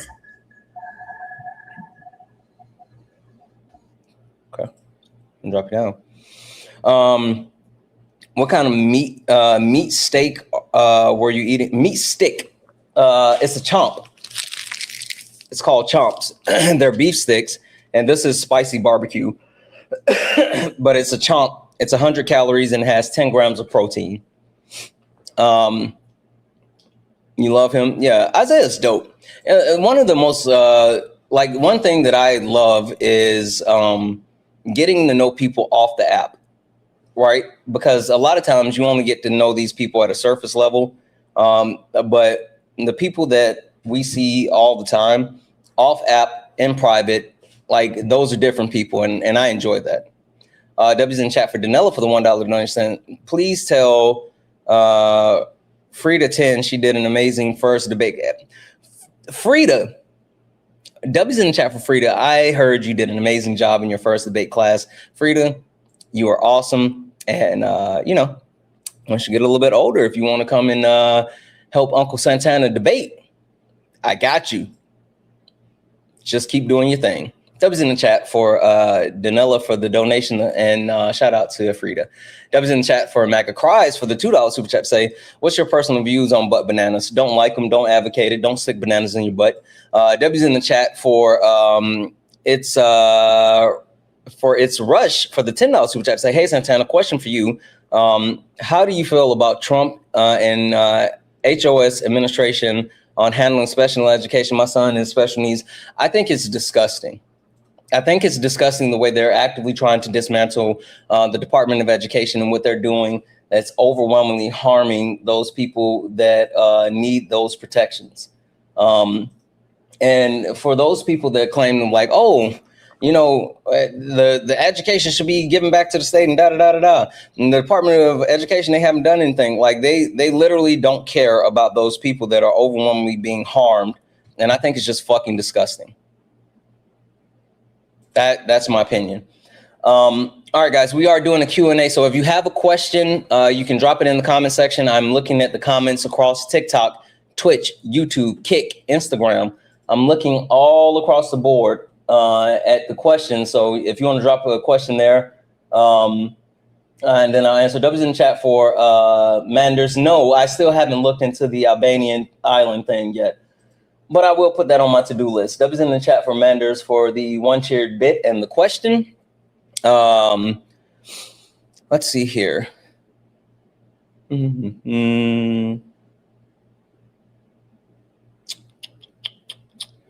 You guys are just talking about booty bananas. We're not talking about booty bananas. Drop your questions in the comment section and I'll answer the questions, or you can send them through the pay links. How did you and management meet and how long were you together? Love that you call her management. Yeah. She and I met at a work conference in Nashville, Tennessee. Like I was just like, oh, holy shit, she's the most beautiful woman on earth. And first time I saw her, like time, not even being facetious, it's the weirdest shit. Time literally slowed down, like literally slowed down, and everyone else disappeared except her. Apparently she was sick, but I couldn't tell. I saw her when we were checking into the hotel, and I was like, gosh, she is gorgeous, but I will never see her again. And because I was there for work. The next day, I walk into like this big conference room and I see her sitting beside someone that I know. And I was like, bingo, we got action. So I went over and sat beside the person that I knew. And I was like, yeah, you know, what's going on with her? And she was like, yeah, da-da-da-da. And so throughout that week, she was friendly and we were talking and I was like, you know, hey, can I get your number? She was like, I don't think so. And I was like, oh, okay. And then, you know, like I still kind of and I was like, you know, hey, can I get your number? She was like, no, I don't think so. And I was like, okay. And so then by Thursday, I was like, yeah, I'm not gonna keep, you know, asking, can I get a number? Like we can be cool, it's whatever. And because it was weird because she was like, but she was giving off vibes like, you know, kind of interested. Also, again, she's insanely gorgeous. So the entire time, everybody was trying to shoot their shot at her. Like literally, everyone was trying to shoot their shot at her. So I understood why she was like, because like everybody at one time was like, you know, let me get your number, right? And so I was like, yeah, you know, she's not feeling me, so I'm not gonna, you know, keep bothering her. But then we got to Friday, and we were all getting ready to leave, and I was like, man, I really like her. Hell, we're getting ready to leave. Might as well, you know, one more time. And I said, hey, you know, we've had a great time. I really like you. You're super interesting. I would love if I can get your number and we can stay in touch. And she was like, yep. I was like, what? Come to find out, and she told me this later. She was like, I was planning on giving you my number the whole time, but I just had to make you work for it. Which is mind blowing because I had never been through that experience before. I've never, usually I'll say like, hey, can I get your number? If it's no, and then I just leave it. But it wasn't just like a no with her.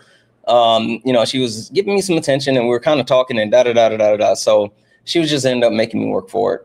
And shout out, that's my baby. So Debbie's in chat for Holly for the $1 donation saying favorite sweet treat. My current hyper fixation is s'mores. I like s'mores. Sweet treats. I like chocolate. So I really enjoy chocolate. So I have this protein bar.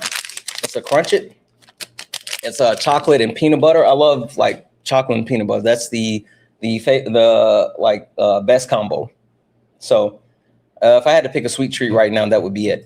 Debbie's in chat for Kelsey for the $10 donation saying, I'm glad I caught you live yesterday and today, learned a lot. I'm white AF, but also queer and very liberal. Do you have any suggestions on how I can better / ally support for Black people, particularly in casual conversation? Thank you. Educating yourself. Like if you want to like really have these types of things, these types of conversation, and you really want to like somehow speak up for marginalized communities, then the best thing that you can do is actually speak from a place of being educated. And then if you're not educated on something, don't speak on something. Don't feel pressured to speak on things that you don't actually have like tangible evidence for or like factual information or you've taken the time to learn. Because once you do that, then you become more harmful than helpful. And you want to stay away from that. So educate yourself, speak on the things that you don't know. And if you don't know something, just say, hey, I don't know, but you know, I know someone that could possibly answer that question. Debbie's in chat for Jessica for the $5 donation. If you had to share a life hack that helped you navigate the day-to-day easier, what would it be? Mine is hanging all my clothes instead of folding them because it takes less executive function. I think that's cool. The one thing that I've gotten into lately that's really helped me, because I have ADHD. And since I have ADHD, I have a really bad time in like finishing tasks. And now I am medicated, which helps a lot. But like yesterday, I don't know if people watched the live yesterday and saw towards the end that I was like really messing up on names and I was kind of all over the place. It's because I had taken my medication so early in the morning. I take my medication in the morning. And then by the afternoon, I take like a quick release to help keep me focused and throughout the day. And I hadn't taken my medication. And so I was kind of all over the place. But the one thing that I've learned that has really, really helped me is to create a to-do list. And so I write down all the things that I need to do and I work through those things and I strike them out. And that really helps me focus and ensure that if there's things that I need to do, I'd get them done, because I'm really bad with procrastinating. I'm really bad at like forgetting things, and I'm really bad with starting things without finishing them. So that would be my life hack. Get a to-do list. Debbie's in the chat for Jay. What up, Jay? Who sent a $5 donation saying you my op. I know, but next time management asks you a question like what's for dinner, make work for the answer. And have your will updated. You tried to hashtag butt bananas. You trying to set me up. You are really an op. If I did that, you guys would never hear from your old buddy Santana again. If I did that, you would never hear from your old buddy Santana again. So there's that.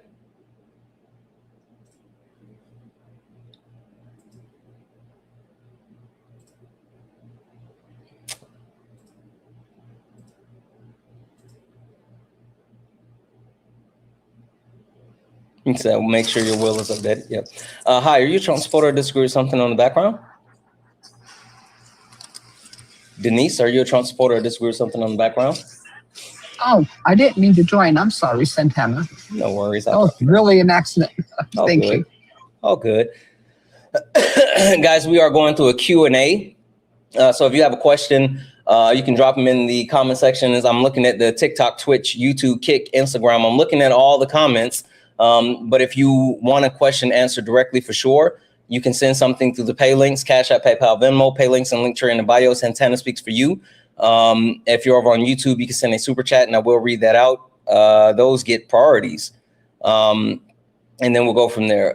Blake, you said, bro, let you in. I literally just accepted you up and you ran. I hit the accept button and then you ran. Request back up. Are you a Trump supporter? Are you trying to debate? Why are you just to actually verify? Are you trying to debate? How did I propose? On a mountaintop overlooking the ocean of Malibu after a helicopter ride. That's how. On one knee, on the top of a mountain in Malibu, overlooking the ocean after we took a helicopter ride. And I was so fucking nervous. I was actually legitimately terrified because I thought she was going to say no. And then she told me, why the fuck would you think that? She said, you knew I was going to say yes. I was like, well, you still could have said no. So that's how I propose. W's in the chat for, it's Rush for the $10 super chat to say, has Santana a question for, oh, I already read that one. Sorry. W's in the chat for Tess for the $10 or $5 donation saying, would your mini trans read,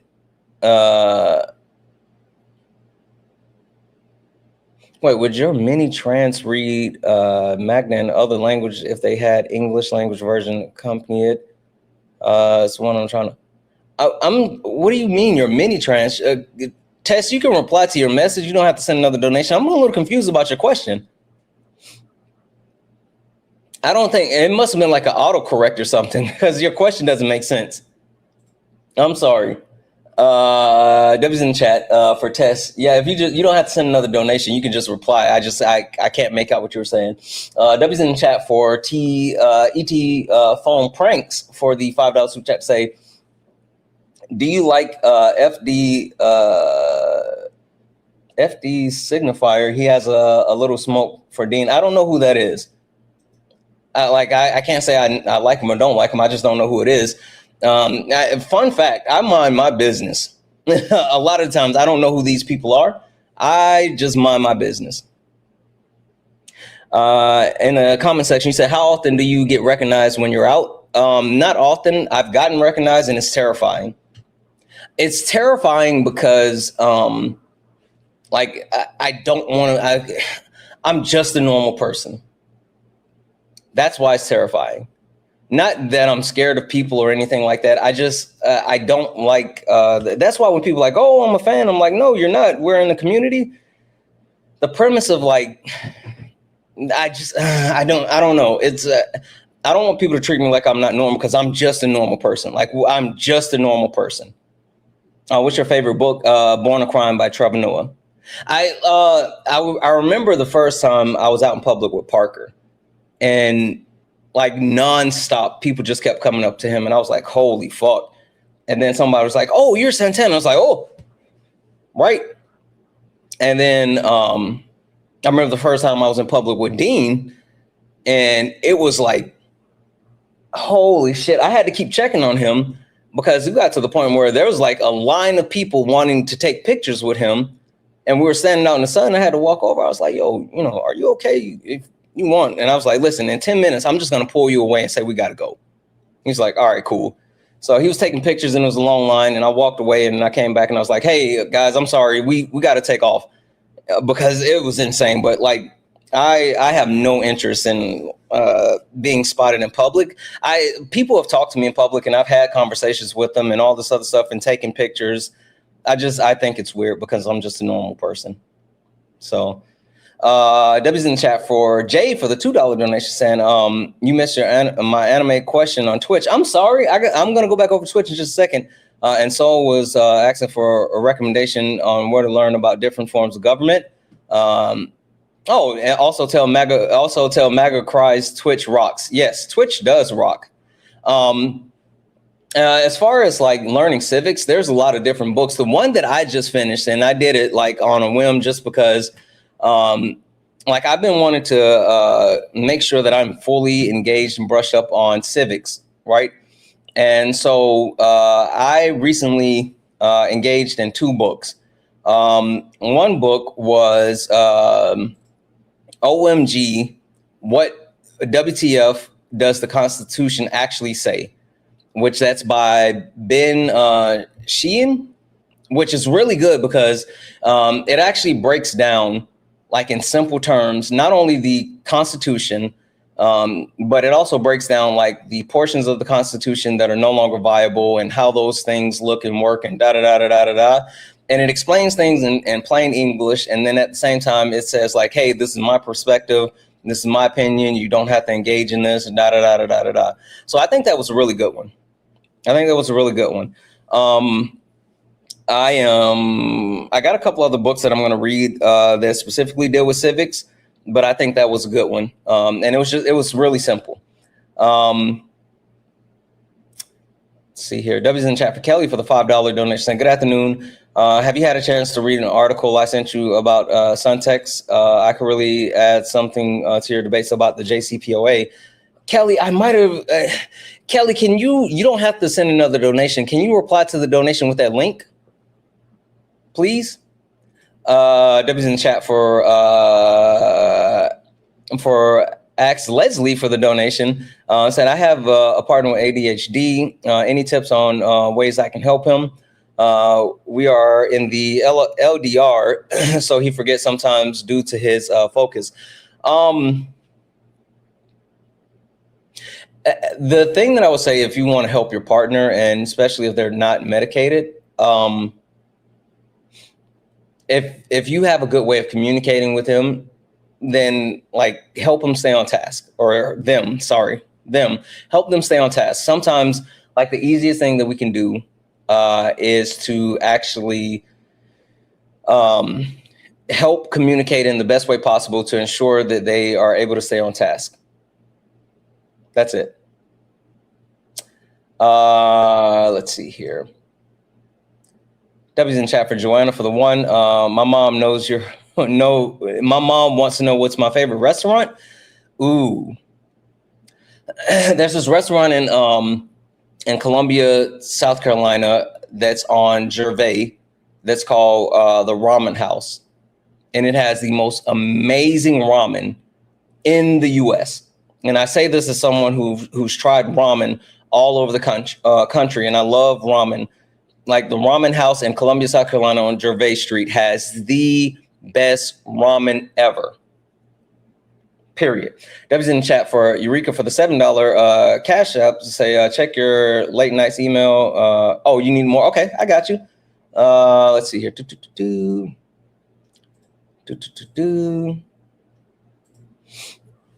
W's in chat for Eureka for the $7. The question is, you recently stated that you support a matriarchy, but only for a limited time. Why would you want to fix something, then go back to status quo, and then end up back where we were now, even worse? Love you more to infinity. I love you too, Eureka. Thank you so much for the donation. I'm not advocating for going back, but I'm saying like the premise of just eliminating men from power as complete. I wouldn't have a problem with it, but I think a lot of people would have a problem with it. A lot of times when I try to debate things, I don't necessarily debate things from the position that I want things. I tend to debate things from the position I think we can get stuff done. And that's why I'm willing to compromise on that. Like, that's why when it comes to like, when people talk about like communism, I'm not a communist, right? But I think the actual ideology of communism is far more superior than anything else, right? Now, I do coalesce with a lot of communists who believe that, we can achieve communism through revolution, which may be possible. But then there's also people who say, well, communism is never going to happen because, in the words of Petty, we won't even dismantle the patriarchy. But I think that there's a way to get to a more perfect civilization for us, which as of what I've studied so far, I do think that like communism would be the optimal civilization for people. But I believe in you got to take steps.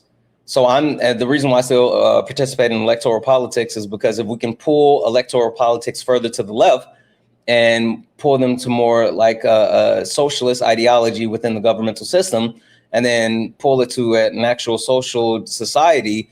And then we can actually shift that from a true social society. Then we can shift towards an actual communist society. So that's where I stand. The reason why I still participate is because unless the system is completely dismantled, I feel like I can somehow work through it. I'm good with whatever, as long as we have a plan. So I see Noah looking and making a face in the comment section. The thing is for all my communist friends, if you guys got an actual plan for us to make this shit happen today, I will do it. If you guys got a plan to make it happen today, I'm down. But I don't work well without plans. So I know revolution, but what's the plan? Like, again, I'm down for revolution, but what's the plan? I'm with it. Exactly. The plan is to lock in and pray at the midterms. Noah. Devin's in the chat for Zumba for the $1.99 super chat. Say try s'mores with peanut butter cup instead. Really? I didn't know that was a thing. S'mores with a peanut butter cup? That's a thing. I didn't know that. W's in the chat for playback by payback for the $1.99 said, what's your favorite reasonable energy drink? I don't drink energy drinks anymore. I used to drink like Zoa, and I also drink coffee, right? And so I was drinking like multiple Zoas, which is supposed to be like sugar-free and all this other stuff. But then I was also drinking like multiple cups of coffee. And like I had heart palpitations and I didn't know why. And it was because I didn't realize how much caffeine I was taking in, right? And so absolutely don't drink Monsters. Hell no, don't drink Monsters. But I didn't realize how much caffeine I was taking in. And that's why I had like heart palpitations, which made me nervous. And so I stopped drinking energy drinks. And I just drink coffee and water and Gatorade. Like people are always saying like, oh, what's that in your cup? It's Gatorade. It's always Gatorade. Anytime you guys see me with one of these mason jars, it's always Gatorade. It's just different colors of Gatorade. I used to drink Bang too. I was like addicted to Bang. Like I love Bang so much that I actually bought stock in Bang, and then I lost. That was the first time I ever tried to like be a stock trader. When I had a corporate job where I was making a little bit of money, and I was like, I'm gonna buy Bang stock. This is gonna be the new thing. And then I bought it, and then it lost money. And I was like, fuck this shit, I'm out. I didn't even lose a lot of money. I just lost a little bit of money, and I was like, nah, fuck that. Ain't no way. I do not need to lose a lot of money for me to learn my lesson.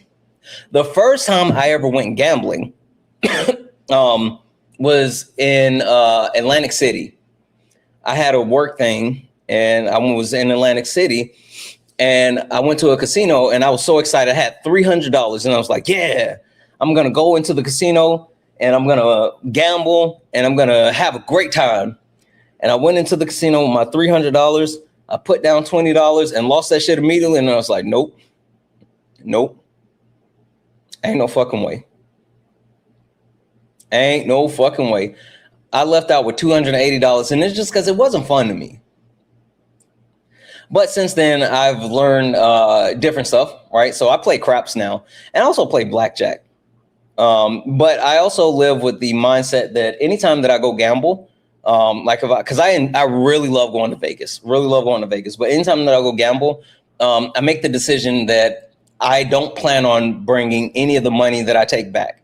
So any money that I take to spend, I don't get additional money out of the bank. So like I'll have $100 and that's it, right? If I'm going to take $100 and it's $100, I can't go get more money out of the ATM.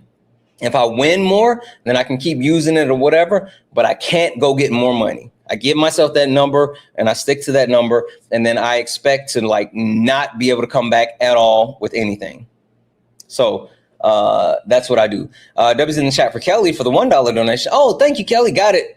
Reuters researchers say Suntex was deployed against Iran in 2007. I'm going to read that, but I read the history of the CIA and I know what they did for sure. in fucking Iran. It's wild. It's wild. W's in the chat for Anthony for the $1 donation saying, have you listened to Vince Staples' new album? I've never listened to Vince Staples' music, but Vince Staples is funny as fuck. He is hilarious. He is absolutely hilarious.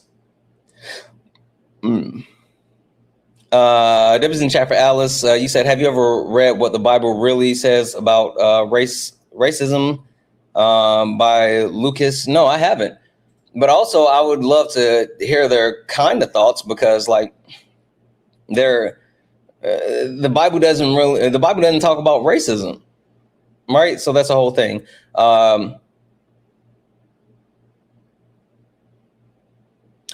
Tess. If you have a child that's trying to actually learn a new language, I think like the younger you are, the more susceptible you are to being able to learn language. For me, like reading another language isn't the hardest thing. I think, because of like who I am and the things that I struggle with, speaking the languages are the harder parts for me. And then like I know German and French. And there's so many similarities between German and French that I sometimes conflate the languages. So that's what we do. Who's your favorite current of the 4 emperors? Luffy. How's that a question? Luffy's my favorite. If it's not Luffy, then it's Shanks. W's in the chat for MAGA Cries, who sent a $2 super chat to say, Justice Plague is my wife, and she's a traitor. Really? W's in the chat for her. W's in the chat for Phoenix the Genius, who sent out a YouTube subscription. W's in the chat for Manders, who sent one chair bit to say, but if you're a member of an online community, what happened upon in the wild, that's yeah, listen, if I come across people like, yeah, I don't mind being recognized in public. I just don't want it to be weird because like I'm a normal person. So if you see me in public and you want to say, hey, what's up? Then yeah. Like, you could just say, what's up? I'm good with that. I just don't like having the whole,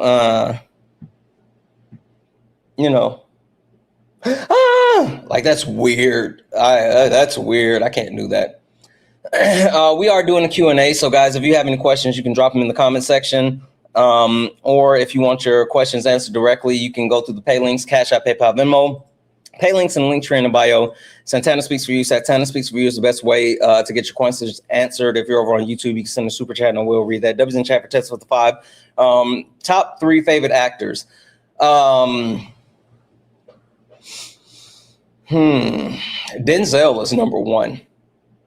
Because my favorite is Training Day, but Denzel is just like, man. Number 2.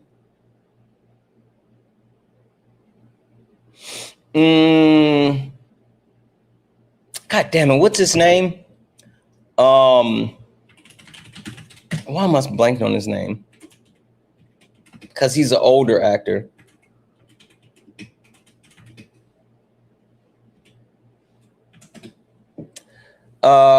Gene Wilder. Holy smokes. I don't understand why I was like blanking on Gene Wilder. Denzel, Gene Wilder, and Angela Bassett. Angela Bassett is a monster. Holy shit, she is a monster.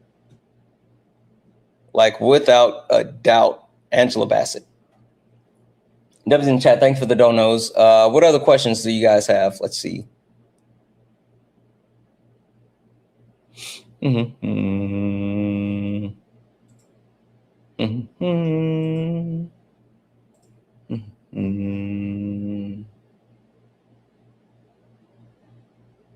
Book of Eli was your favorite? Book of Eli was dope.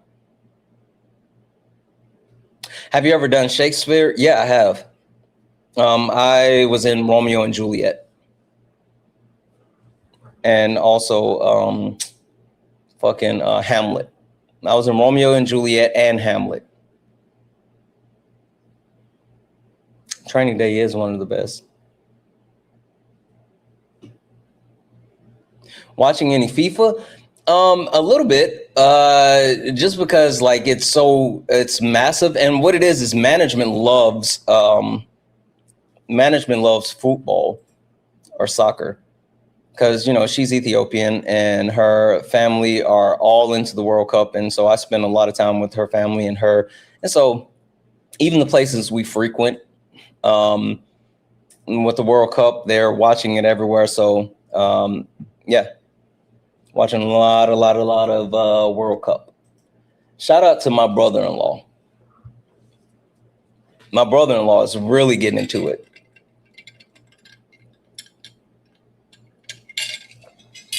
What other questions? If you have family members in Orangeburg, they most likely knew my dad. He was a supervisor at IMM. And only call center and work there. Yeah, no, my family is from the upstate. I only moved towards the Midlands when I went to college. And so all of my family lives in the upstate. Any other questions, guys? Do you think anyone will be held accountable for MAGA's BS going on? Yes and no. I think there'll be something, but I also don't think that it will stick. I don't think they have it has teeth. Do you listen to Kendrick Lamar or like him? He's my favorite artist. Yeah, I like K-Dot. I fucks with him. So I absolutely listen to Kendrick. When did you start debating, and why'd you move to Washington? I started debating when after Kamala Harris lost the election. Prior to that, I was just hosting lives where I was hosting somewhat of a debate panel. That's what late nights used to be. The late nights used to be like just people debating certain topics, specifically politics, but ensuring that everyone got a chance to speak. And yeah, so when did I move to Washington State? I moved to Washington State in 2021 because management took a job here. And I took a couple of months, and then I moved here after her. Had to come get my baby. You're from Anderson? Shout out to Anderson. What would you say is the best book you've read? The best book that I've read versus my favorite book, those are two different things. My favorite book is Born a Crime by Trevor Noah. Like, I thoroughly enjoyed that. Recently, the best book that I've read is Win Every Argument by Manny Hassan. That was like a really fun read. Win Every Argument by Manny Hassan was a really, really fun read. Favorite pre-time skip arc of One Piece?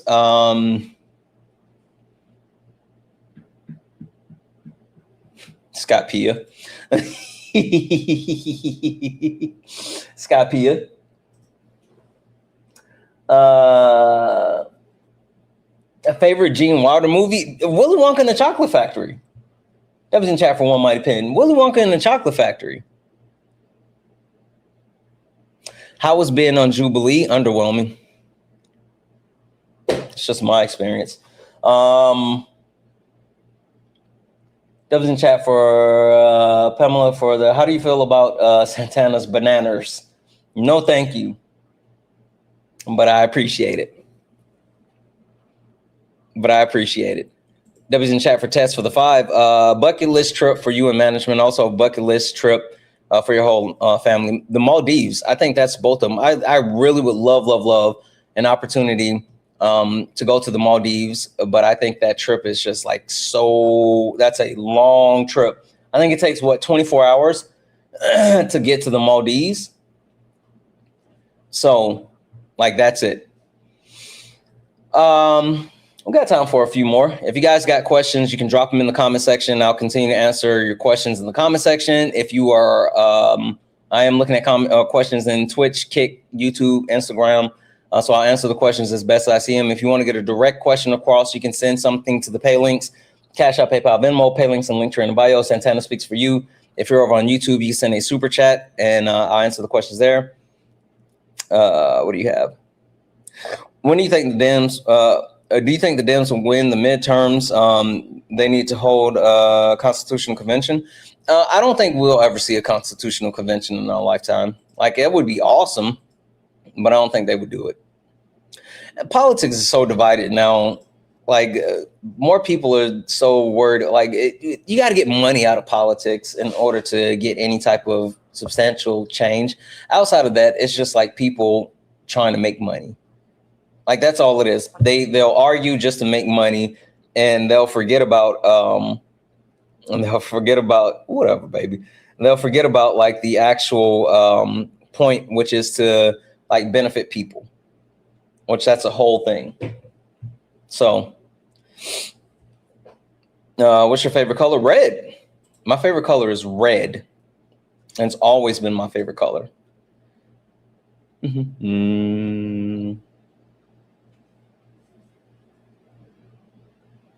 What's your favorite non-Souls game? God of War. Easy. W's in the chat for ET phone pranks for the $2 super chat to say favorite place in Charlotte, restaurant, etc. In Charlotte, I don't know, but I got to follow with Solid. I was on the phone talking to Solid yesterday, and I was telling him that there's this Italian place in Greensboro. Management, I went to this Italian place in Greensboro, and it was like the most amazing Italian food ever. In Charlotte, like, Charlotte has great food regardless. You can't really go wrong. You can go anywhere in the South and get like really great food. You can go to like a gas station and get great food in the South.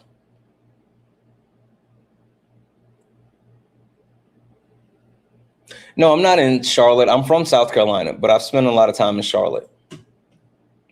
W's in the chat. What other questions do you guys have? Or are we done?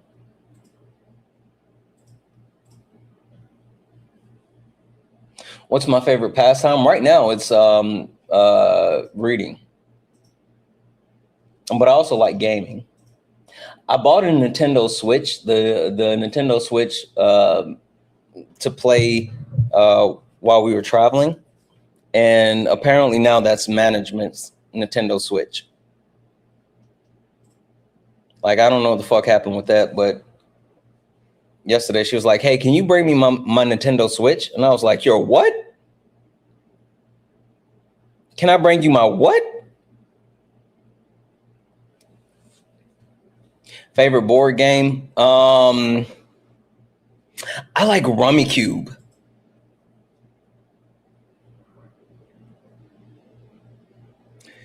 W's in the chat for management for the $1 donation said, how long are you going to be on, sir? I don't know. You tell me. When do I need to get off?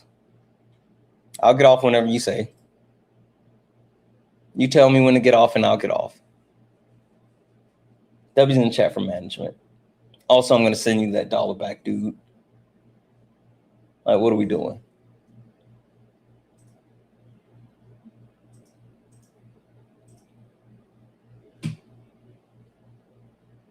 Do you like Avatar? Like the blue guys? Yeah, I mean, it was okay.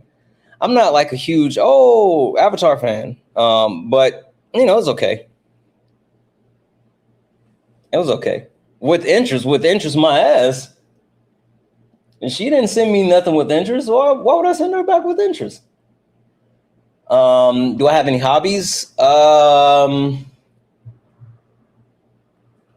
like to watch sports. I like doing stuff that's related to like solving stuff, right? Whether it's games or like, I really enjoy Sudoku. I'm really good with numbers, and so I love playing games that involve numbers. That was in chat for managers. When are you going to do a gaming stream? I really need to do a gaming stream. I keep telling management that. Thank you for the one cheer bits. I really, really, really need to do a gaming stream. That was in chat for Jay for the 2. Lana sent you a bunch of bits on Twitch, and Vash says you have to answer the questions they ask. Also, MAGA Cries is just jealous because I'm in Twitch. I know that's right. Where did I miss? Oh, holy shit, I did miss it. I was just looking. It was in between what I read. Deb's in chat for Atlanta for the 100 cheered bit, or sorry, 500 cheered bits. Holy shit.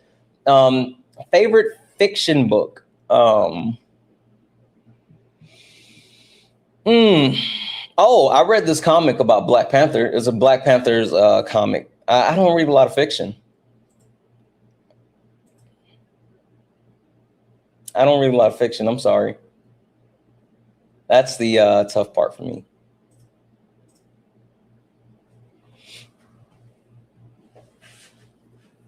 That's the tough part for me.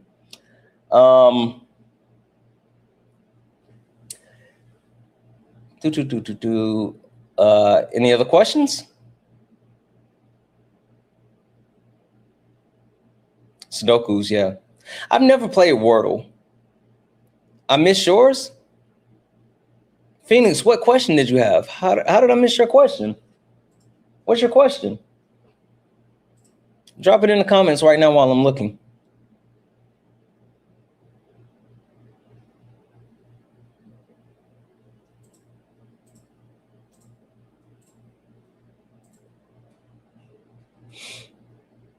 How do you feel about roller coasters? Fucking hate them. I fucking hate roller coasters. They're absolutely terrifying. Like in a TV show right now, I haven't watched like new TV shows in I don't know how long. I watch the same things over and over and over. Like I've been watching Aqua Teen Hunger Force. Dubs in chat from MAGA Cries. Can you make me a model on Twitch? Thank you for the 2. That's a K question. Sorry, that's above me. If you want to be a model over on Twitch, you gotta. That's a K question. What are your weaknesses? My wife and my family. Do you like injera? I fucking love injera. W's in chat for Benjamin for the 2. Would you rather have a flight or invisibility? Flight, not even close. W's in chat for Julia for the 103. Do you have any pets? If not, what pet would you want? No, but management won't let me get. I want a red Doberman. I want a red Doberman, but she won't let me get it, right? Because she loves how they look as puppies, but she said they look too scary when they are older. Right. And so like, that's it.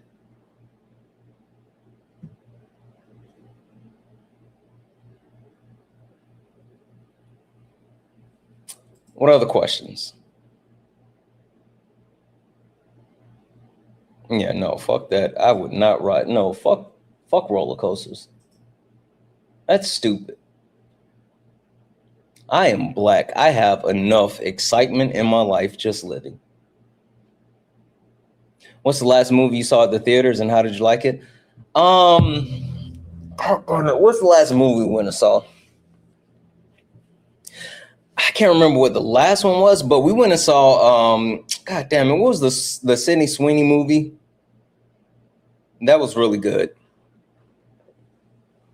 I can't remember exactly what it's called, but that was really good. W's in chat for Elijah for the $1 donation saying, can Black people be racist? Sorry, not trying to be offensive. Love what you do. Just want to be educated. No, you're all good. No, Black people can't be racist.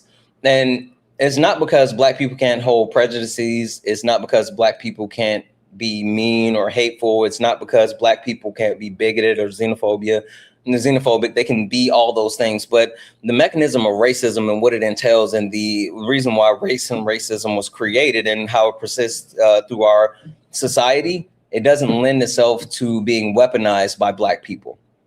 And so when people hear the term like, oh, Black people can't be racist, they think, well, anybody can be mean, anybody can be hateful. Those are different things. And that's what a lot of people struggle with when they hear the like Black people can't be racist. They don't fully understand what racism is and how it functions.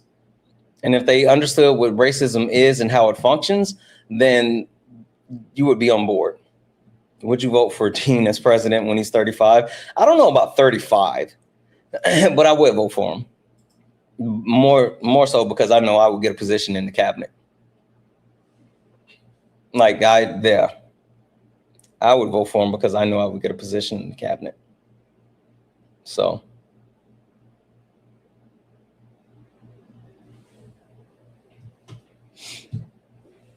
Mm-hmm.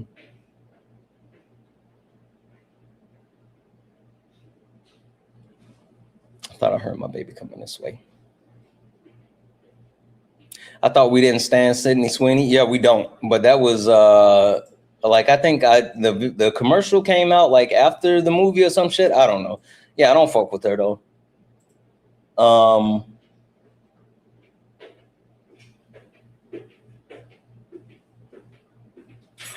Where you going, mama? I think it's time to call it, guys.